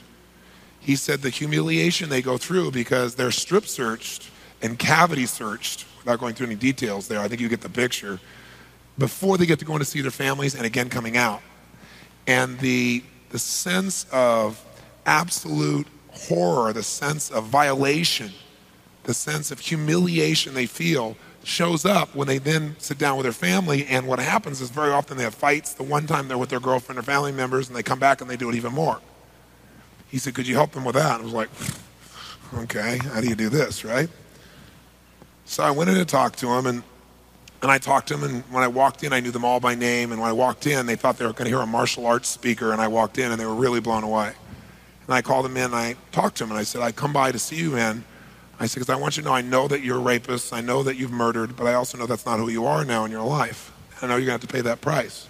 I said, I came here to honor you because of the letters I received from you and because of who you are becoming as men. And I said, so I'm not here to teach you, I'm here to honor you, and just in some small way let you know I really care about you. No one had ever done that for most of them in their entire life. That's one of the reasons they did the things they did, because they never ever felt honored or loved or respected by anyone. So they tried to demand that honor and respect by just doing anything they could to feel significant.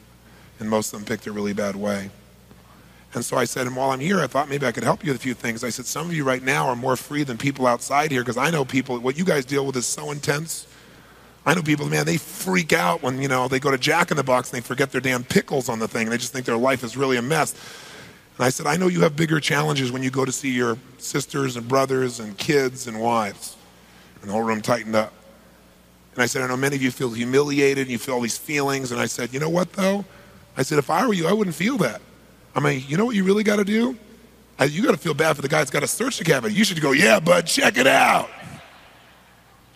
And I got them laughing hysterically. I went on for this about 20 minutes full tilt, right? And I said, you're not the one who has to. Can you imagine somebody asked that guard what he does for a living? What does he got to say? I mean, I'm sure he doesn't tell anybody what he really does. I said, you're humiliated. Think about him. And I got him laughing and laughing and laughing. I said, so next time, make the guard miserable.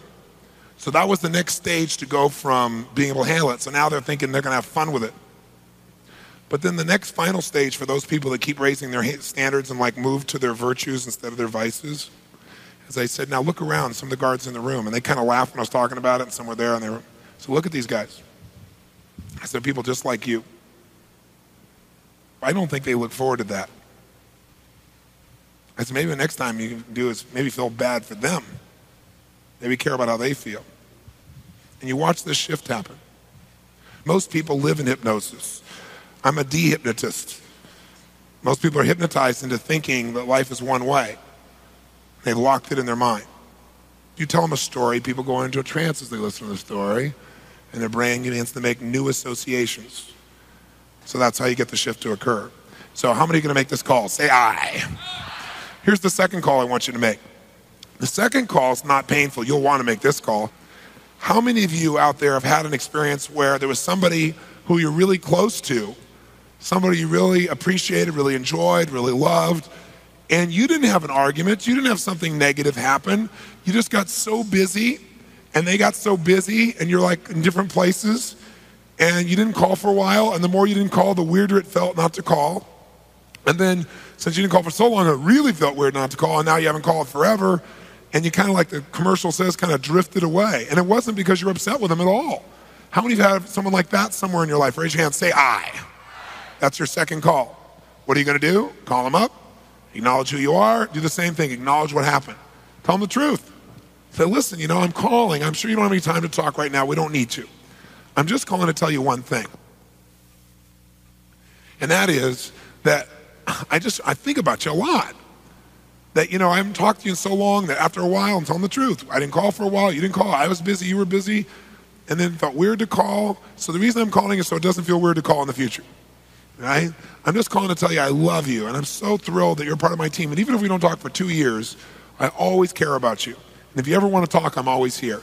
I know you probably don't have any time, so I just want to say thanks, have a nice night. No, that person I guarantee will stop you. They'll say, oh, no, I'm so glad you called. And what it'll do is it'll take a part of your life, like one thing you can finally put behind you, this thing you can put back in front of you and reconnect with it. And I think you're going to find that it'll have a really wonderful processional effect. Like, when you drop the rock in the water, it doesn't stop there when it hits the water. It has this neat little wave effect on your life. Same thing happens when you reconnect with someone you really consider to be a friend. It has an impact on things that you normally wouldn't measure in that area. How many want to make this call also? Say aye. And here's the third assignment. The third assignment in team building is I want you to make a list of all the key team members of your life. And what I mean by that is anyone you consider to be part of your team. Team can be intimate loved ones. It can be family or friends.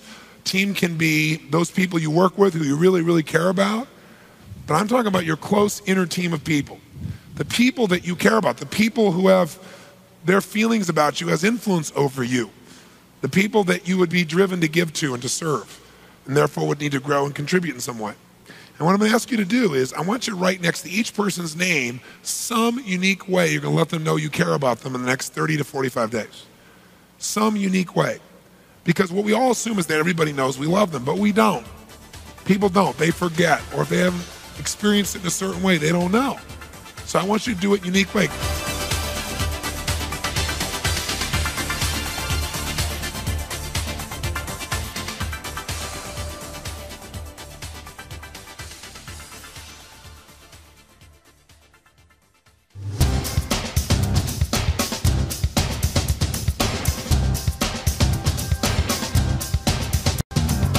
How many of you have kids? Let's see, show hands. Wow. How many of you have teenage kids, as an example? Great. Another breed, aren't they? So now, here's what I want you to do. I want you to come up with a unique way to make them feel totally loved. Now, let me tell you what's great about this. Number one, you'll increase your connection and sense of team. Number two, you'll have a blast coming up with creative things. Number three, you'll feel wonderful when you're doing it. And when all those wonderful things are happening, it'll affect your career, believe it or not. Because it'll affect the way you feel about yourself and your identity and what you're doing in your life, and it enriches everything. These little things mean everything. I'll give you an example. When I married my wife, Becky, I wanted to have 4 kids. I got 3 instantly. And all of a sudden, here we in a short time, we have 4 kids. And I had kids at that time. My youngest, I think, was 4, and my oldest was 17, and I was 24 years old, right? So that makes you grow up pretty quick. Right? So I found myself in a place where it's like, wow, here I had this great love affair with my wife, and I really love these kids, but all of a sudden, wham, man, they were in my life quickly, rapidly, powerfully. And I had to feel a deal with that. And it was very difficult at first, extremely difficult, because I felt like, I was getting less connection. I was less significant than the kids were and so forth. It was very difficult. But gradually what happened is I loved these kids so much that it expanded my life. It didn't mean less significance, less connection. It meant I could have them from more places and at a deeper level. And now it's one of the greatest gifts of my entire life. If you ask me, are you a successful man?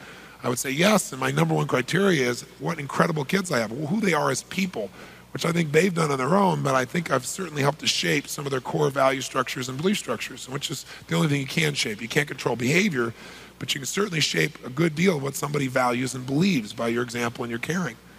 And so when this first happened, I also was 24 years old, starting my career. I was doing an average of 200 days a year on the road, right? I was building and doing everything, so I'm not even there most of the time. And so these kids are in my life, and I'm thinking, my God, how do I connect with these kids? How do they know I love them when I'm not there?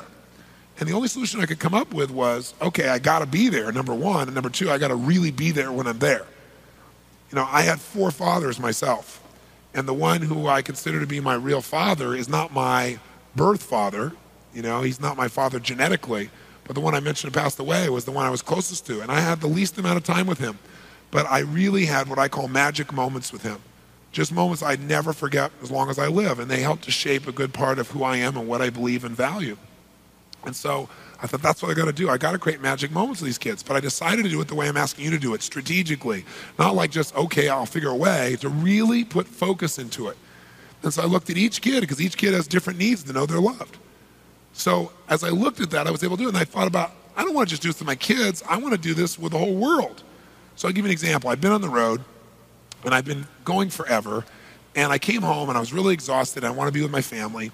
And in California, I have these restaurants called the Chart House. So we go to the Chart House that night, and when we get there, and my kids are there, I'm excited to be with everybody. And that night, you know, we usually get great service at the Chart House, but that night, I get the most extraordinary service you could possibly imagine. I mean, have you ever had a waiter or waitress that is so happy, so alive, so loving, so wonderful that, like, you can't wait for them to come back to the table to get another hit off of them? How many have ever been there? Say aye. So if you remember what that felt like, this kid comes over and he is just a total joy to be around. I'm thinking, this is wonderful. And he takes care of my kids so well and he's so happy. And I'm thinking, wow, I gotta tip this kid really well. And I thought, well, you know, I could tip him, and I will, and that'll make him feel good for the moment, but boy, I'd love to do something that would be a moment he wouldn't forget on top of that. So I thought for a while, and I came up with an idea. And so when he came over the next time, he walks over and he says, how you doing? I said, excuse me, but I need to speak to your manager. He looks at me and he says, is there something wrong? I said, I need to speak to your manager. He said, well, Mr. Robbins, is there something I can do? I mean, have I done something wrong? Can I help you? I said, I need to speak to your manager. He's like, oh my God, okay. And he goes off. And why have I done this? Contrast. After this, anything will feel good by contrast. So he goes over to the manager, and you can see the manager when he gets the information, right? He's across the room, and he looks over at the table, and you can see his face go, oh God, I got to deal with another one of those. It's one of those things, right? So he walks over like dead man walking, right? And he comes on over here, and he gets the table, and he looks up, and he says, you asked to speak to me? And I stand up, and I said, yes. Do you know who I am? He said, yes, Mr. Robbins, and we all know who you are. I said, you know something? I got to tell you something. I travel around the world. I'm on the road maybe 200 days a year. This is where I live. I come home, I want to be with my family, I want to have a nice meal. So where do I decide to come? The Chart House. I want to tell you something. Every time I come here, I get the most amazing service I can possibly imagine. He goes, I'm really sorry, Mr. Robbins. I really promise we'll fix it. I said, no, you're not listening to me. I said, every time I come here, I get the most extraordinary service a human being could hope for. He's like, oh, thank you. I said, but tonight is an exception. And he goes, oh. I said, this kid, what's his name? He said, Chris. I said, this kid, Chris, I gotta tell you something. I've eaten in the best restaurants in the world. I've eaten in the worst restaurants in the world. I have seen it all. This kid is the best waiter I've ever seen in my entire life. He goes, I'll be sure to correct him, Mr. Robbins. I promise you, I'll correct him. I'll straighten him out. I said, no. He's the best waiter I've ever seen anywhere. Finest restaurant in the world, doesn't matter. So I had said to him, the reason I wanted to bring you over here was to thank you. Because for us to have that great a service every time, and for you to attract a kid like this, I know whoever manages this place must be an extraordinary soul. And while it just may seem like a meal to you or to other people, I said, for me, this is the time to connect with my family. And to be this supported and this wonderful, you must be one unbelievable man, and I want to shake your hand and I want to thank you. He was like, oh my God, thank you, Mr. Robbins. You know? And then he looked at me and he was like teary-eyed. And I said, I mean it. I said, I do all this stuff to tease you so you'd really hear me when I told you what I really want to tell you. And I said, I really want to thank you. I mean, from my heart. And this guy, you could just see him, he just blossomed, you know. And then he looked at me and he said, Don't worry about Chris. I'll be sure to correct him. So sure enough, as he leaves my table, he walks like this. And he points at Chris and goes, and he's got this look, and Chris is walking up like this. And as he does it, all of a sudden you can see him talking to Chris in the distance, and also you see Chris go from this to, and then, right? He's like totally juiced, right? Because what I also said to him is I said, this kid, Chris, do whatever it takes. I said, I got to tell you this too. Keep this kid. He's the best you got. Give him more hours. Give him a raise. I mean, you're insane, and I know you're not insane to be this good a manager if you don't give this kid a raise and if you don't do it now. Grab this kid and keep him, right? So he's going all this stuff, right? He's all jumping up and down, so I figure something good's happening. Meanwhile, I turn to my daughter here at the table, and I said, Jolie, I said, ask the people at the table next to us what kind of service they got from this kid, because he was serving them too. And I said, if they get said that it was good, don't bother. But they say it's great or outstanding or something like that, tell them that what we want to do when he comes back across here is we want to stand up on our chairs when he comes back over here in the middle of the restaurant and give him a standing ovation and scream his name, Chris, Chris, Chris, Chris, Chris, the whole time. Because, oh, Dad, don't make me do this. I said, Jolie, do it. Right? So she goes over and says, my dad wants to know what kind of service you're getting. And oh, unbelievable thing. Well, my dad wants to stand up on our chairs and clap and stuff. And they're like, and this one woman at the table said, we'll do it. She obviously was the woman with leverage at that table, right? So sure enough, Chris, he gets whatever news he gets. He's euphoric, man. He's like climbing over to us, right? You know, skipping and stuff, right? And when he gets about 2/3 of the way across, I go, now. And we all jump up in our chairs in the middle of the restaurant, nice restaurant, and go, yes, Chris, Chris, Chris, Chris, Chris. And the whole room starts, the whole restaurant turns and looks, and he's like,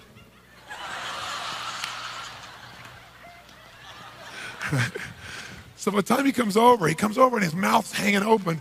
And he said, you guys are so great to me. Oh, my God. And he went on and on. He was like near teary-eyed. He said, why'd you do this? He said, my boss just gave me a raise. You know? He said, you told him he should give you a raise, and he agreed.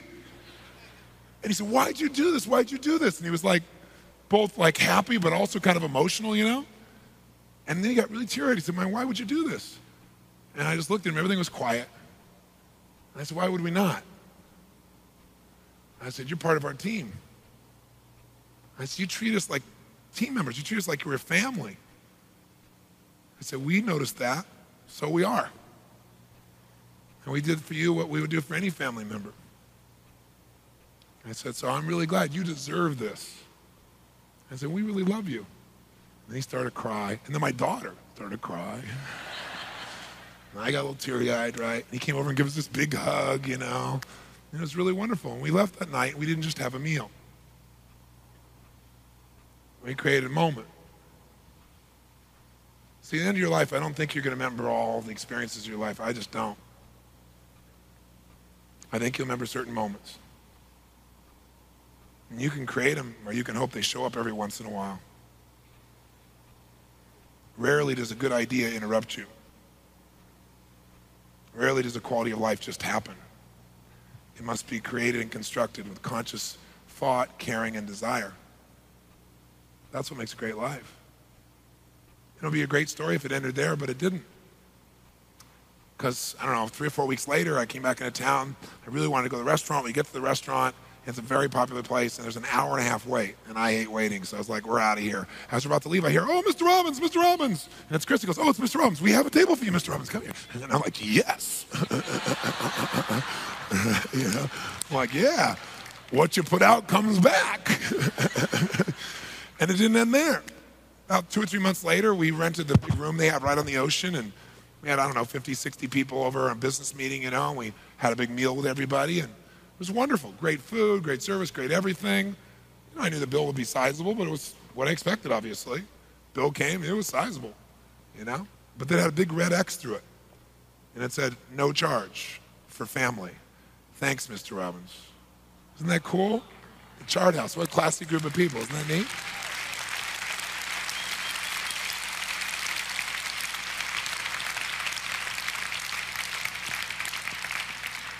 Class act doesn't end there. My daughter at the time, I think, was about 14, 15 years old. I think she was just turning 15. And she was getting concerned about having a car. Now, I don't know if you have the same challenges that I do in this area, but I grew up with absolutely nothing. Since I've earned everything I have in my life, including all my economics, I have a great deal of pride because I built the muscle myself. No one gave it to me. So I have some self-esteem that comes from that. And I want my kids to have that same self-esteem, but I also would love to just spoil them because, geez, I can. I could give them any car they want, there's no question. So I'm torn. I don't know if you have that experience too, of like wanting to help, but wanting them to have the growth. It's a tough place to be. So the way I try to resolve that is, I try to get them to earn important things, and if they do a good job, I usually just throw it in anyway. Or sometimes I just surprise them and do cool things and spoil them for the moment, and then back up later on and have them earn something else. And so when my daughter wanted, she knew I'd get her any car, and I said, I will not buy you a car under any circumstances. You must earn it. So I said, here's what you do. If you stay a straight A student in school, I'll give you this much. I will double whatever you earn working for somebody else if you stay a straight A student. That'll get you your car much faster. If you're a straight A student and you become an entrepreneur, I'll loan you $1,000 to start your business, and I'll triple whatever you make as your profits, right? Well, she didn't want to be an entrepreneur, so that was okay. So she wanted a job, but the thing she ran into at 14 is nobody would hire her, right? Just turned 15, I think. You have to be like 17 in most of these places to get a job, places she wanted to work anyway. And one of the places she really wanted to work was the chart house because she just loved that environment and serving people and so forth, and you had to be 17 to be there. Of course, those are the rules for non-family members. So next thing I know, my daughter's working there, right? She's the hostess and everything's cool. We really are visiting family whenever we go there, right? Doesn't end there. While she was there, Jolie met her first real boyfriend. And she was 15 and he was 21, and I had to show him my gun collection. But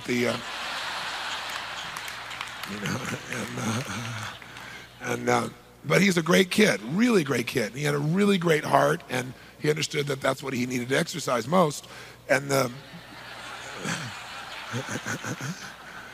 and he was really into the arts and entertainment, and he really got Jolie interested in what she later became, which is an actress. She's been on Broadway, and she actually was on a TV show last night. And he's the one who really got her interested in all this stuff. And he was really a wonderful man with really great values. I kept pointing out that he was a man, however, but still. The bottom line is it was really wonderful. And I remember one day Jolie came home, and she was like, people are when they're totally in love. Ha, ha, ha. She's dancing and singing, and, everything is wonderful, and what's going on. I'm so in love, right? So in the middle of this, I said, hey, Joe, what made all this possible, this magical relationship you have with him? She said, we looked across the salad bar. I said, yeah, I understand that, but I mean, what made that possible? She went, what do you mean? I said, how come you met him? She goes, well, I met him at work. I said, huh? And how did you get that work? And she thought for a moment. And then she got really teary-eyed. It was really emotional. And she said, oh, my God. It was that day when we acknowledged Chris, huh? I said, that's right, honey. I said, the chain never ends. When you do something good, the chain that comes from it never ends. You may not notice it, but it never ends. I said, because you were loving and warm to this man and did something that felt a little weird, that led to you working here, and your working here led to you meeting this man, and meeting this man has led to this great love affair you have. I said, so maybe standing up on a chair and clapping Chris, Chris, Chris was not such a bad thing. Just give me a big hug. Story didn't end there. Chris came to work for Robbins Research. Many of you in this room actually work with Chris. He's one of our PARs, one of the people that works with our account representatives. And many of you in this room are here because of him. His name is Chris Hendrickson. And he's one of the top people in our group as well. So look at Chris.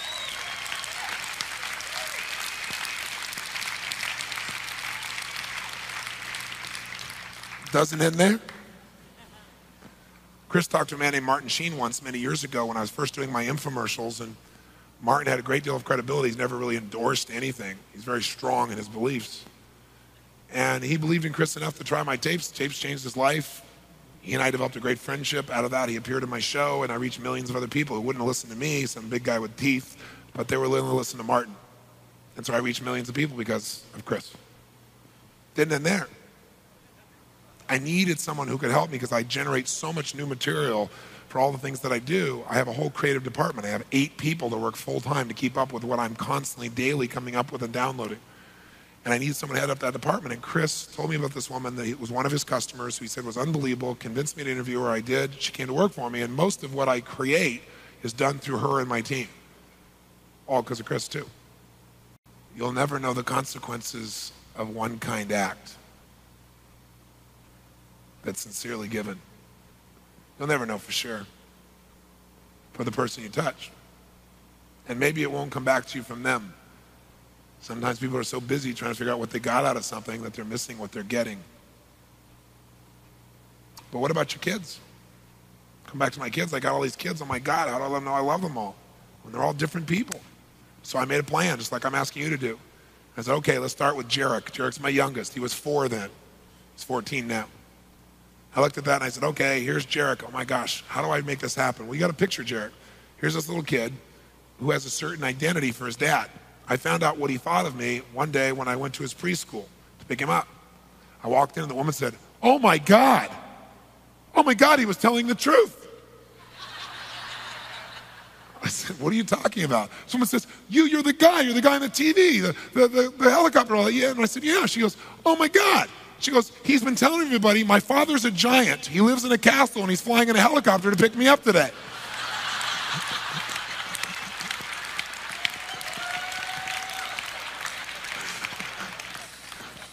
I thought, okay, I got a good picture of how he perceives his dad, right? So then I'm thinking, okay, how do I make him feel totally loved? Well, not the way I would do it. His strategy is different, right? Everybody's different. If you love them, you want to meet it their way. So like, telling him he's loved, that doesn't quite do it. Hugging him he likes. What he really wants to do is just hang out and do stuff that I don't like to do, right? He wants to go in the back of the yard in the dirt. This is not high on my values list, right? But I know it's what he loves, right? He wants to make up these games. So I go, okay, that's what I'm really going to do. And I'm not only going to do it, but I'm going to enjoy it. I'm not just going to do it to do it. I'm going to enjoy it. I'm going to find a way to enjoy it in a way that's good. Because he'll notice if I'm not enjoying it, right? So I decided, all right, I just need to become a kid again at a really young kid level, right? So I go out there and we're doing this, and bear in mind, you know what he thinks, I'm a giant, right? So he goes, Dad, here, throw this rock. I said, son, it's a boulder. He goes, Dad, you're a giant, you can throw it. Okay, son. Right? Remember with the back, it's okay, I love my kid, right? So at the end of this day, I say to him, I said, you know what? I said, we need to go to the toy store. He said, why? I said, because you need to have a new toy. He said, you're right. So we go to the toy store, and he and I at the toy store are like, did you ever see the movie Big? That's my son Jarek and I in the toy store, because we go around, I love to play with everything, right? He and I play for an hour and a half before we buy anything. So then we're at the front desk, and I said, okay, look, here's the deal. You've been a good kid, so you can have any one toy, not more than one, any one toy in the whole store. I don't care what the toy is, because you're so good. But only one. So think clearly which one you want. Go get it. I'll wait here. Meanwhile, I've picked out several toys I want to play with that I hope he picks, right? This kid's decisive, man. He's not even gone for 3 minutes. He knew exactly what he wanted. This huge toy store, he knew exactly what he wanted. He comes back, it's behind his back. I said, what'd you get? He goes, a plastic rake. A rake. I said, son. I said, what's this? He goes, it's a rake, Dad. That way you and I can go out in the front yard and rake for hours and hours. Oh boy, son, wonderful. Right? But you know what's interesting? We went out there, it's what he really wanted. I was crushed. I worked all these years, so I don't have to do that crap anymore, right?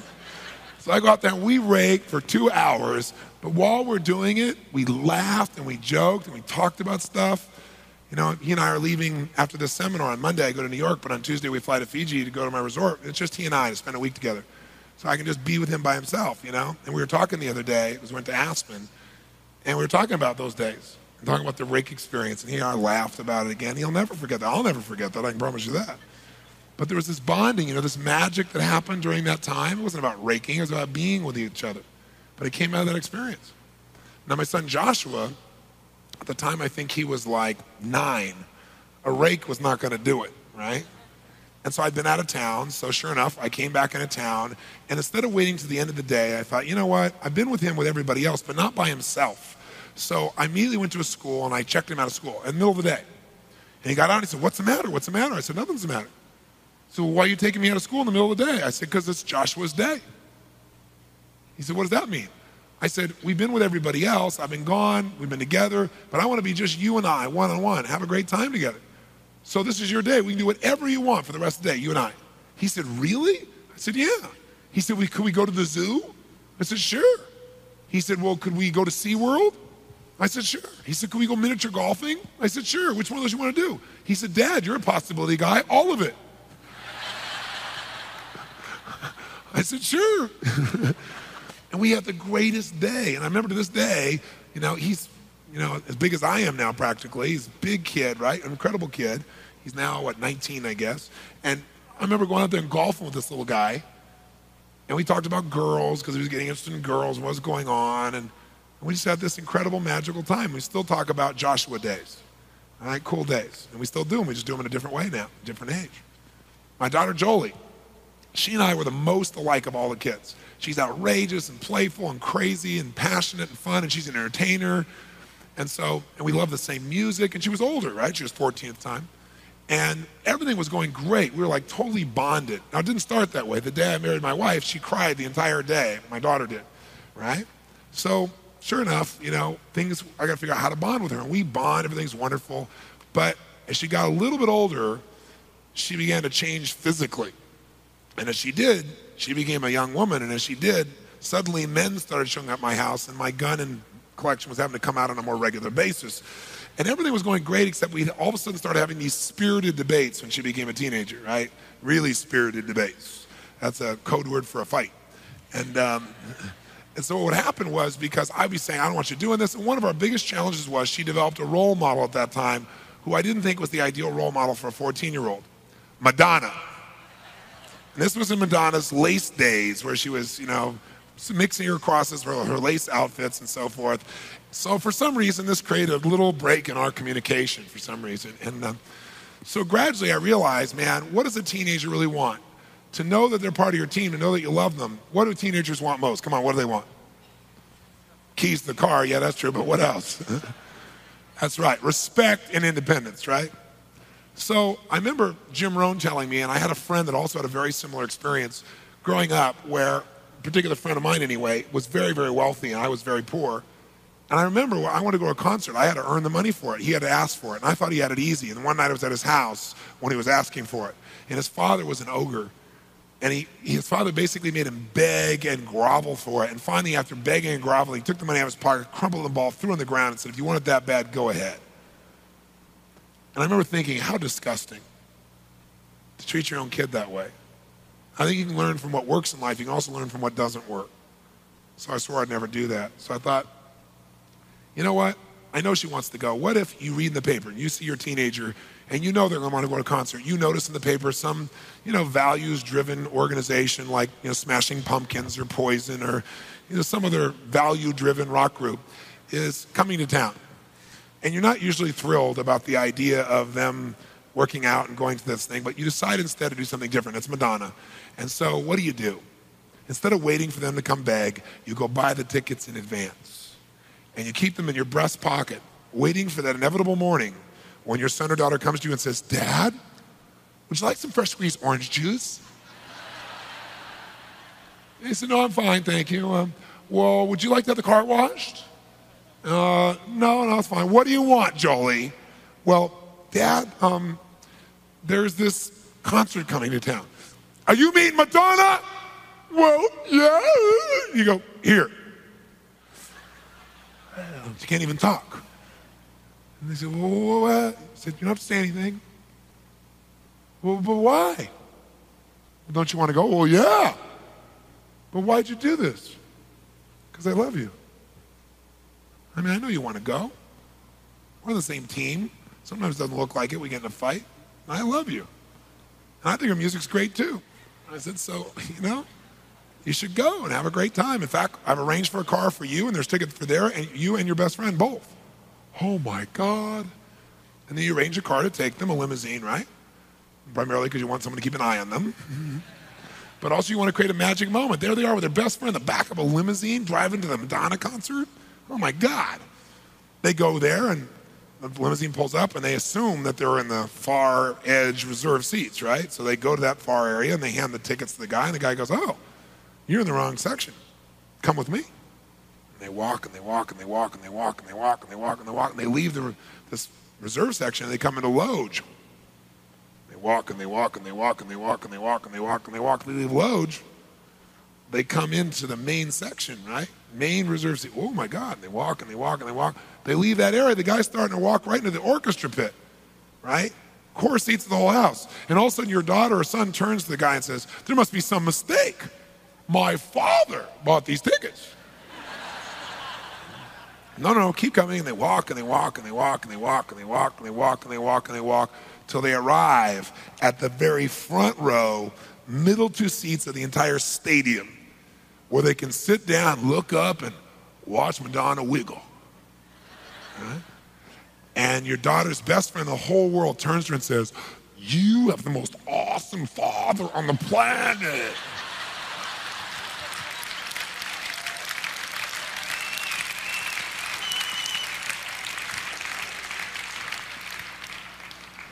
So you got to decide. Are you going to blast through your life and forget what you really love? What you really, really live for? Because you're busy trying to achieve something. Or are you going to do both? Live fully and blast through everything you want to achieve too. The only way you do that is if you understand team. Inner team is the most important thing. So that's my challenge to you, is to make it the most important thing, including, by the way, the team inside of you. Because for years, I took first 7, 8 years of my career, I didn't take one day off. I worked 7 days a week. That was it, because my whole identity was, I don't stop. But I've also learned through lots of pain that if you just give to everybody else but yourself, pretty soon you're empty and you got nothing to give back. And so I learned gradually to really give myself things, give myself time, give myself little events. And I want you to do that. So I have one other assignment for you. And that is, I want you for the next 4 weeks to promise me one thing. Besides coming up with your plan to take care of your team, that you come up with a plan that gives you 1 hour a week for the next 4 weeks where you do something for you that you normally will not do for yourself. I don't know what it is. Everybody's different. Maybe it's just a walk on the beach or a walk away because you never give yourself time by yourself. Maybe it's buying yourself something you would never do because you go, oh, that's stupid. I don't need that. Do it anyway. Because I'll tell you what will happen. When you give to yourself, you'll have something to give to others. You know, the Bible says, love thy neighbor like thyself, which presupposes that you would love yourself. That's not a very popular thing because most people who pretend to love themselves really don't. They don't really love themselves. They hate themselves. Giving to yourself is a gift that when you give to yourself and you're so much happier, so much more alive, you're able to give to others. Maybe a part of you wants to sing. I mean, you're not a singer. You're a businessman, for God's sakes. And you've never sung in your whole life. But as long as there's a part of you that really wants to sing and you don't do it, you're not going to feel whole. So if you just take 1 hour a week and you never sing in public, it doesn't matter. You just learn to sing. The joy it'll give you will show up in your next business deal. It'll show up in the way you treat your kids. You know, you want to dance. Where am I going to dance? Who cares? Go do it.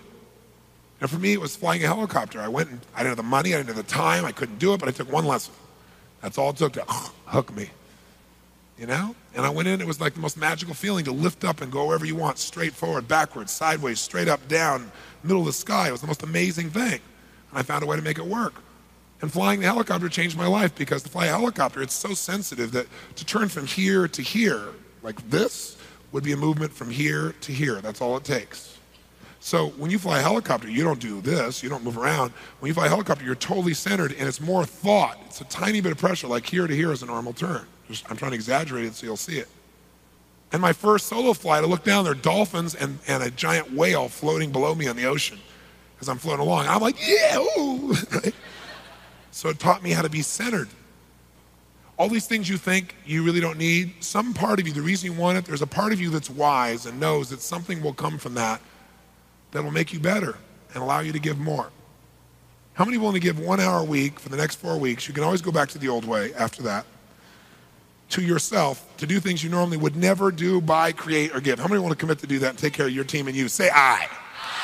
And make sure you really do it. You don't just say I. And it doesn't have to be something huge. It can be something simple. Something really little, but for you. If you take care of you, you won't feel sucked dry and you'll want to give more to other people. You don't take care of you, you'll start to resent some of the people around you who you've been giving to. They didn't ask you and demand it from you. You gave it yourself. And the last thing I'll say on this subject is this. If you really think about life, think about what a quality life is about, You got to think that ultimately you got to take care of your team. You got to take care of the team inside of you, but you got to join a team that's going to challenge you. Because some people think a friend is somebody who just accepts you the way you are no matter what you do, and I don't agree with that. I don't agree with that. I think it's a real friend, somebody who loves you so much they'll tell you what's going on. They'll be straight with you. It's easy to just appease someone. I don't want a friend that's going to take joy out of beating me up, but I want a friend who cares so much for me that if all of a sudden I start to say something, they pull me aside and go, you know what, Tony, that's bull. You're better than that. And because I love you, I can't let you say that because you'd be tarnishing the name of my best friend. Right? You can't look yourself in the mirror and not do this.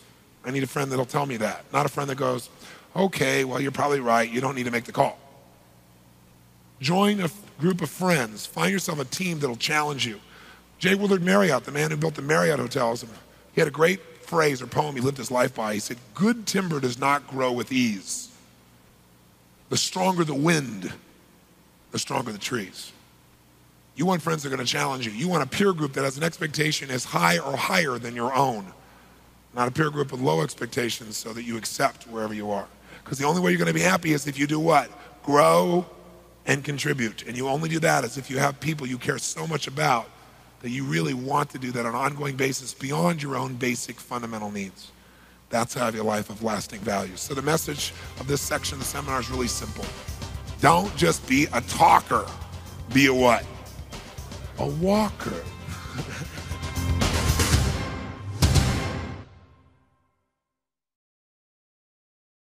So what I've learned over the years is that if you really want to be an effective communicator, what you really got to learn to do is have enough flexibility that you can change modes quickly. So that if a person is in any mode, doesn't matter what mode they're in, you can enter their world rapidly.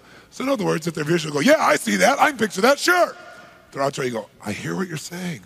Hey, that clicks for me. And if they're kinesthetic, you can go, hi. No. In fact, if you're really going to be effective, you must become what I call the totally integrated man or the totally integrated woman. Here's the practical value. Let's think about something here. Success in life comes from recognizing patterns. Patterns. Pattern recognition is what gives anyone an advantage in life. At the most basic level, most of you, if you had to leave this room immediately, know how to get out of here because you recognize patterns, not because you've been through those doors so many times, but you recognize there are only so many doors and you've learned, some you push, some you pull, some you twist, so you know how to get that result because there's only so many patterns.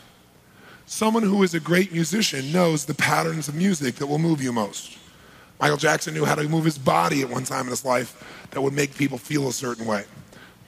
We won't go any further than that. Okay? So anyone, Michael Jordan understands the patterns and he's on the court, he knows what's coming at him. And he can anticipate it. He has superior pattern recognition.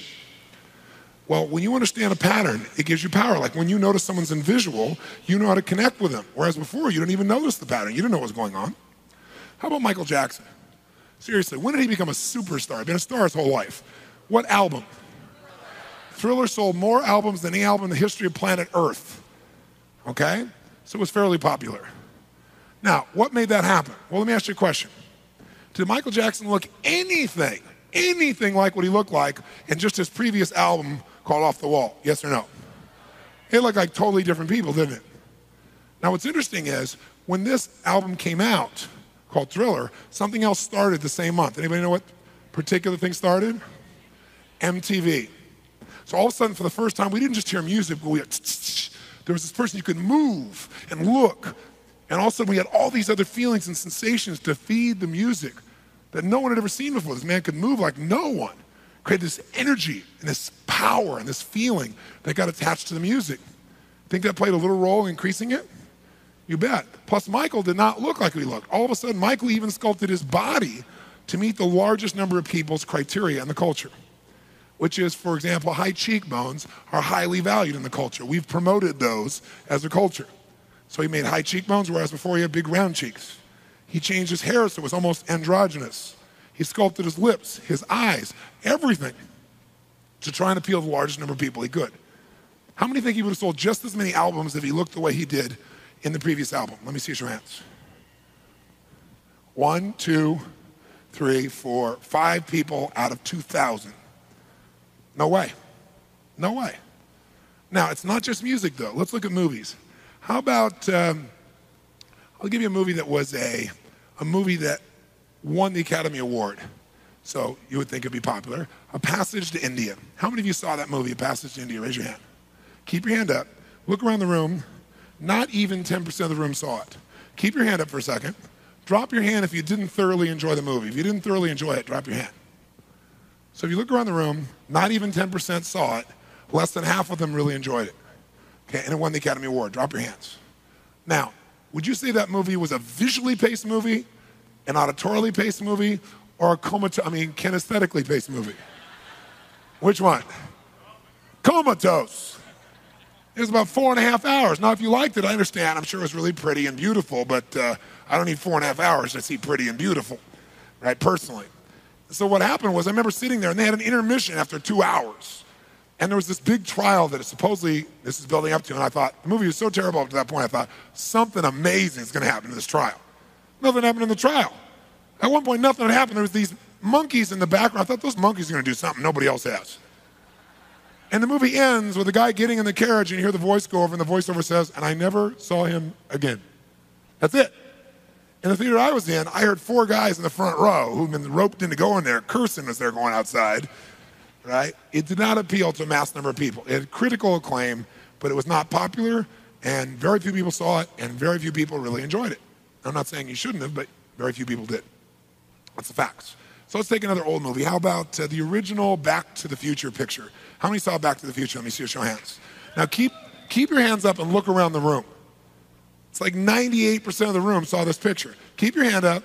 Drop your hand if you didn't thoroughly enjoy it. If you didn't thoroughly enjoy it, drop your hand. Almost all of you saw it. Almost all of you said you thoroughly enjoyed it. That's interesting. Well, let's see if there's a pattern here. Was that a visually paced movie, an auditorily paced movie, or a kinesthetically paced movie? Which one? Which one? How many think it was all 3? Yeah, it was like, ba-boom, and all of a sudden the time machine exploded, and that crazy professor walks around in a total visual mode, right? And then there's all the auditory jokes. Okay, if you're from the future, who's the president? Ronald Reagan. The actor? Right? And then there's those kinesthetic moments, like when his mom was trying to hit on him. Ooh. Remember that? Ooh. Feeling, right? So all 3 are in it. So all 3 are in it, and it had tremendous congruency in all 3 modes. Really visual, really auditory, really kinesthetic in points.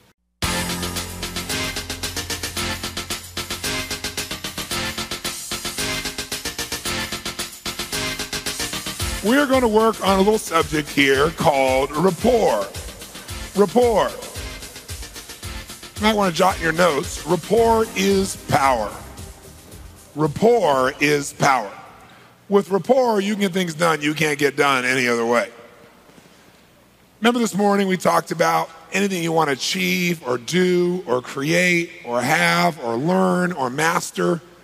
There's somebody else out there who could help you do it faster. They know people, they know situations, they have resources, but they're not going to want to help you unless you first meet their needs. And you're not going to be able to meet their needs if you don't know what they are, and you're not going to know what they are unless you first get a relationship of rapport. Rapport means a relationship of responsiveness. When people are really responsive to each other, they have rapport. If you're going to have an intimate relationship, you have to first have rapport, at least in most people's cases, right? So rapport is a fundamental skill set of any human being that's going to really be happy, is going to be fulfilled. So we look at it from that perspective. The question is, how do you get rapport with just about anybody in the shortest period of time in the most fulfilling way? Well, the obvious way to start with is really caring. I mean, there's no faking sincerity and really getting associated with that. But there are some skill sets also that will cause people to feel connected to you in a matter of minutes, and also cause you to feel connected to other people who maybe normally you wouldn't have felt that way with. Now, if I said to each of you right now, I want you to go outside, go to a local restaurant or bar, meet somebody, and develop rapport, how many feel like you could do that pretty quickly? Say aye. Of course you could. How would you do it? You meet somebody, and you probably start a conversation where you would ask them a few what? Questions. Questions like what? What's your name? Where are you from? What do you do? Do you come here often? Sarah, that's not a good question. And what's your sign is right next to that one at the same level of quality, okay? So now, can you ask a series of questions and still have the conversation kind of just die? Is that possible, yes or no? Oh, yes. So one of the things that we've got to look at then is when you're communicating, questions don't create rapport. Questions are a tool you use to dig for that thing you believe will create rapport, and that is you're trying to find something in what? That's right, something in common. So you might want to make a note. Rapport is created by a feeling of commonality. Rapport is created by a feeling of commonality. When people feel like they have something in common, that's when rapport really is ignited. So conversation is going back and forth, and it's really not going anywhere. And then all of a sudden, you say, well, I got to go. I got to, catch my helicopter and do this. Helicopter? You fly helicopters? I fly helicopters. Oh, my God. Have you flown one of these? Have you done this? Energy. Or, yeah, I got to go. I got to go see Mary Sue. Mary Sue? You know Mary Sue? Hey, I know Mary Sue. Hey, how do you know Mary Sue? Right? Rapport. Right? So what happens is there's a spark when people find something in common. In fact, the challenge is that most people try to get rapport by finding something in common through words. And the problem with words is they don't always work. So what happens is words don't necessarily do it. I mean, what if you walk into a restaurant or bar and you meet somebody and you go, hi, what's your name? Where are you from? Why are you here? What are you here to do? And the person says, my name's Habib. I'm a terrorist. I'm here to kill people. We're going to say, amazing. Me too. Right? Now, see, words don't always work. But there is something that always works. And that little thing is something called matching and mirroring. Matching and mirroring. So the bottom line is, here's what occurs. Matching and mirroring is this concept that comes from a man named Dr. Milton Erickson. How many have heard of Dr. Erickson? I'm curious. Erickson's a genius. He was a medical doctor and a hypnotherapist, probably one of the greatest therapists in the world. People would go see other people to create change, get no change for 5, 6, 7 years. They'd see him for one session and it was handled. And the reason he was so good is when you came in to see him, he'd be sitting here, and if you came to see him, he got rapport with this part of your brain we call your subconscious or other than conscious mind. Now, what is the subconscious or other than conscious mind? It's the part of your brain that makes your heart beat 100,000 times a day without thinking about it. It's the part that basically guides everything. If you've ever tried to make a change and it didn't last, it's because you tried to make the change consciously, but you didn't deal with your unconscious needs. So you got to get those things aligned. What Erickson was brilliant at was how to get rapport in seconds with your unconscious, so you felt connected to him. And so you came in to see him and you said, Dr. Erickson, I've tried everything. I mean, this is a waste of my time. It's a waste of your time. I need to go. He'd look at you and go, come on. You haven't tried everything. It's not a waste of your time. And you're already here. So let's just do it. And people go, I like him. Something about this guy I like. I know what it is. He's not over the top. He seems sincere. He's not a hypester. Something about him I really like. Because he was just like who? They are. I mean, think about this. People like people who are like whom? Like themselves or like how they want to be. That's who people like. If you came in to see him and you said, Dr. Erickson, I've tried everything. I've done this and that and this and that. I'm telling you it's a waste of our time. It's a waste of my time. He'd say, sit down, and I want to tell you something. You may have done this and this and this and that, but you've never done this. It's not a waste of your time. You sit down, we're going to handle this. The guy goes, hey, I like this guy. He's got some spunk, man. He's got some passion. I think he'll get something done. Because we like people who are like us or like how we want to be. I mean, think about it. Somebody would say opposites attract. Bull. Opposites, you may be opposites in some areas, but you have to have similarities to be attracted. Things that you want. You might say, well, I know this couple. He's filthy and she's clean, and that's what makes the relationship work. Well, maybe what makes it work is they share the same belief about a man and woman's role in a relationship. That's the same. That's mirrored. Maybe they have the same religious beliefs. Maybe they have some similar background. And what's different are the things you're noticing. See, when we say we're having differences with someone, doesn't mean we're in or out of rapport when you say you're having differences. Which one? Out of rapport, right? Try this. Think of someone you really, really like a lot. Someone you really, really like a lot. A lot.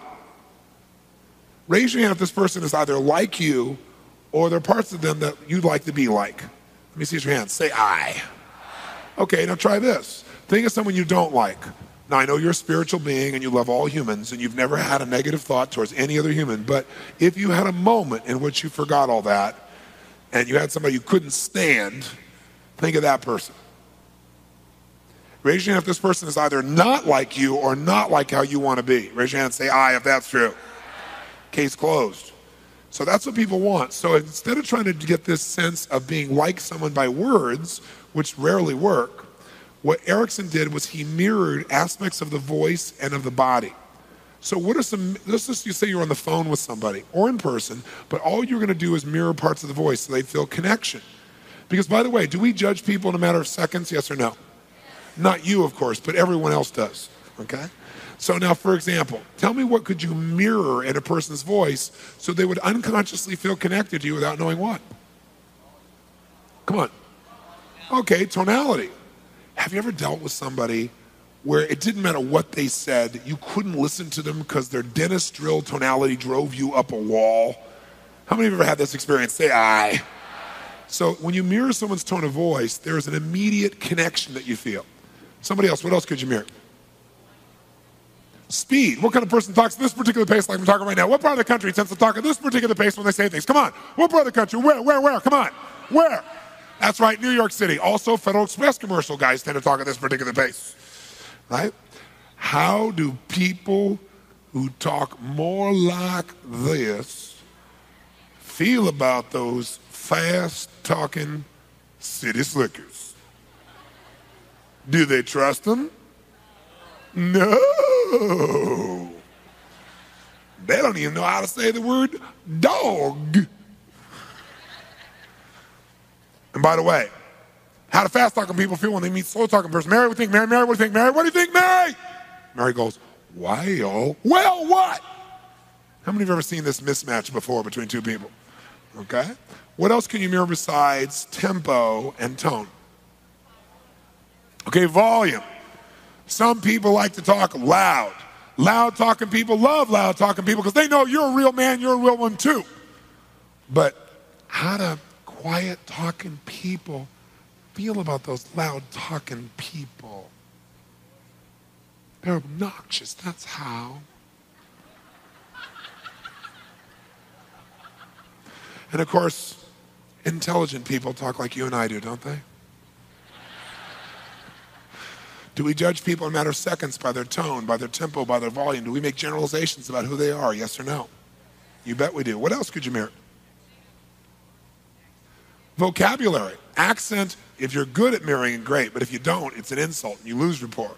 But if you can accurately do it, it's okay. But what somebody just said is words. People have certain key words they use a lot. If you mirror back those words, you're going to get total rapport because they're going to feel really heard by you. If you're in real estate and you say, someone comes to you and says, I'm looking for a magnificent home. You don't want to say, oh, I got a fantastic place to show you. Because maybe for you, magnificent and fantastic are the same thing. Like you think dog and think German Shepherd, but they're thinking mastiff. So you're better to use their word, dog, or magnificent. And what will happen is they will feel really heard and they'll be connected to you. If you use their same language, they'll know you're intelligent too. All right? What about the body? What could you mirror in the physical body if you're in that person's presence that would create rapport? Okay, posture. If the person's more relaxed, be more relaxed. They're more upright, you can be more upright, and there will be rapport. Now, I want to point something out, though. So you can mirror someone's posture, or let's say leg position. You'll get more rapport by this position in terms of the person feeling relaxed and connected to you than by all the words you could ever say to them. How many follow that? Say aye. What else could you mirror in the body besides posture? What else? Come on. Facial expression, and most of you do this, don't you? If someone's all animated telling a story, do you sit back like this and look at them while they tell a story? No, you look back and make the same stupid look back. All right, what else? Okay, gestures. Watch me for a second. If you're communicating with somebody, and as they communicate, like when they're really making an important point, let's say they make a funny little gesture, like they go, well, I think we ought to do it this way, and they make this funny little gesture when they're making the most important point. Then when you go to say something, say, you know what? I totally hear you on that. That's a good point. I'm curious, though, what if we did it this way? What do you think? And you make the same gesture, and you watch them, it's like, a friend. And they get excited. You think I'm kidding. If someone's telling a story, and they go, well, we did this and this and this, and you go, really, this and this? They go, oh, yeah, and they get better at telling their story. They don't know why, but they feel connected to you. So you got gestures and posture, facial expressions, Leg positions, what else could you mirror? Eye contact. Now here's an interesting thing. Most people who are in business have been taught that if you are going to let someone know that you're being honest and sincere, that what you should do is make direct eye contact and not break eye contact for at least 45 straight minutes without breaking eye contact. Now, there's a slight problem with this. People like whom? Themselves. What kind of person stares in your eyes for 45 minutes without blinking and doesn't move their eyes at all? Aliens, that's who. Most humans tend to look away. So what you got to do is when they look away, give them the space to look away. Now, if you meet somebody who locks eye contact with you and doesn't break eye contact for 45 straight minutes, you stare right back. They'll know you're an alien too. It'll build rapport. Okay? What else could you mirror? Come on. Someone said touch, absolutely. See, you can get more rapport with some people by touch than by anything you could ever say to them. But you don't want to guess. You're going to go, hey, he looks like a toucher. Hey, Jason, love your hair, buddy. You do that, you could get killed. You touch in totally non-sexual ways. You just got to notice. If Louis comes by and goes, hey, Tony, thanks a lot, and he hits me in the shoulder like this. If I come back to you and I say, it's him and I say, hey, thank you, Louis, and I hit him like this, I'll get more rapport by that touch than anything I can say. Because I'm touching the same way. If you go to shake somebody's hands and you notice some people, when they shake your hands, they squeeze and see if they can, pop a few blood vessels. Other people have a fish handshake, like, hi, right? However they shake your hand, you shake it back the same way, you'll have rapport. If they squeeze hard, you squeeze hard. You're both real men, right? It's more of a fish, you're both fish, right? And what happens is there's a connection that comes from the same kind of touch that you can't get through words, just can't get through words. What else could you mirror? Proximity, that's how close you get to a person. Everybody has a different amount of location or different amount of closeness that they can comfortably deal with. Now the challenge is for a lot of people, what a lot of people do is when they're communicating, everyone has different levels of proximity that they think they need, right? So some people, they don't feel really comfortable unless they get about this close. They go, hi, are you enjoying the seminar? Right? Right? And they usually have bad breath. And when that happens, what do you want to do besides punch them? The minimum you want to do is pull back, but if you pull back, you just broke rapport. So what do? You got to hang in there. But everyone's different. So as you're walking by, you have to use your sensory what? Cue to see how close can you get. So if I start walking up towards this gentleman here, he's fine. Here, I'm already on the edge. Now how do I know that? Because he's chewing his gum and all of a sudden he paused with the gum, right? He wasn't pausing when I was here. I come here. Now if I come here, now his eyes freeze. His whole face is now frozen. This means you're too close. Now maybe standing it would be different for him, but you got to pay attention. Because what happens is you lose rapport by being too far away also. There's no sense of connection, but you also lose it when you get too close. So how do you know how close to get? You use your brain. You notice, walk here, she's comfortable here, I'm on the edge right here. No, don't want to go there, right about here, it's perfect. Okay? So you just get that feel, and you'll notice it. Well, what are you saying, Tony? Are you saying they cross their legs, I cross my legs? They lean back, I lean back? They lean forward, I lean forward. They uncross, I uncross. They pick their nose, I pick my nose? Exactly. No, you don't have to mirror everything a person does to be in rapport. You can just do leg position and a gesture, and you'll be in total rapport. Or you can just do voice, right? Vocal qualities, like their tonality as an example, and tempo and get rapport. Or you can do, eye contact and a gesture, same as them, and you'll get rapport. So you don't have to do all these things at one time. Now, if you think people are going to notice when you're mirroring them, number one, they won't. Number two, and the reason they don't, by the way, is because it's something you already do. But here's the problem. Most of you wait till you get enough words in common, and then finally you put your voice and body in common. But words don't always work. If you go and put your body in common, if you mirror that, no one you meet will you not have rapport with. I mean, no one, as long as you really mirror them. No one.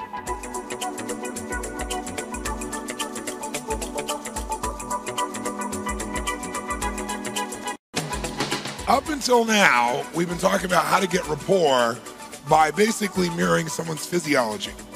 But we're leaving out the auditory in terms of any real focus. So what we want to do now is we want to make sure we add the auditory and also give you a shortcut. So when someone's coming towards you, you don't have to stare at them all of a sudden and go, see, what are they doing right now? They're doing with this their hand and that with their face, because it's too complex. So I want to give you a really good shortcut that'll immediately give you an experience of this. The shortcut's really simple. It has to do with understanding the human nervous system. Now, we all know that in order to take information in to our bodies, into our minds, we have 5 senses to take them in. What are those 5 senses? Quick. V for visual, A for, K stands for what? Anybody know? Kinesthetic, which means feeling, sensation, etc., right? Those feelings. O, which stands for olfactory, and G, which stands for gustatory. And gustatory is what? Taste, okay? Now, while we can take everything you experience that makes you happy or sad, anything you learn, anything you have an experience of in life, comes through those five senses. The only way you know anything, at least that we can measure. But when you communicate, you also communicate with those same five senses, whether you know it or not. Now, the truth, though, is, of the five senses, most of us as human beings don't communicate, let's say, taste and smell as primary ways of communicating, although we do some. Our primary way of communicating day to day for most of us is either through the visual, auditory, or kinesthetic. And so here's a neat shortcut. If I said to you that I'm right-handed, as a right-handed person, does that mean I don't use my left hand? No, it simply means I'm going to go here first, because that's my strength within my nervous system. It's stronger. Well, similarly, people develop a strength or a preferred sense from which to take information in. And some people are more visually driven, as an example. Some are more auditorily driven, and some are more kinesthetically driven. Now, we all are all three, just like you use your left hand, but there becomes one that becomes our preference. When a person is expressing a preference, you can identify what mode they're in, and instead of having to look at every little thing that person's doing, moment to moment, here's what they're doing with the leg, here's what they're doing their face, here's what they're doing it, you can begin to say, oh, they're in a visual mode.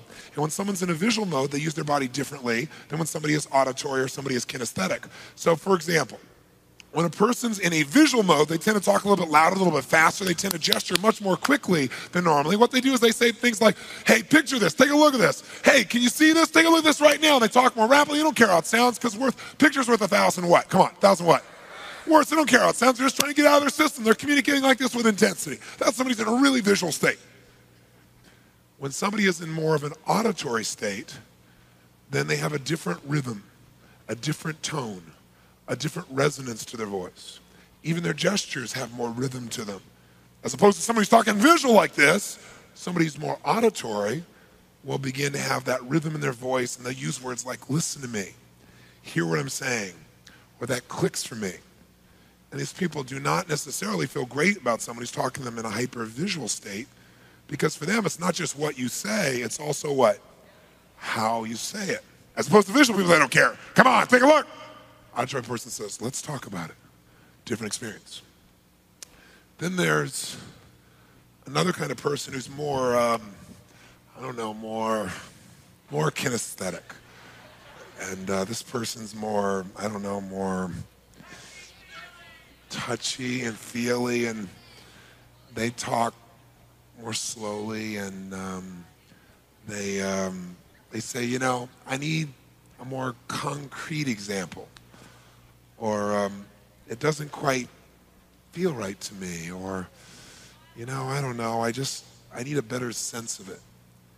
And these kind of people basically drive me up the wall.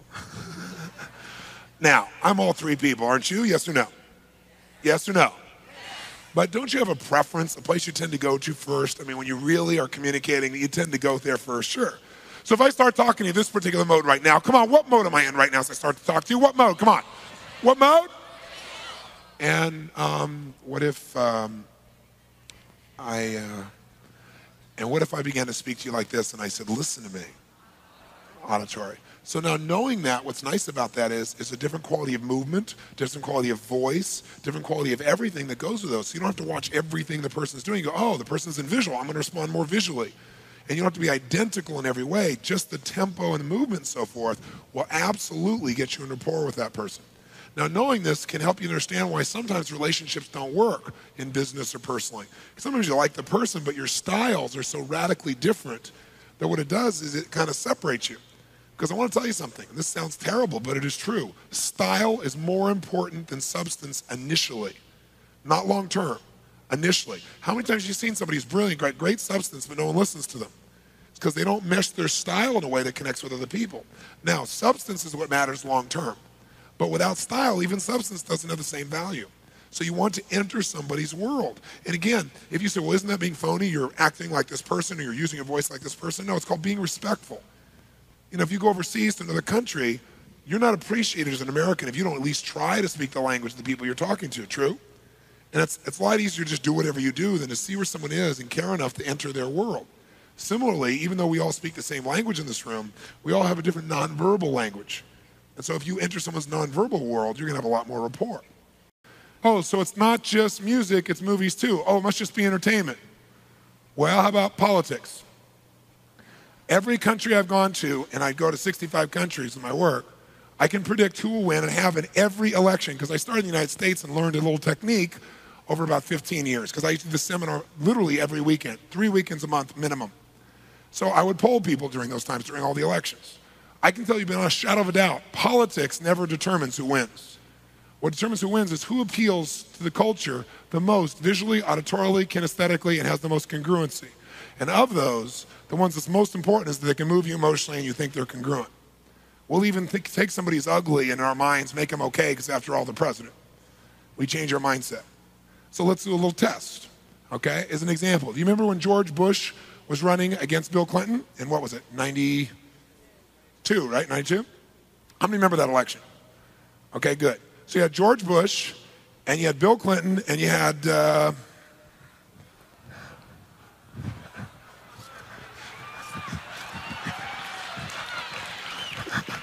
Ross Perot. Now, let me tell you something, right? Now, let's do a little test, okay? How many of you in 1992 thought George Bush was really an attractive man visually? Attractive man visually. 1, 2, 3, 4, 5, 6, 7. About 15 people in 2000. How many thought Bill Clinton, regardless of his politics, was an attractive man visually? Let me see a show of hands. So did the interns. Okay, good. Okay, so about 80%, 85% of people thought he was attractive visually. How many of you thought Ross Perot was an attractive man visually? Okay, a couple blind people, good, okay. Now, so who wins the visual? Quick, who wins the visual? Quick. Bill Clinton, okay, great. Now let's go to auditory. How many thought George Bush had an attractive tone of voice in 1992? Okay, about 6 or 7 people out of 2,000. How many thought his voice was annoying and he sounded like he was whining most of the time? Let me see your hands. Keep your hands up. Now, I know George Bush and I respect him immensely, but his voice sounded horrible. Look at the room. 80% of people thought he had a bad sounding voice, whiny sounding voice, not just bad. How many thought Bill Clinton, regardless of his politics, had an attractive tone of voice? Let me see your hands. Look at this. 90% liked Clinton's voice. How many thought Ross Perot had an attractive tone of voice? Okay, 2 deaf people, that's good, okay, great. So who wins the auditory battle? Quick, who? Bill Clinton. Okay.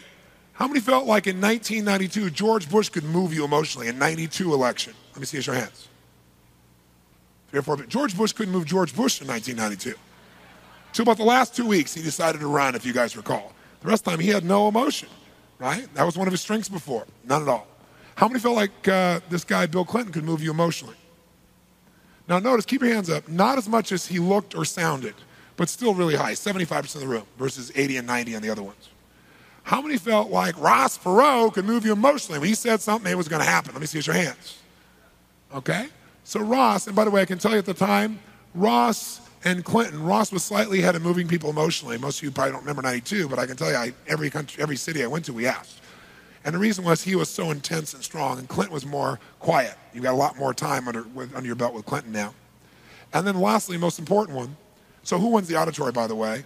Who won the auditory in that area was clearly, kinesthetic, was clearly Ross Perot at that time. Right now, he's about split with his audience. But here's where elections are won and lost. Congruency. How many felt like George Bush in 1992 was really congruent? What he said, he meant. Remember, at that time, the Iran-Contra thing was coming out. How many felt he was congruent? Not even 1% of the room. How many felt like that Bill Clinton with the Jennifer Flowers affair, I didn't fully inhale, et cetera, was totally congruent? Let me see your hands. Bill Clinton was getting destroyed at this level. How many felt back then, before he left the election, that when Ross Perot said something, he flat meant it, he was going to get the job done? Let me see your hands. Now keep your hands up and look at the room. Look at this room. You got 95, 98% of the room believing this guy will get the job done. He's congruent. As a result, who was winning? Ross Perot. He's an old geezer who's going to be the president. It's cool. He didn't sound too good, but that's okay. We'll give him voice lessons. Let's get somebody here and kick some butt instead of one of these politicians. And he was winning till he made the most unbelievable decision possible. In the lead, he quits. And his reason is those Republicans are going to mess up his daughter's wedding. Who could imagine? And all of a sudden, people can't even believe this guy. He's going to be president of the United States. So when he leaves, now here's your choice. A guy that doesn't look good, a guy that doesn't sound good and doesn't feel good and is not congruent, even though he's a nice man, George Bush, versus a guy that looks good, sounds good, feels okay, but's not congruent. So the same day he announced he was leaving the race, Bill Clinton made the most important decision of his political career. He got himself a vice president who people thought was congruent. But in those days, it was Al and I. Remember that? Al and I, everywhere. You never saw Clinton alone. It was he and Al catching a football. He and Al on the bus going city to city. Al and I. This new generation. Remember that? How many think Al Gore's an attractive man visually? Okay? About 75% of the room. How many think he's attractive auditorily? About 30% of the room. How many feel like he can move you emotionally? How many feel, though, that he's congruent, that what he says he really means? Let me see your hands. Keep your hands up. Look around the room. And guess what Clinton scored here? By association, he got congruency.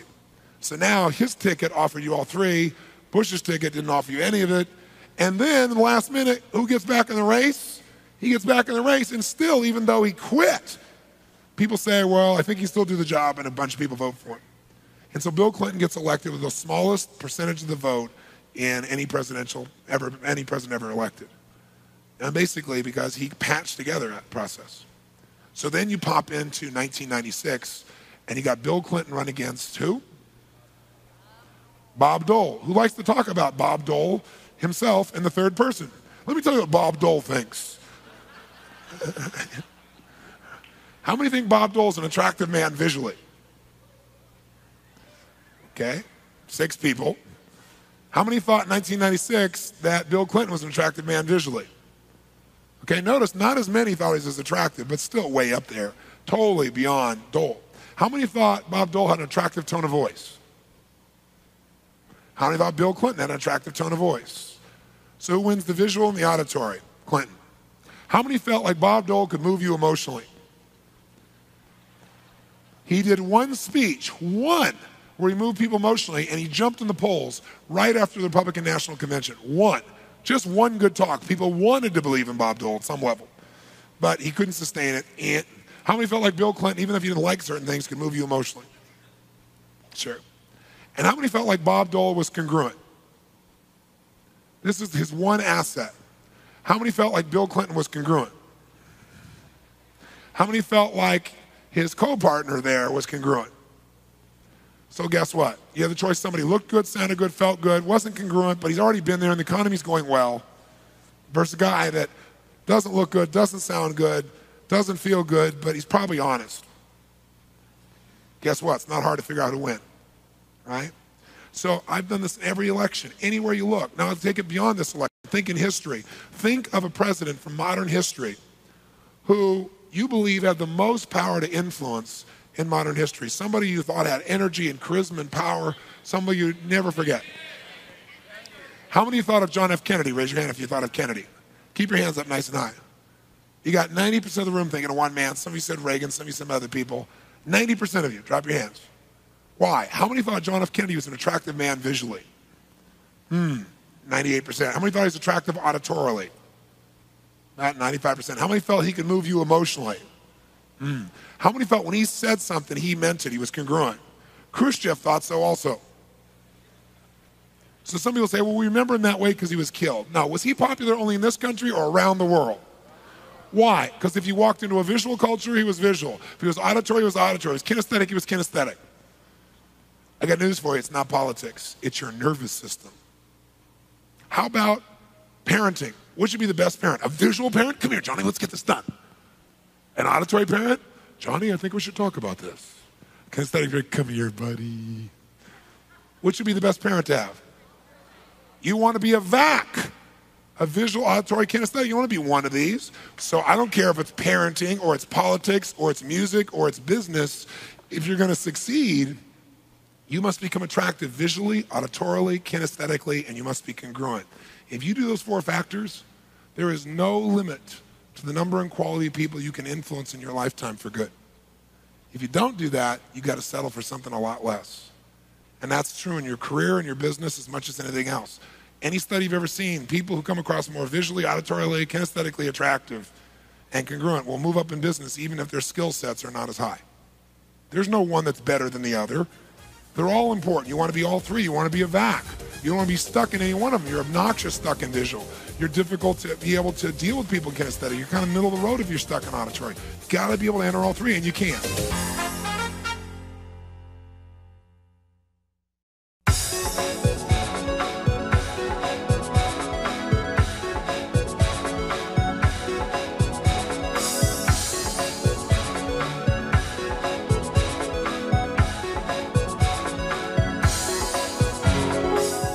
One skill you've got to master to have an extraordinary quality of life living in the day and age we live in today, it is the skill of learning rapidly. And if you can learn rapidly, you got the world at your fingertips. If you can't, you're left in the dust. Because it's a cliche to talk about changes happening so rapidly all around us, but it's also true. We're living in a time where, things used to change over the course of an age or generations. Now an age is about 6 months. Companies manufacture a product that's a brand new innovative product. They used to expect to have a 5-year time period before somebody could knock them off. Now it happens in 3 to 6 months. I mean, the world is changing so rapidly, and there's tremendous opportunity if you're learning rapidly. The problem is none of us have really been taught how to learn. We've learned, but we've not been taught how to learn. Maybe I should first explain what learning is, because if you're not learning something, it's not because you're not smart. It's because the teacher's strategy for teaching is not getting through to you. And you're going to want to coach them so they can get through to you quickly. So let's give you an example. Here's what learning is. If you take a human being, and here's your human being, and you want this human being to learn something. Well, what is learning?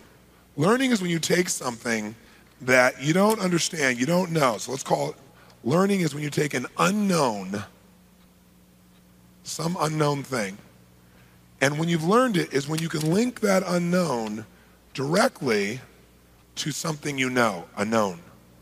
So the way to describe learning is nothing but the creation of a relationship. Learning is when you create a relationship between the known and the unknown. When you connect those 2 things together, instantly you've known. Now let me give you an experience of what I mean. If I come along to you right now and I do this, I go,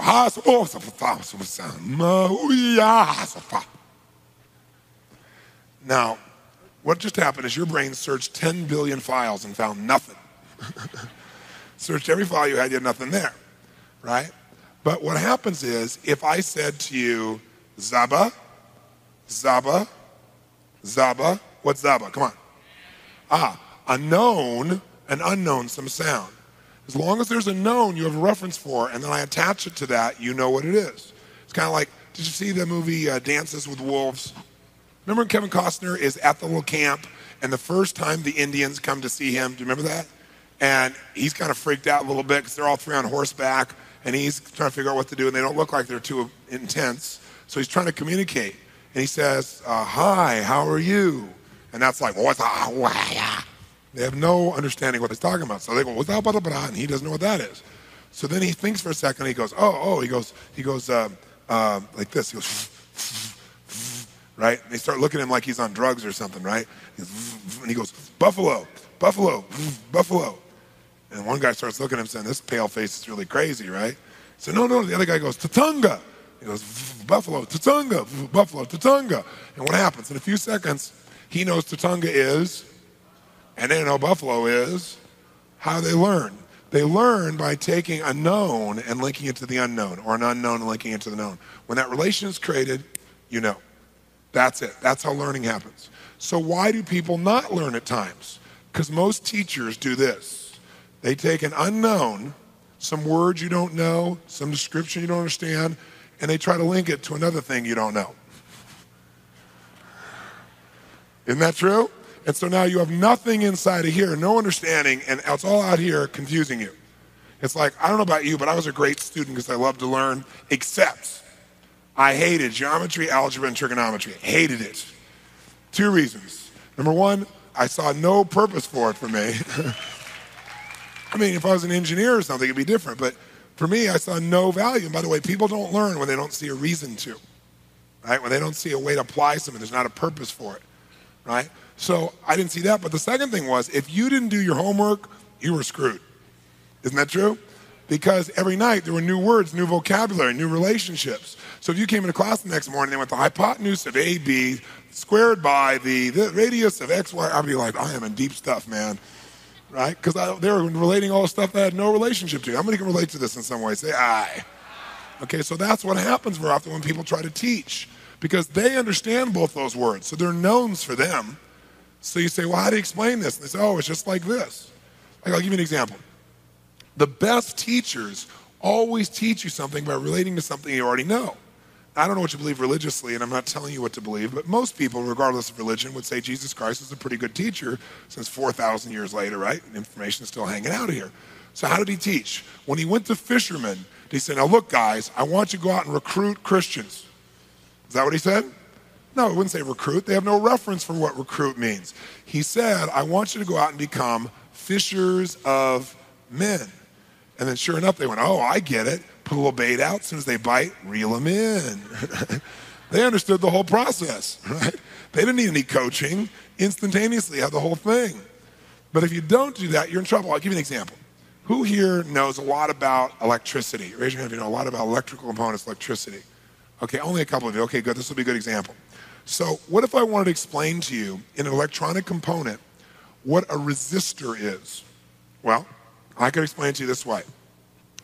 If you understand the function of a resistor, all you have to understand is that wattage and ohms usually migrate together to electrical components until what happens is the oscillation rate expands geometrically, and the resistor causes those to have a wattage that is balanced. Okay? Now, how many understand that? Raise your hand. Raise your hand if you understood what I just said. Raise your hand. What I said made no sense whatsoever. There is no relationship between those things. But I'm glad you think you know what dog means. That's really good. I'm really glad, okay? Okay.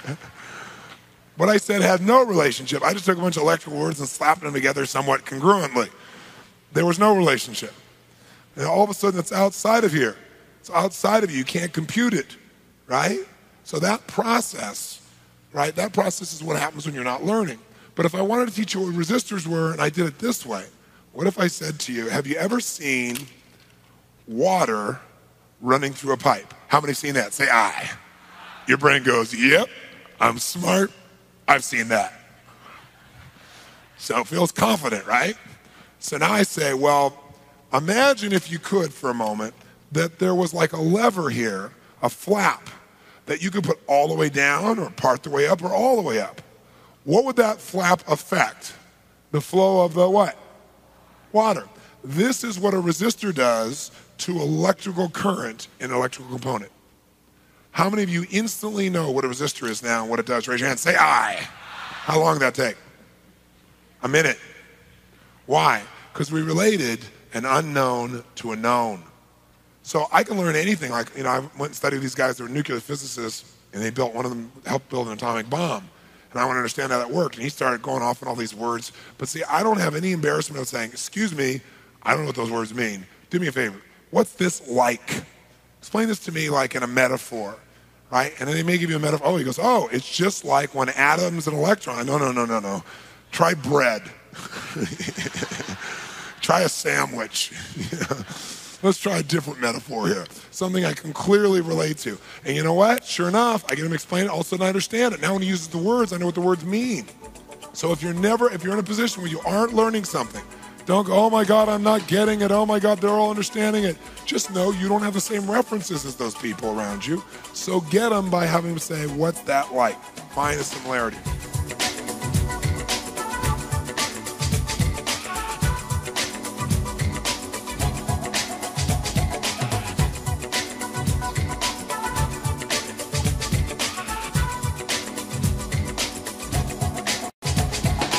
Here's a simple definition of strategies.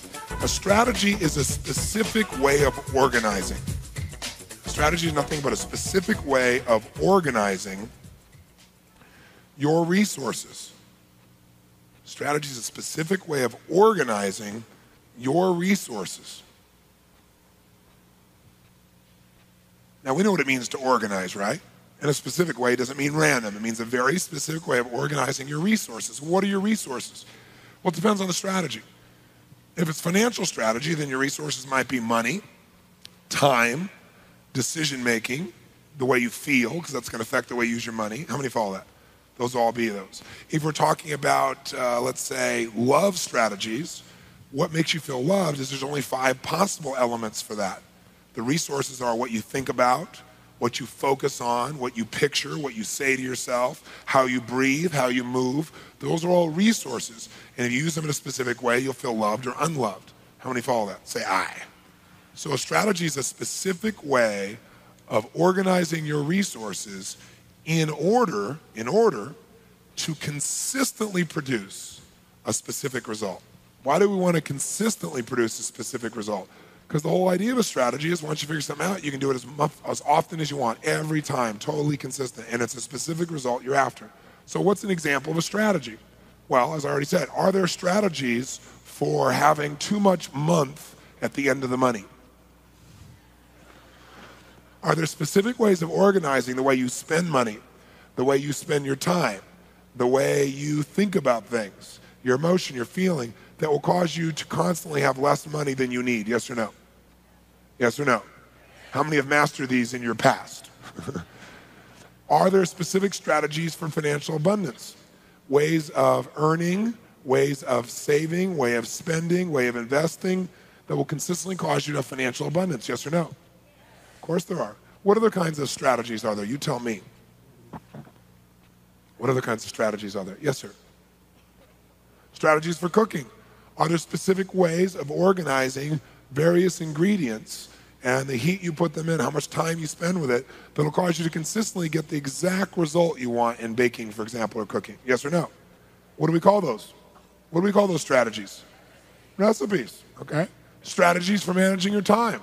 Are there specific ways of organizing what you focus on, where you spend your time, how much time you spend on things in order to consistently feel like your life is being managed effectively? Yes or no? Sure. Are there strategies for becoming stressed? Are there strategies for depression? Is depression a strategy? Yes, it's hard to get depressed. You got to work at it. You got to organize the resource of your breathing and your shoulders and the muscles in your body and your face and what you picture and the tone of voice you use and what you say to yourself and what you imagine to feel depressed. It's a lot of work. Now, if you practice it a lot, you get good at it and do it at will. Okay, but it is a strategy. It doesn't happen unless you do things that way specifically. Is joy a strategy? Is there a strategy for feeling joyful or happy on a consistent basis? Yes or no? What other kind of strategies are there? Athletic strategies, peak performance strategies, ways of organizing, what you think about, way you move your body, what you notice, what you anticipate when you're in a sport in order for you to consistently perform at your peak. Somebody else. Attraction strategies. Listen, when you get attracted to someone, it is a strategy.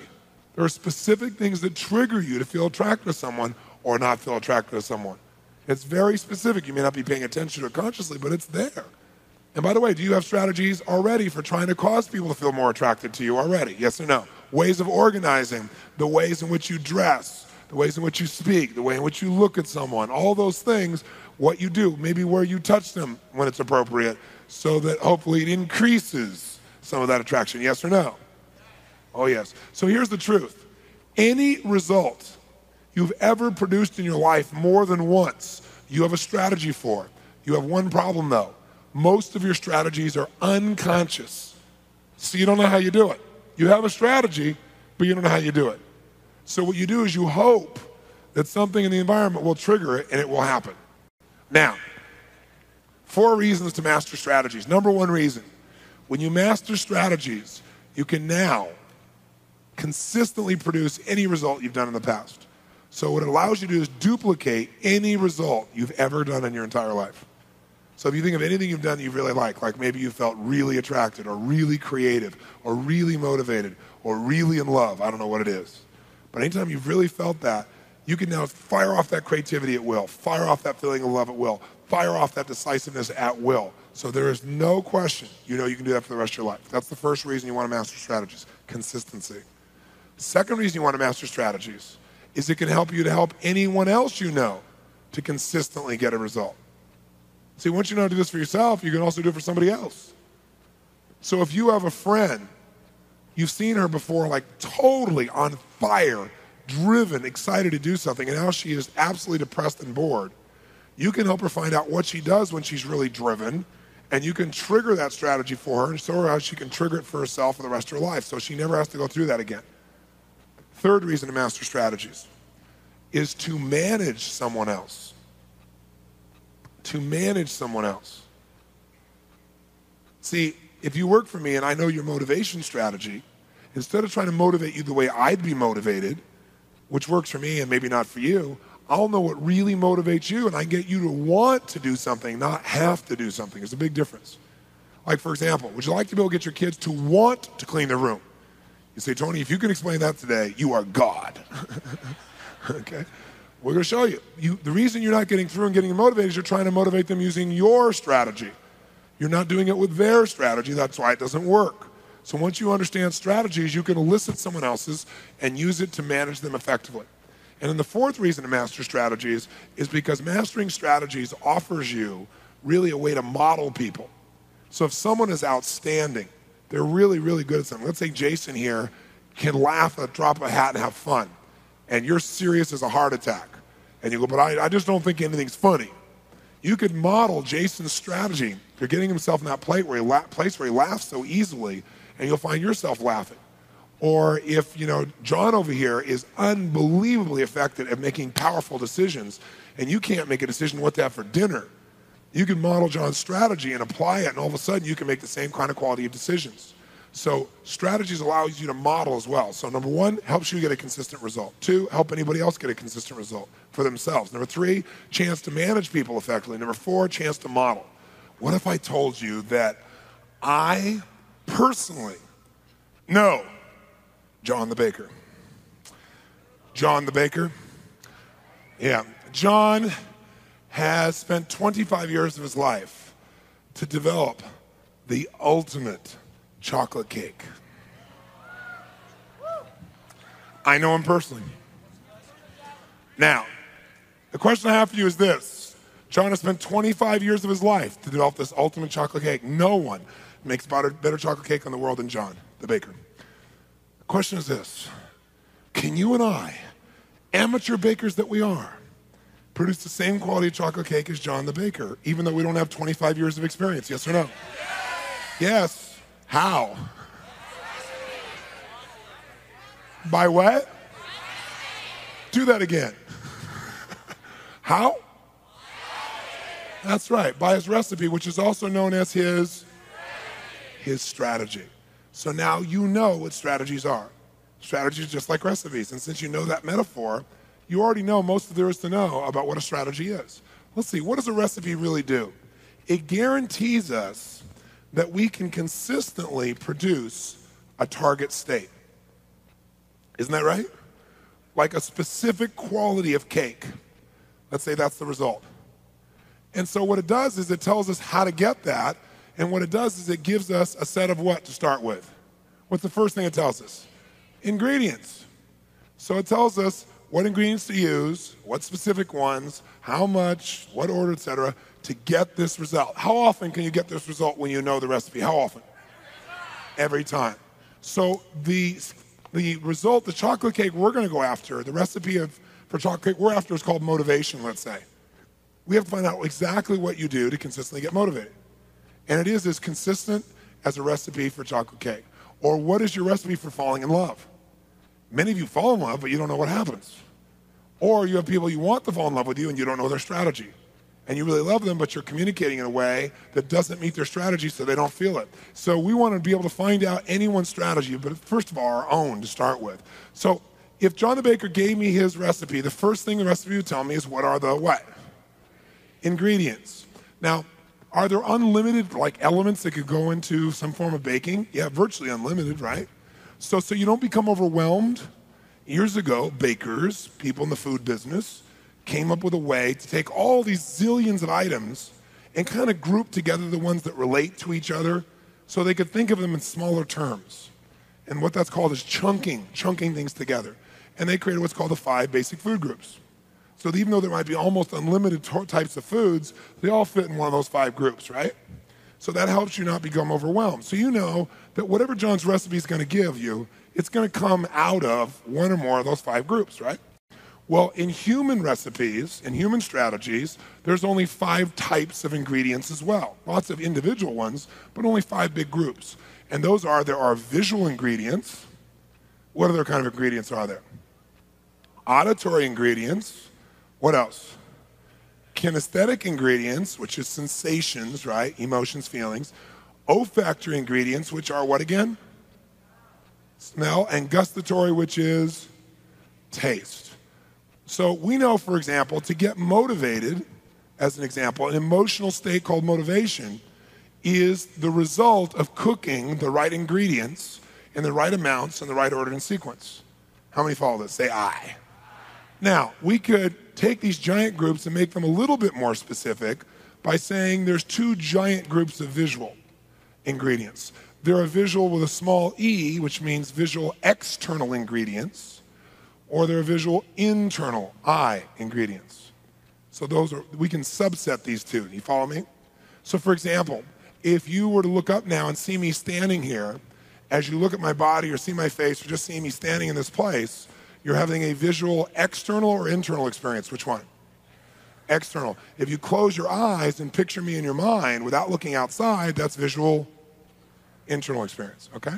Similarly, you can have an auditory external experience or an auditory internal experience in terms of ingredients.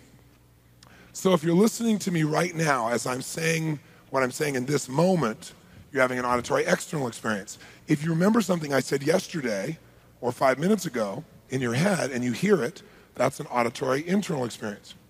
If you say something out loud to me, that's an example of auditory. If you say something in your head but don't speak it aloud, that's auditory internal. You can have a kinesthetic external experience, or you can have kinesthetic internal experiences, either one. Now, by the way, I pause on this one because a lot of people get confused when we start to do these.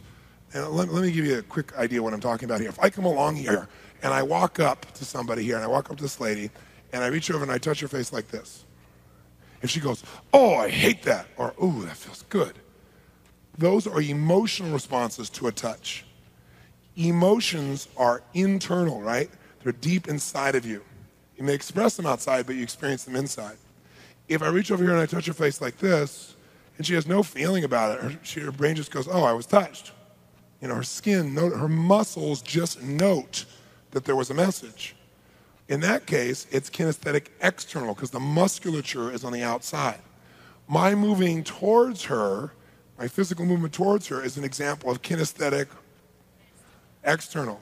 The feeling I'm having as I move towards her, good, bad, or indifferent, is kinesthetic. If I touch her like this and she slaps me, the slap would be kinesthetic. How I felt about it would be kinesthetic. Great, you got it. Same thing can be true for olfactory. You can have an olfactory external, olfactory internal. You can smell something right now, external, or you can remember the smell of grandma's apple pie. And the same thing is true with gustatory, external or internal. You can taste something right now, or you can remember the taste. By the way, I should tell you that if you overeat on a regular basis, one of the reasons you overeat is you're not actually tasting your food, you are tasting the memory of past food. You're having a gustatory internal experience. What happens is you get something, you've had a lot of good feeling from in the past, you go to eat, or you're stressed especially when you go to eat, and as soon as you see the food, it triggers the hypnosis and you go into the state of that. And so you keep eating because you actually aren't feeling what's going on now. You're not feeling and tasting the sensations of now, you're tasting the memories. And so since you're not connected to your body in the present, you keep eating to keep triggering the memory. So it's an interesting process. So oftentimes it's so easy to change someone's overeating pattern just by taking them out of gustatory internal and putting them in gustatory external, where now they actually become associated to what's really going on. So these are the 5 ingredients. Most of us know these as the 5 senses, right?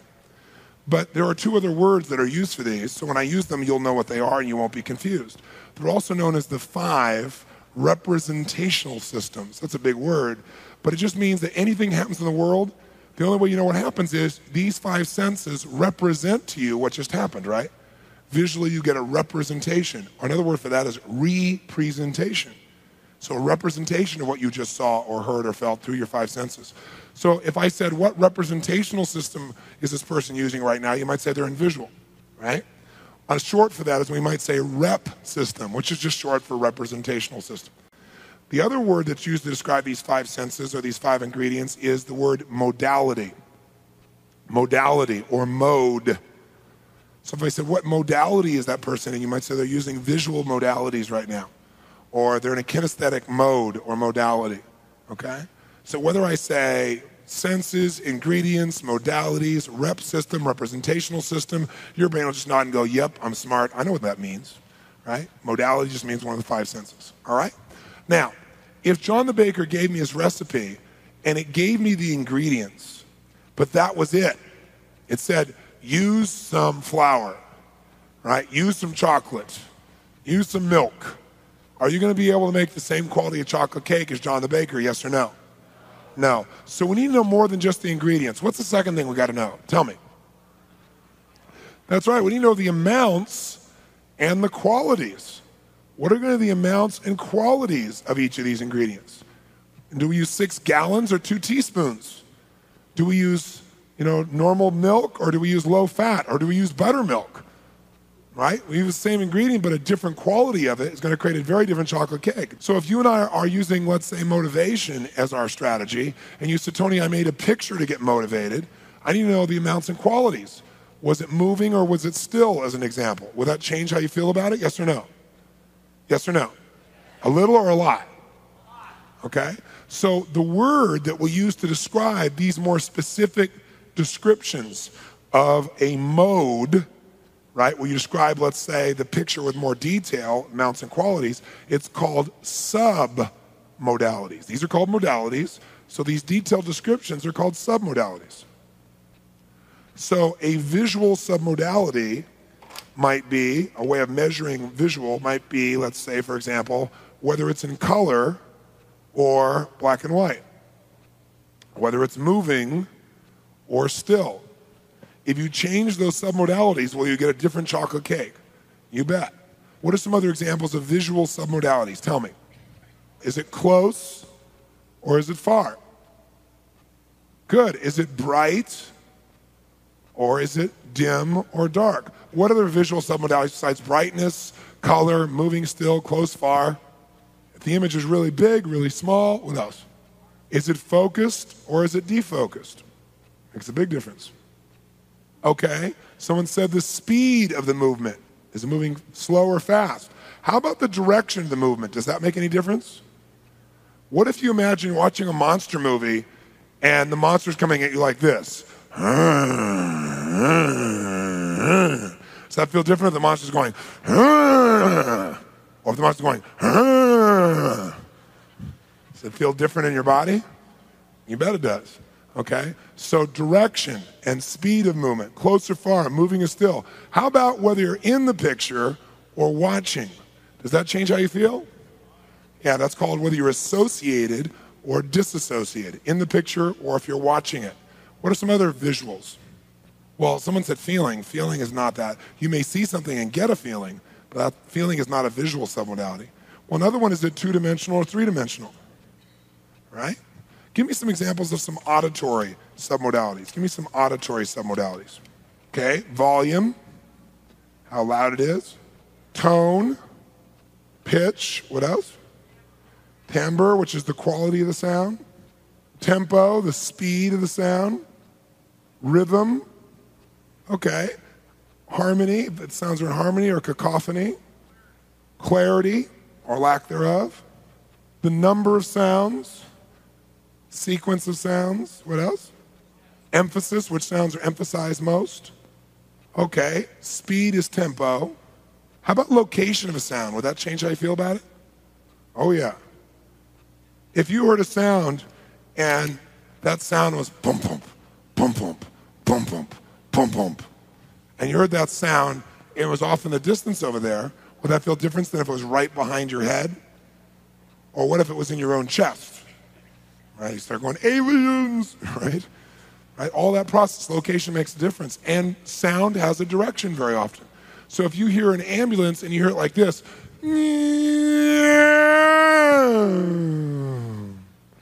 say when you think it's approaching, it has a different effect than when you think it's leaving you, as an example. Okay?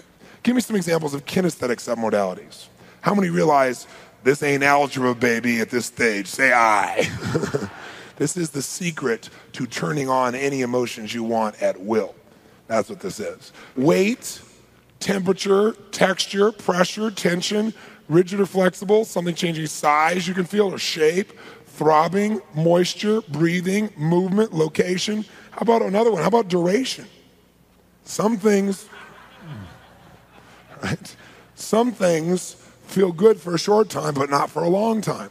Some things feel good for a long time, but not for a short time, right? So duration is also important. Now, some people say, well, what about pain? Isn't pain a submodality? No, pain is a chocolate cake, right, with tuna, right? No, pain is a result. When you have pain, it's because of what you're focusing on. Have you ever cut yourself, for example, not feeling any pain at all until you notice, oh my God, I'm cut, and then you got the pain? How many of you have that experience? Say aye. It's because for your pain, you have to have a visual set of submodalities for you. Or have you ever been in major pain and then something caught your attention and you focused on that? And while you're focusing on that, you focused on a different set of submodalities and you had no pain during that time. How many experienced that? Say aye. So pain is a strategy. Now you may not be setting it off consciously, but it's a strategy. And by the way, pain will happen automatically to signal to you something's wrong. But sometimes you know it's wrong and you correct it, but you keep feeling the pain, and the reason is because you keep running the strategy.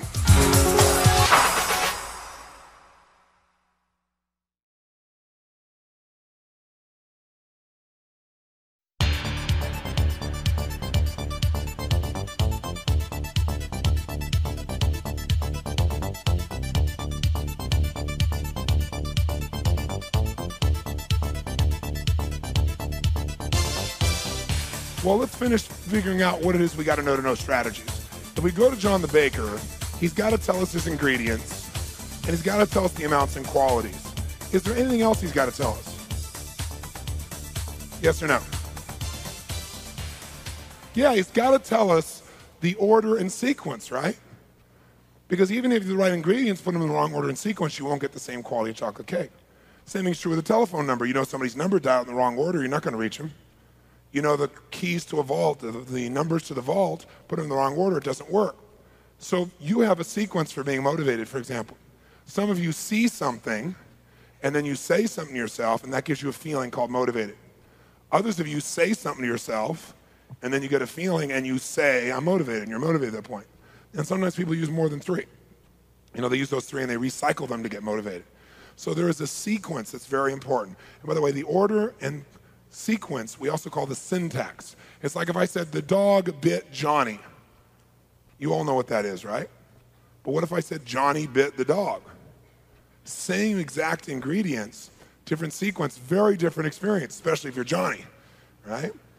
So sequence is called syntax also. For short, we say order and sequence is the syntax. So you got to know the ingredients, the amounts and qualities, and the syntax, the order and sequence they need to go into. And then the fourth thing is, you got to be able to know how John cooked it. Meaning, you can have the same ingredients, right? Same order and sequence of those ingredients, same amounts and qualities. But if you cook yours, he cooks his at 700 degrees, 675, and you cook yours at 50 degrees, are you going to get the same result? Obviously not. Well, what does that have to do with a human being strategy? Well, if you make the same picture, like watch this. Let's say I told you the way I motivate myself is to make a big, bright picture that's very close. And then I say to myself, let's do it in a certain tone of voice. And then I get this feeling that motivates me. But this is how you do it. You do the right ingredients, the right tonality, right everything, but you do it in this physiology, because the physiology is your oven. The way you use your physiology cooks it. So if I say make a bright picture, and you make a bright picture like this, is that going to produce the same kind of bright picture as if you do it like this? Yes or no? No, this is cooking at 675, this is cooking at 50. So there are 4 elements to strategies. You got to know the ingredients. What did they actually do? You got to know, secondly, the amounts and qualities. Like, did they make a picture? Did they bring it close, far, big? Did they say, I hate this, I love this? Did they say it fast? They go, I love this. They say it slow, I love this. How do they do it, right? And then, most importantly, what's the sequence of it? What did they do first, second, third? And then lastly, what was their physiology like when they were doing it and for how long? They didn't cook it for 50 years. They cooked it for a certain period of time with a certain intensity. Okay? How many follow this? Say I. So you might say, okay, Tony, that's great, but how do I actually get somebody's strategy? What if I go to John the baker and I say, John, give me your strategy, give me your recipe, and he says no? Or worse, what if he says, I'd love to give it to you, but I don't know what it is? Is it possible for someone to get results without knowing how they do it? Yes, there's a term for it. We call it unconscious competence, where someone is competent, but they're unconscious about how they do it, right? They just kind of get in state. So if John said, I'd really love to give it to you, Tony, but I don't have the recipe, I just do a pinch of this, a dash of that, I'm not quite sure how I do it, would you just give up and say he's a genius and you could never get the same quality chocolate cake, yes or no? If you were totally committed to getting John's recipe, what would you do? That's right, you'd put the cook in the kitchen, you'd watch what he did, and you'd record it, and then you'd see, did I do it right, by saying, okay, now let me tell you what to do, and you have him do it and see if it works. Same thing. So step 1 to getting someone's strategy, your own or someone else, we call put the cook in the kitchen, which means either catch the person while they're in state doing something and see how they're doing it, or put them in state. How can you put somebody in state? Get them to remember a time and actually get them in that memory and actually relive it. There's a word for that. When you have someone step into experience, we call it being fully associated. So you put the cook in the kitchen, you get them fully associated. So we use the cook metaphor, say, okay, John, come to the kitchen. When John gets in the kitchen, he gets in what? And as he's in state, he gets fully associated. So he goes, oh yeah, I know, and he reaches over here to grab this, and he's about to throw it in the bowl, and you go, stop! What do you got there? Because you want to know what ingredient it is, right? And you see it's flour. You want to know the amounts and qualities. So you go, okay, let's measure it. It's 4 cups, and the quality is grade AAA wheat flour. Okay, boom, drop it in. Now there's a problem. You knocked him out of, because you broke his, so you got to put him back in. So this is what you do with a person too. You say, okay, John, remember where you were. Okay, you're here in the room, right? You're here in the kitchen, right? You reached over and got a handful of flour, and he goes, oh yeah. And he's back in what? State, fully what? Associated. You ask him, how's it feel? Where are you? Okay, I'm there. Okay, great. Boom, he reaches something else. He's about to throw it in. You go, stop. What is that? You open his hand. You notice the second ingredient is chocolate. You notice number 2 in the sequence, right? You find out what's the amount. It's 6 pounds of chocolate, right? And it's dark chocolate, right? Grade AAA chocolate, right? And so he puts that in, and as soon as he puts it in, you knocked him out of what? State. So you got to put him back in where he gets fully.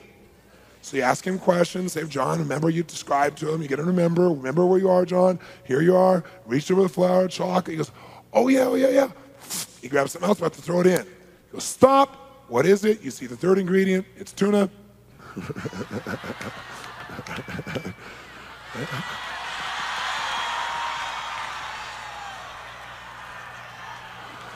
Think of chocolate cake right now. Think of chocolate.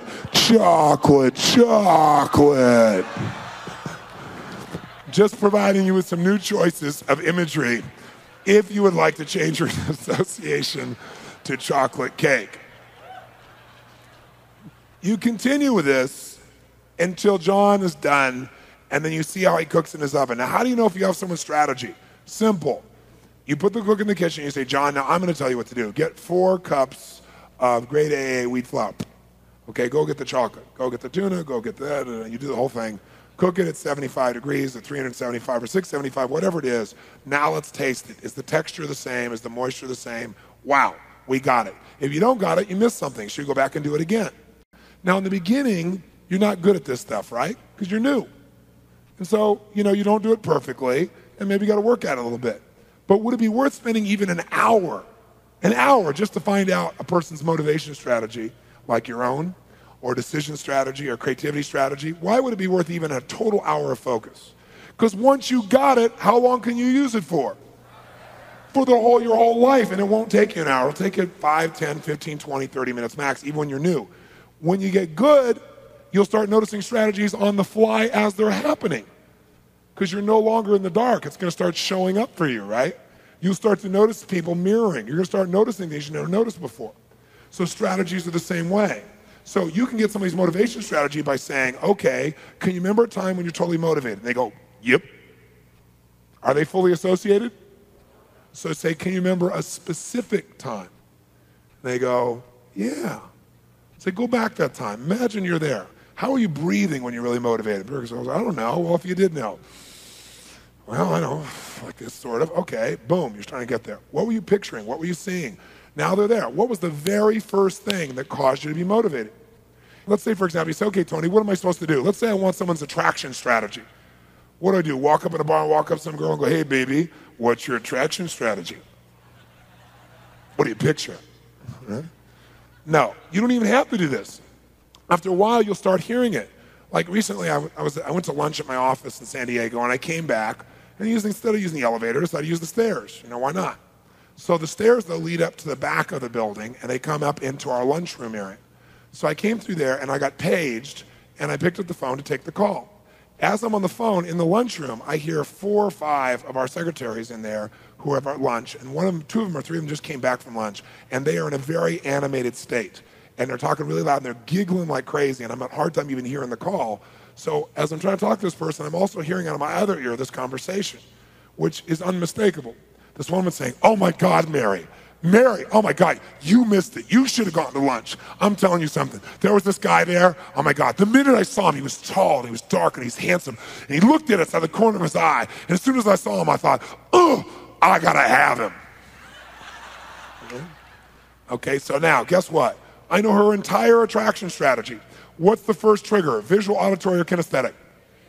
Visual. What are the submodalities? Tall, dark, handsome. How do you look at her? Corner of his eye. The way you look is a submodality. You can look straight, you look corner, you can look at an angle, all kinds of things you can do. Right? So I know all those. Do I know what the second one? What was the second element? Was it auditory or kinesthetic? Kinesthetic. And if you're not sure what it was, just go, feel what muscles you use, you'll know. Okay? And then the third one was what? What was the third element of her strategy? Auditory. She said, I gotta have him, right? So here's her strategy if I was gonna write it out. It's visual, external. You guys see that? Then it was kinesthetic, internal, a feeling she felt. Then it was auditory, and I don't know if it was external or internal, because she probably said, I'm gonna have him in her head. I doubt if she said it out loud. So I'll say internal, but maybe she did. Okay? And we even know the submodalities. We know that this guy was large, tall, right? So it's a large image. She didn't think of him as small. We know that he was dark, which was part of her submodality she likes. And he looked out of the corner of her eye, and I think she said he smiled at her, right? So we know her submodalities. Kinesthetic, however you spell that. Okay? But you go, what is that? Okay, there's tension. Is there tension in that? Yes or no? Is there pressure? Right? Where is it? Stomach area, maybe some other areas. And then the auditory. I've got to have him. And by the way, that's the words, I got to have him. But did she say, I've got to have him? No. Was there a speed? Was there a tempo? Fast or slow? Fast. Loud or quiet? Dropping down or going up at the end? So we know even all this, we know the whole thing. Now, I can cause her to feel attracted to anybody, or I could show any man how to trigger her. Go, what if he's not tall and dark? I'll show you that's not even an obstacle.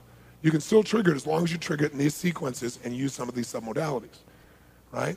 So you're going to start noticing somebody say, oh, yeah, I just bought this watch. Find out their decision-making strategy. Oh, yeah? Where'd you get it? Oh, at the store. What made you want it?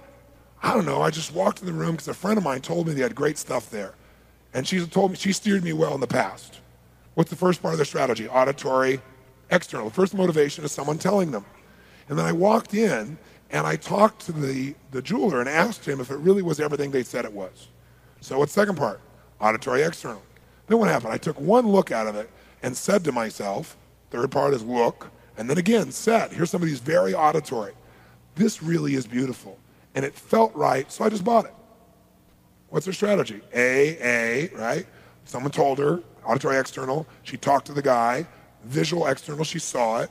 She said to herself, auditory internal, wow, this is really great. And then kinesthetic internal felt right. That's her strategy. You wouldn't go to her and say, let me show you this watch. You'd first tell her about it.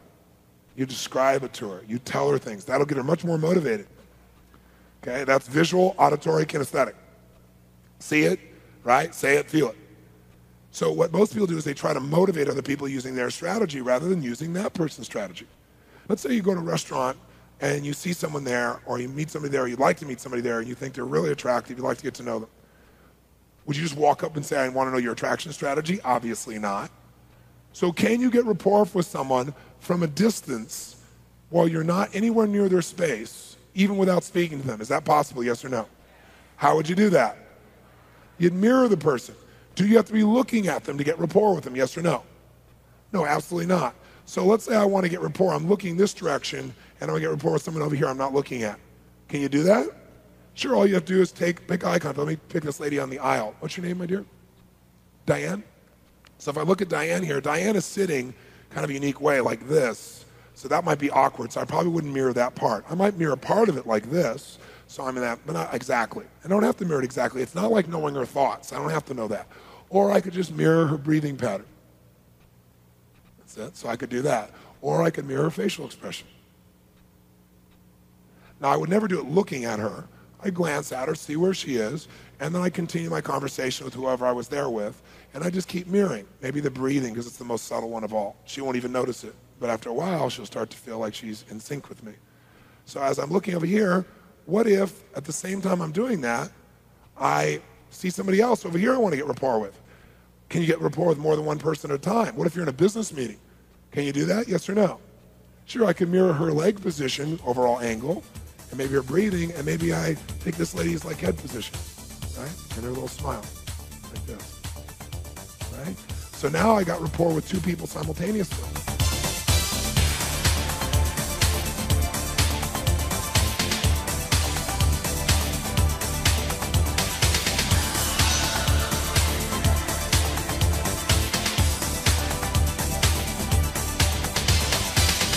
See, when two people meet, if there's rapport, if there's mutual respect, mutual caring, if the person doesn't feel you're trying to manipulate them, if you really do care, when two people meet, if that rapport is there, whoever is most certain will eventually influence the other person.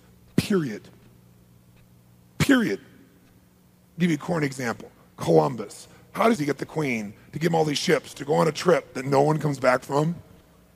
Or better yet, how does he recruit people to go on a trip no one ever survives? Because when he met these people, his vision, his certainty was greater than their uncertainty. Now, if you know the story of Columbus, the real story, about halfway across the ocean, these guys started freaking out because they started going, he doesn't know where we're going. It's not like he has a map. We're all going to die. Kill him. And they were going to kill him. And one guy said, don't kill him. He's the only one certain we're going to find land.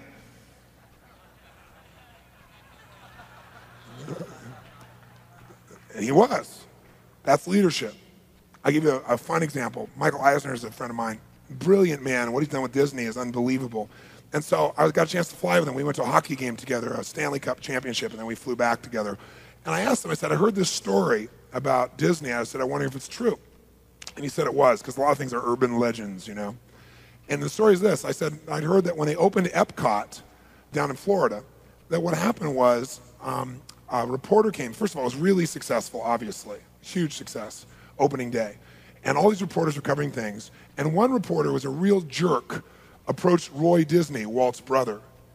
And he said to Roy, he said, Roy, this must be a real bittersweet day for you, huh? And Roy looked at him incredulous. He said, what do you mean, a bittersweet day? I mean, Epcot's open, it's magnificent, everybody loves it. He said, yeah, Epcot's magnificent, it's beautiful, but it's got to really hurt you to know that Walt never got to see this. What a scumbag, right? But Roy was so cool, such a class act. He looked at the guy and he smiled and he said, gosh, it's obvious to me why you're merely a reporter and not a visionary.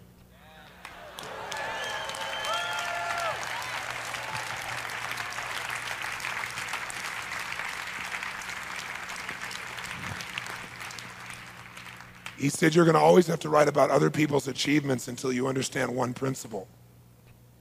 Walt saw this. That's why you get to see it.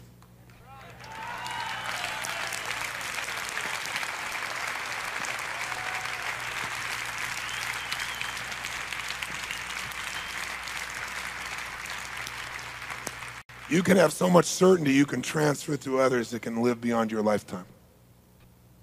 It is a precious commodity that few will ever exercise, but all have the key to. Everyone has the key to. Leadership is not born. It's a decision to lead and not follow, to believe and not doubt, to create and not destroy, to be a force for good or maybe a force for God. But to do that, you have to defy all your fears. You have to defy all the odds. And you got to set a brand new standard for yourself, and you got to step up. And when you do that, you have a totally different experience in life. Totally different experience.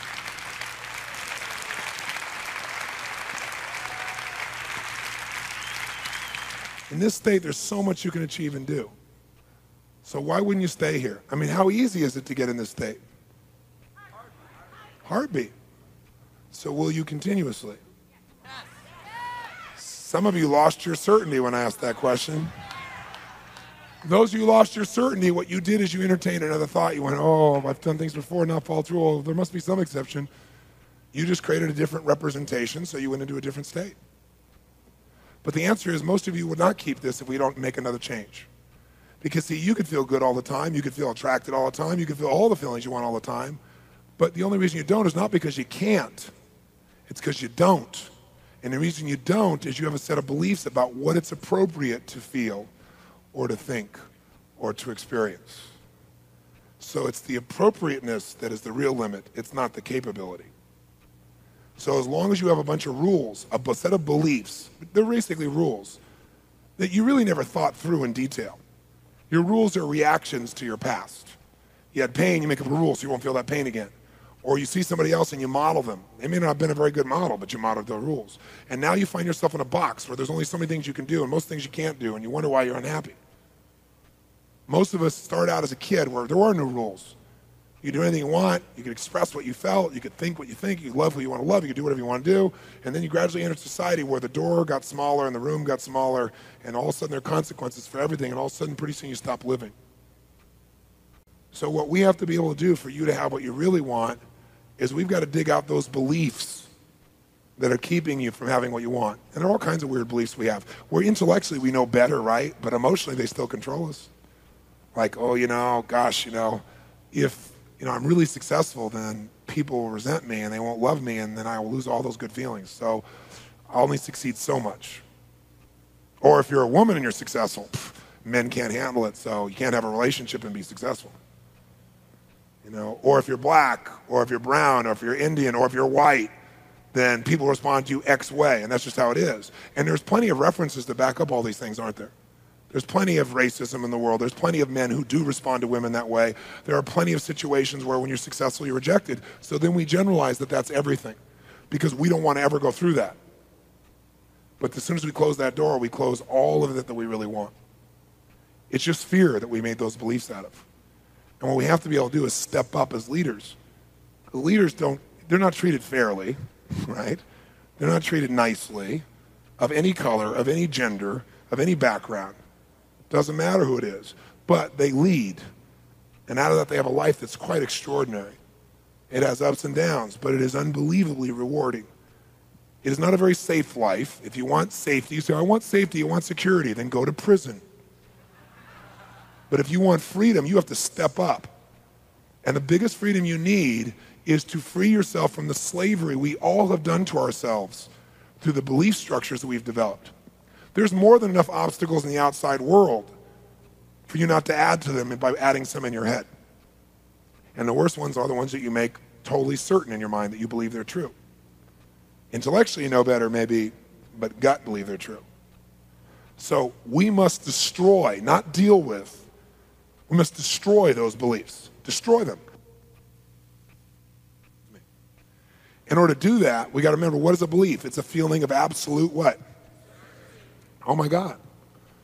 The very thing that I want over here. No wonder you live by those beliefs, because you're in this state when you think about them.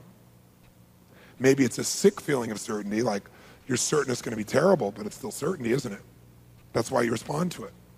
And you probably have put so many legs under your belief now, it's really solid. So the only way to uproot that is if we link massive, unbearable, immediate levels of to it in a real way in our gut. If we do that, it'll dislodge it. It'll give us the what? And it'll interrupt and then we have room to create a new set of beliefs that'll empower us, which we will anchor with the most massive, immediate levels of pleasure that you've ever felt before. And when that happens, your whole life changes, because beliefs, all human behavior is belief-driven. Even if you're not aware of it consciously, you're doing things because of what you believe it's going to lead to. It's going to lead to more certainty. Remember those 6 needs? Or it'll give you the variety, a surprise. Or it'll give you connection that you so desperately want. Or it'll make you feel significant. Even if it's a bad way, it still feels significant. Or it'll make you grow. It'll make you contribute. So beliefs control it all. If we take care of the belief, we take care of the root of it all. If we just work on the behavior, you can change the behavior, and if you have the same belief, you'll just find some other behavior that's just as bad.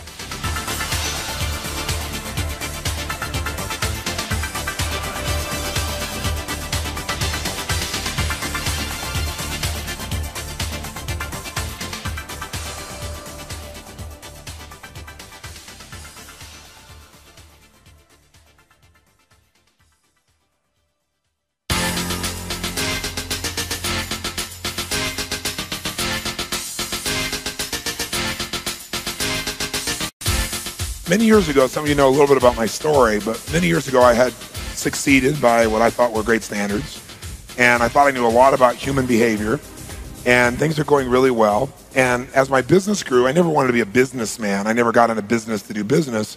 I was more like an artist, and my work was people. And I help people sculpt their souls, teamwork with them to make that happen was my vision of what I did. And I had a lot of skills at a very young age. And then here I was, this artist, and then I realized to do your art, you have to go to art shows, and you got to set up the shows, and you got to hire people to build things and do things. And so I kind of got in business ad hoc.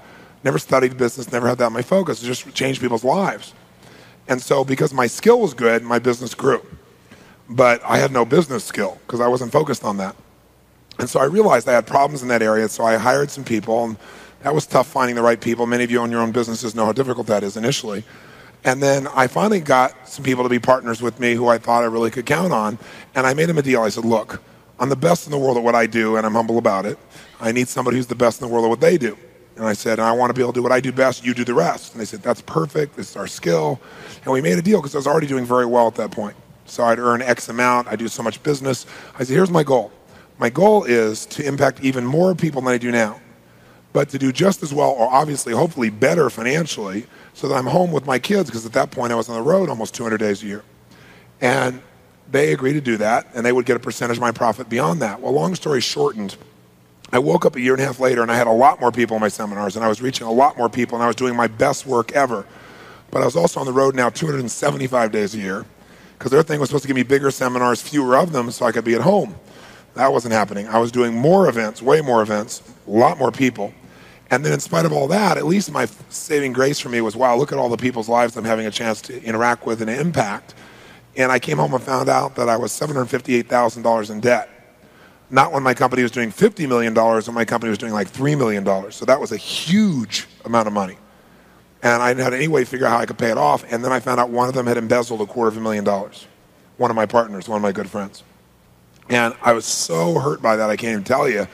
And, everybody told me to go bankrupt, but I refused to do that because I have a belief that says, even if someone else did it to you, I'm still responsible to the other vendors, regardless of what someone else did to me, right? To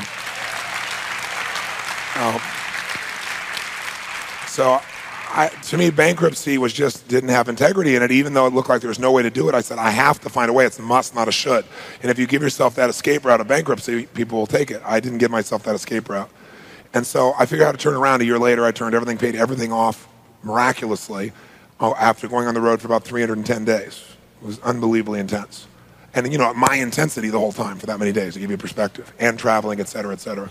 So, but in the midst of all that, I had to look at my life and go, you think you're so smart, Robbins, and that you know so much about human behavior, but you didn't predict these guys stealing your money. So maybe you're not as smart as you think you are, and it made me reevaluate things. And I flew to Fiji. I didn't own a resort there yet, but it's always been the place I've gone to escape and think and create. And I remember I was so angry, and I kept asking really empowering questions like, how do I kill these people, and things like that. And for some reason, that wasn't going in the right direction, so I got better, and I started saying, what really makes people do what they do? What really makes us do what we do? And as I asked those questions, I found myself in a place where one morning I woke up in Fiji about 7:30 in the morning, and I was like, I don't know if you have that experience where stuff just starts coming through you, And I grabbed my journal, I started writing like crazy, and I sat down in this thing called a bure, this main bure, and people came in, because I wrote from 7:30 in the morning till about 7:30 at night, 7:15 at night, and I took one short break for lunch. And I wasn't like thinking about it, it was like writing like this as fast as I could. I filled 2 journals. And my arm was all crunched up, my fingers were crunched up at the end of the day. But at the end of that, I had created what I call Destiny Technologies. I couldn't read any of it, but I had created it all. And I was on fire. And I then took these principles and I did them to myself, which made the most radical change of my entire life. It was the gift that came out of that experience. It seems to be so terrible, was taking my life to another level. And I thought my life was extraordinary. I thought it was really a phenomenal life. But I got to feel a different level that I'd never felt before as a result of this. And when I came home, my staff, people come up to me and say, what happened to you? And I'd say, what do you mean? Because I didn't tell anybody what had happened. And they saw me, they said, you just seem so centered. You seem so happy, you seem so strong. I said, well, aren't I always centered and happy? He said, well, most of the time. And what was different was this shift in me. And what I learned, and what came through me, I guess, at that time is a lot of things, but I can tell you the essence of it, and we're going to deal with part of it here. But what I learned really, or what came through me really, was that 2 things control your entire life. 2 things control what you think about every moment, what you feel, what you do, what you wear, what you drive, what you say to people, how you react to injustice. And those 2 things are your beliefs and your values. That's it. I realized that everything we do to avoid pain or to gain pleasure. But 2 people can look at the same event. One person thinks it's pleasurable, one thinks it's painful. The difference is beliefs and values. What it is you believe about it, what you value in a situation makes you make different decisions than other people. And your decisions are what really shape your destiny more than anything else, more than the environment. It's not the conditions, it's the decisions that really shape you most, okay? So I'd like to give you an example. First, let's define what values are. You might want to jot this someplace in your notes. Values are really the emotional states that you and I believe are most important. Values are the emotional states that you believe are most important for you to either feel or to avoid. Now, if you value something and you want more of it, it's probably because you link to it a large level of what? Pleasure. If you value something, that is, you think it's important to avoid, it's probably because you think it leads to a lot of what? Pain, okay? So you have 2 types of values, basically. You have those emotions you want more of. Think of them as twin targets. They're guiding all your decision-making, basically, okay? One target is the things you're trying to move towards, right? Those things you want. And the other target are things you're trying to move away from. You're trying to avoid. And every day you're making decisions, you're trying to decide, how can I get what I want and avoid what I don't want? Now, what's interesting is we all have different emotions that fit these categories. So on the towards list, for example, tell me if you would, just out loud, yell out some emotions you'd like to experience a lot more of. Okay, success, love, passion, security, adventure, peace, joy, freedom. Okay, we'll stop there. So I got success, love, passion, security, adventure, peace, and freedom. Now, how many of you value all of these states, meaning they're all important to you as a person? Let me see your hand. Say I. But do you value them equally? No. That's why you will make a decision differently than the person sitting right next to you, even if they're like a good friend. Because we all have a different level of intensity of value based upon the way we've lived, the way we've been brought up. So which one of these is number 1 for you out of this list? Which do you value most? Success, love, passion, security, adventure, peace, or freedom? Okay, now, let's take an example. Let's say you got a person whose number 1 value is, let's say, adventure, and sitting next to them is a person whose number 1 value is security. Are these two people going to make decisions the same way, yes or no? No. Are these two people going to want to work in the same kind of environment? Are they going to want to live in the same kind of environment? Are they going to want to drive the same kind of car? Are they going to want to go on the same kind of vacation? Not even close. Not even close. Because your values determine your direction. It's the most important thing to understand. They determine direction. So these are radically different directions. Radically different. What if these people are married? Does it happen? Yes or no? Sure it does. You know why? Because when you meet somebody and you're attracted to them, you go, first, before I get attracted, let me find out what your values list is and the order and hierarchy of them so I'm clear. Is that what you do? No, you get totally attracted, you fall head over heels, and then you wake up one morning and go, who's this? How could you possibly think that way? That's insane, right? Because you fell in love with the package, you didn't know exactly what their value structures were, right? So this is the kind of thing that happens. What's more difficult even is when this is within you. See, what if a person's number one value in life is security? And I say to you, let's go skydiving. They're going to do it, yes or no? No. Unless they believe skydiving is totally secure. That's where beliefs come in. So you have values and you have beliefs about what has to happen to meet that value. How many follow that? Like rules, if you will, or beliefs about what's likely to happen. Like if you go skydiving, you're going to get killed. Well, if that's your belief and your number one value is security, no way. If you think skydiving is the most fun, exciting thing in the world and your number one value is adventure, you're there. How many follow? Okay? So this kind of tells you how that works. Now, we also have a list of emotions we're trying to avoid. Tell me some of the emotions you'd like to avoid feeling. Anger, guilt, rejection, feeling like a failure, feeling depressed, feeling alone. Notice how quick you guys were to make this list. That didn't take any time at all for you guys to come up with this list.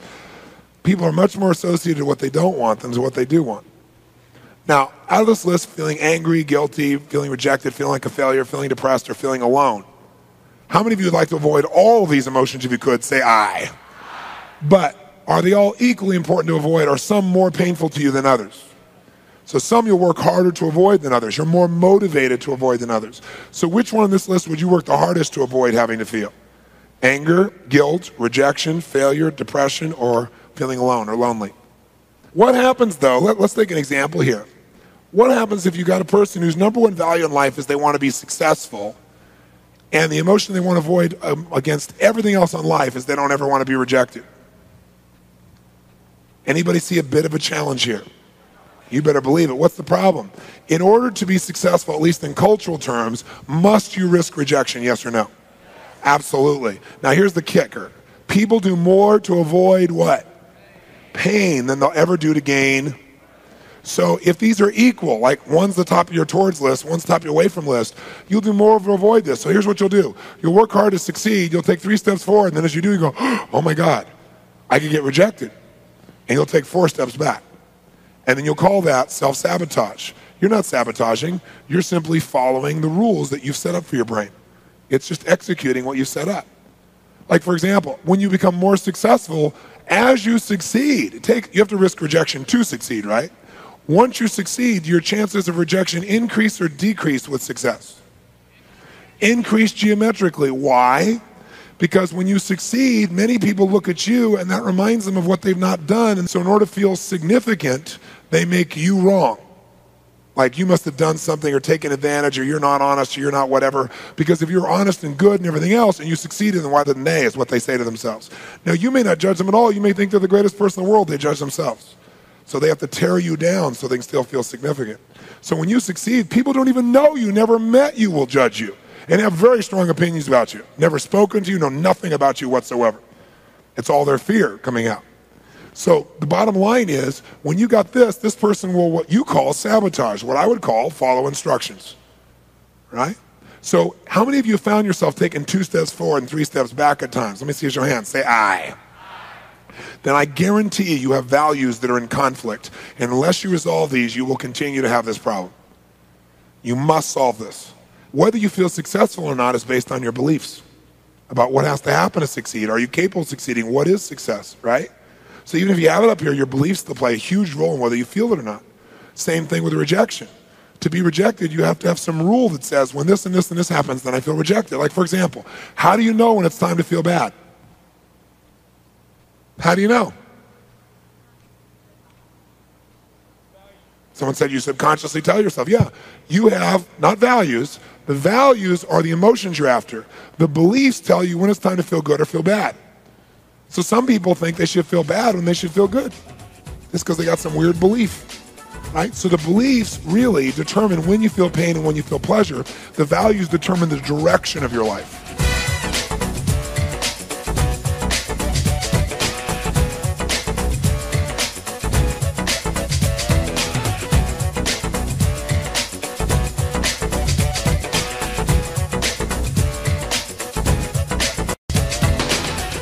So what's an anchor? An anchor is a created association. See, anchors are not inborn, right? This is something that we make up, we create. And it's very important to understand that because it means you can change them at will. And it'll change the way you think and feel. So an anchor is a created association. A created association between a specific trigger and a specific state. So an anchor is a created association between a specific trigger and a specific state. Okay? One more time, an anchor is a created, you're not born with it. It's a created association between a specific trigger and a specific state. So for example, the American flag is an anchor for most people in this room of some sort, right? Most of you have probably good feelings when you think about it for the most part. And so were you born with that? No, you learn to associate the stars and stripes to a set of feelings or emotions, maybe primarily pride, for example. But you had to learn that association. You were not born understanding what the golden arches meant, but now you know. You were not born having certain phrases built into you, like if I said to most of you something like plop, plop, fizz, fizz. How do you spell relief? You people are scary. You know better. Okay, or if I said Winston tastes good like a, okay, good. So all those triggers, those are anchors. Advertisers understand the power of anchoring. That's what most commercials are. A commercial is an anchor. Now, how does an anchor occur? Let's take a look at that, because I don't have to teach you how to anchor. I have to teach you that you are anchoring so you can do it consciously, because some of you with good intent are actually creating negative anchors with yourself or people that you care about. So let's look at what creates an anchor. An anchor occurs anytime a person is in an intense state.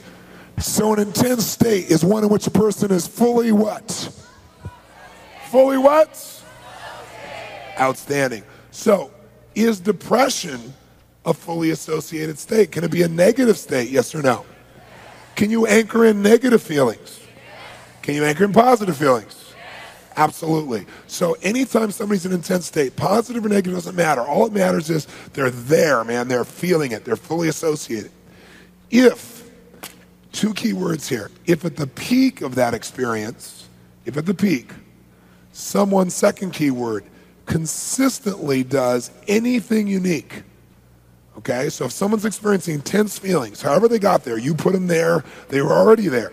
But if once somebody's in an intense state, positive or negative, if while they're at the peak of that state, someone consistently does anything unique, a certain look they give you, right? Or a certain thing they say, or a certain touch, right? Like if I said to you, something to, okay, that's now an anchor, right? If you can't, then you, okay? So we've got some verbal anchors. I have some visual anchors with you guys, the way I look at you at certain times to trigger you. How many had a parent that had you anchored? Like if they said your full name, Anthony, you went, I know what that means. How many had one of those? Or they gave you a look and you were like, oh, ooh, ooh, ooh, ooh. I mean, you knew what that meant, right? How many had a visual anchor from your parent, right? As soon as you saw that, you knew that that look was linked to a specific state because you'd had it happen before. So this is all that's happening. So what do advertisers do as a classic example? Well, the average commercial is how long on television? How long? 30 seconds, and they sell you a product. Now, how do they do that? Do they go through in those 30 seconds and explain in detail how the product works, why it's superior, how they manufactured it, et cetera? Is that how they do it? Yes or no? No. See, the only way they do it, in fact, do most ads have anything to do with the product? Zero. They have nothing to do with the product. I mean, have you ever seen a Levi's 501 jean commercial? Do they have anything to do with the jeans? No. But how many of you at the end of it know, beyond a shadow of a doubt, that sex happened nearby? No question. Because they link that feeling to them. Or how about a beer commercial? What happens in a beer commercial? Do we get reality? Do we get two big fat guys with giant beer bellies, drunk as skunks, grab each other by the head, pounding, vomiting, going, love you, little buddy. No. What do we get? We get sex. Have you seen one of those Coors Light commercials, the new ones? The Coors Light commercial, the new one, starts with a camera zeroing on a woman who's unzipping her pants. That's how it starts. She rips it off, and she's wearing a bikini underneath, and she goes jogging on off. And the guy goes, give me a silver bullet. That's a hard one to figure out, isn't it? Right? It's all about feeling and emotion. Old Milwaukee beer. 6 old guys haven't been out for any work for some time, or out fishing, hanging out. They open one little can of Old Milwaukee beer and 6 blonde bombshells parachute in, right? Now, not everybody goes for sex. Some people say, that disgusts me. I want family values. So the commercials that get you are the ones like McDonald's, the family place, right? McDonald's is the family place. McDonald's is the place you're supposed to go when you want to be close with your family. That's what they'd have you believe. Like, I really want to be close to my family, so let's go to McDonald's. Right? Let's bring a candle, put it on the plastic tray, sit there and have a dinner together, right? McDonald's new phrase is McDonald's makes your day. If McDonald's makes your day, you better go back to bed. Okay? But the bottom line is, it's all about, what do? They use imagery. A beer commercial, a jet goes by. What's a jet doing in a beer commercial? If he's drinking, we're all in trouble. But it puts you in what? So they use imagery, sounds, etc., to put you in a state, and then consistently at the peak of that state, they flash the beer, they flash the item, they flash it, till later on you know better, but you buy it. Nike sells that if you wear these shoes, you'll be Michael Jordan. There's no difference between Nike shoes or anybody else's shoes. They're the same shoes. But the whole thing's based on an illusion, that if you wear this, you will be anchored miraculously into peak performance, right? You're going to be peak performance if you're peak performance, not the shoes. And we know that intellectually, but they still anchor us. Now, this doesn't just happen in advertising, though. Where it really affects us most is where we live. So how does anchoring occur? Well, here's an example of a negative anchor. Let's say John's father just died. Is he likely to be in an intense state, yes or no? So in our culture, most of us consider someone passing on a great loss. So now he's in a deep state of depression or sadness. So while he's in this intense state, some well-meaning friends come by, and they look at him so sad, and they go, John, hang in there, buddy. Hang in there. So if one person goes up to John, like 2 people are there, and one goes, hang in there, John. Now he's in an extremely intense state, and at the peak of that intensity, someone is doing something kind of unique. If that's not bad enough, the other person right next to him sees him and goes, yeah, John, hang in there, man. Same thing. What's happened? Without realizing it, these 2 men have negatively anchored John. So now let's say 10 months have gone by. John's okay about his father passing away because after all, he was 132. He was beginning to stink. It was time to go. And he was okay about it now, okay? And he's really happy. And he goes to a party, and he goes inside the party, and somebody comes up to him and goes, hey, John, how's it going, bud? What happens within 5 seconds? Anybody know? He's totally depressed, and he doesn't even know why. How many of you ever had this happen where you're doing fine, all of a sudden something happened, you really had some real anger or real sadness or real hurt? How many of you ever had this experience? Say, I. You say, but Tony, no one touched me. Is touch the only kind of anchor? No, anchors can be smells. The most powerful anchor of all is smell. The reason is when you're a fetus, as you're developing, before your brain fully develops, your nose fully develops. It goes to the deepest part of the brain called the reptilian portion of the brain, so smells will put you in state faster than anything. But also it could be a piece of music in the background you're not noticing, but a while ago you heard that while you were in a certain state. And wham, man, now you're depressed and can't figure out why, or sad, or hurt, or whatever the case may be. So anchoring's happening all the time. Anytime you're in an intense state, you're being anchored. Do you think there are any anchors potentially, possibly for this weekend at all that may have been set? I've got you anchored so many ways so that I've picked anchors when you go into the world that I know will be naturally triggered by your environment. So that experiences you had here will start to show up automatically. Because if I just count on your intellect to do it, you're going to get busy. But if I have loaded you, which I have, with a gazillion triggers, then all these things, whether it be songs, whether it be phrases, whether it be situations, whether it be things in your own physiology, will cause you to use this stuff again. The reason you're doing it is it's so anchored. But you want to do your own anchoring as well, okay? So that's what anchoring really is. Now you might say, well, Tony, what if I've got this negative anchor? How do I get rid of it? That's a good question. You're doing it by something we call collapsing an anchor, which I'm going to show you. But let me ask you a question first. Can you anchor yourself? Sure you can. All you have to do is put yourself in a total peak, what? And at the peak, consistently do anything unique. Use a sound, use a look, use a touch. You do it again and again and again at the peak. Then what do? Change your state and then test it. If you test it and it works, obviously it works. If you test it and it doesn't work, you were probably off on your timing. Like you really didn't do it at the peak. A lot of people say, well, how do I know when the peak is? You don't. You trust your unconscious. You do it too soon and too often, and gradually your brain gets good at it, okay? Or if it didn't work, maybe you didn't get yourself fully in state. You got to get fully associated in this. I'll give you a little description. Let's say I'm John, and I got this negative anchor on my arm, okay? How do I get rid of it? I collapse the anchor. How do I collapse it? 2 steps. Step 1, I create a series of positive anchors in my own body, a series of them. So how do you do that? You put yourself in a peak state. Now you say, well, how do I do that, Tony? Well, you can do it by changing physiology, or you could do it by remembering a time and then fully associating to that. So let me give you an example. I'll do one for real. Let's see. Pretend I got this negative anchor here. So I'm going to do 2 steps. I'm going to create a series of positive anchors. Then I'm going to fire the positive anchor and the negative anchor simultaneously in the nervous system. And they will collide in the brain. And what they do is the one that's strongest then dominates and eliminates the other one. Okay? So how would I anchor myself? Well, I think of a time in my life when I felt really, really great, really strong. Let's see. Okay. Yeah. Yes! And what I do is at the peak, I do something really unique. I don't go, yep. Okay? That's not really unique. It's very rare you're going to go, yes, with that intensity and touch that specific part of your body. So that's really unique. And I don't have to do that. I could have gone, yes, yes. I could have done whatever. But it's what I'm choosing for me, because the state I want to be is strong. So I think of another time when I felt just unstoppable, because I want to get rid of the negative feeling. I think of another one, yes! I think of another one, yes! Think of another one. No, not that one. Let's see. Yes! Yes! One more. Yes! Okay, now what do? Interrupt your pattern, get out of state so you can see if it works, right? And so now I got this thing. I think about it, and I just go, yes! And I can feel it in my body instantly. So I got an anchor that works. If it didn't work, it's because I didn't really get fully associated. Or sometimes people like try to anchor themselves in states, you know, with triggers that take them out of state. Like they want to anchor laughing. They go, ah! Okay, that's not the best anchor for that, okay? You want something more consistent, okay? So now I got this thing. So how to get rid of the negative? I do this. Watch. I go, yes! And if you watch somebody when you do this, it'll freak them out if they saw what you see. So don't like, oh my God. Because what you'll see very often is one side of the face will go up, one side of the face will go down, asymmetrical.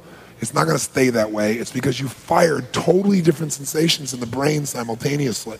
And when they collide, the ones that's strongest will collapse the other one. So, or sometimes they'll just look at you for a second like this and they'll just kind of stare at you and see almost no change.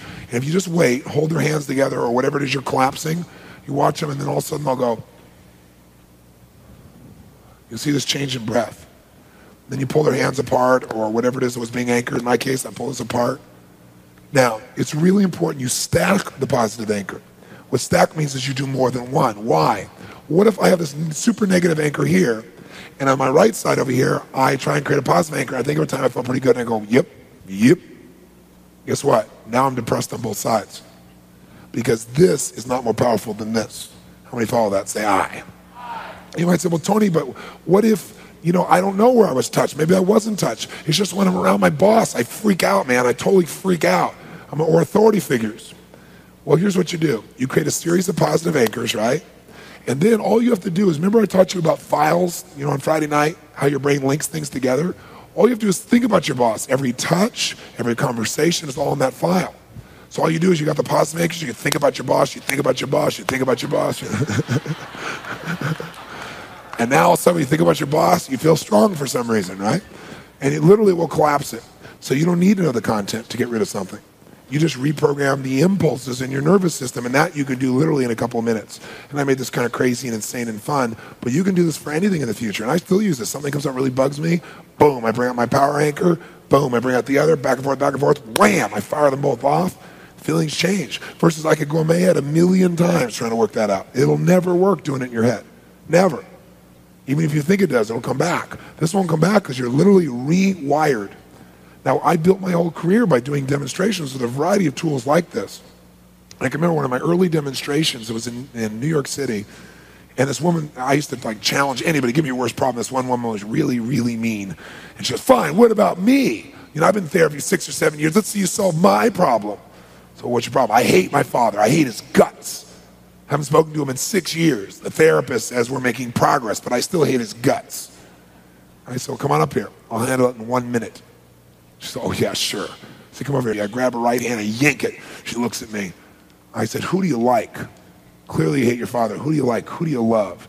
And I just gradually got her in state. And then I anchored all her favorite best friends' faces and her boyfriend in this hand. Then I grabbed her left hand and I said, put your father's face in there. And you could just see her face looking like this when she looked at him. And all I did was back and forth, gradually doing it. All of a sudden I grabbed her hands and just wham, pulled them together really hard. And she went like this for a second. Lasted about 5 seconds. She watched her eyes get really big. Waited, pulled her hands apart. Said, how do you feel about your dad? Just like I said, how do you feel about your husband? She went, I love him, of course. It was like nothing had ever gone on. I said, yeah, but what about all the things he's done to you? She said, well, I did some pretty mean things to him too. But I love him. That was it. And it looks like a miracle. It's not a miracle. It's using the human nervous system that our Creator gave us the way it was designed to be used. But no one ever taught us. We have the greatest, absolute greatest gift in the world right here. And if you like computers, you got the almost incredible computer on earth here. But the problem is no one ever gave you an owner's manual. And it's not user-friendly, right? So you got to know how to use it, right? That's what it really is. So, by the way, this young girl has been to, that was like 15 years ago. I think she maybe have missed 2 or 3 seminars in all those years of my coming to New York. And her father came and everything else. So she's lying on her back for 6 years. It took me a minute. Not because I'm so smart, because I was just doing the right effective thing, the right strategy. You can do this for the rest of your life. Because I did this so fast and it was kind of playful, don't take for granted what you have right now in your right hand. You got a tool to change how you feel about anything. All you got to strengthen it, think of the other one, fire it off, and collapse it. That's a hell of a lot better than analyzing it or making yourself nuts or writing for hours in your journal. I'll give you one last example. I'm sure you remember the story. Many of you know that Federal Express is based in Memphis, right? And so when you send something, it doesn't matter where you send it from in the country, it goes to Memphis first and it gets rerouted to where it's going to go. And when Federal Express was first starting, there's a story about they had this huge distribution center that was about the size or bigger than this main room in the early days. And it was filled with 50, 60 different conveyor belts, to move all the packages around. It's the lifeblood of Federal Express at that time. And if those things stop moving, any one of them, they're going to lose a lot of money because planes are going to be late and all heck's going to break loose. One day, not 1, not 2, not 3, every single one of the conveyor belts stops simultaneously. They immediately think it must be an electrical problem, but all the lights are on, everything else is functioning perfectly. They are freaking out. Every minute this is down, they're losing tens of thousands of dollars. So they call the repairman and they said, look, we got an emergency, we need you here now. And are you ranting and raving? He said, look, I'm 5 minutes away. I'll be right over. Guy comes over, he walks in the room, the place is dead stop. The owner is just freaking out. You got to help me. Guy looks around, assesses the situation for a moment, then walks straight to this one pole right in the middle of the room. He opens this little metal box. He takes out one screwdriver. He turns one screw 1/4 of an inch, and everything in the whole place starts up. Every conveyor belt's moving. The noise is working perfectly. I mean, the owner is beside himself. He's so happy. So he comes to the guy and says, oh, my God, you saved my life. How much do I owe you? And he said, $10,000. The guy said, $10,000? He said, you were here for what, 4 or 5 minutes? He said, that's right, $10,000. And the owner's a little upset. So he says, well, you know what? How about you give me an itemized bill on that? The guy said, I don't need to leave to do that. Give me a pen and paper and I'll give you an itemized bill. The guy gets a pen and paper, he writes it down. Owner reads it, nods his head, smiles, says, you're right. Goes to the safe, pays the guy in cash. You know what the note says? Turning screw, $1. Knowing which screw to turn, $9,999.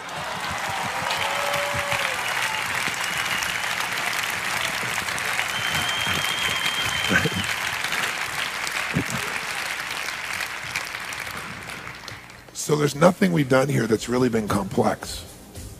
It's all simple, pretty common sense for the most part.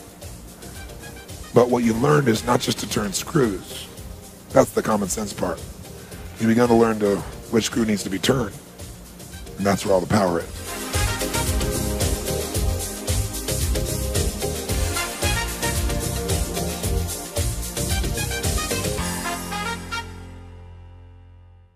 Before you finish listening, Nightingale Conant wants you to know about another inspiring, empowering program by Tony Robbins. Are you tired of settling for less than you can be, less than you can achieve, or less than you deserve? Would you like to learn to live with passion so that you can turn your everyday experiences into extraordinary, life-changing events? In the best-selling Tony Robbins audio program, Live with Passion, you'll acquire the vital life tools that will help you tap the power of your own passion. No one can live a life that's fulfilled without a sense of meaning. See, we've been put here for a reason. The question is why? And the answer, I think, is different for every one of us. It's different for me than it is for you, and yet it's the same. Every one of us has been put here. Every one of us is unique and different and special. And I believe our Creator, if I may use the word God, if I may, God has put you here for a reason. The question is, what is it?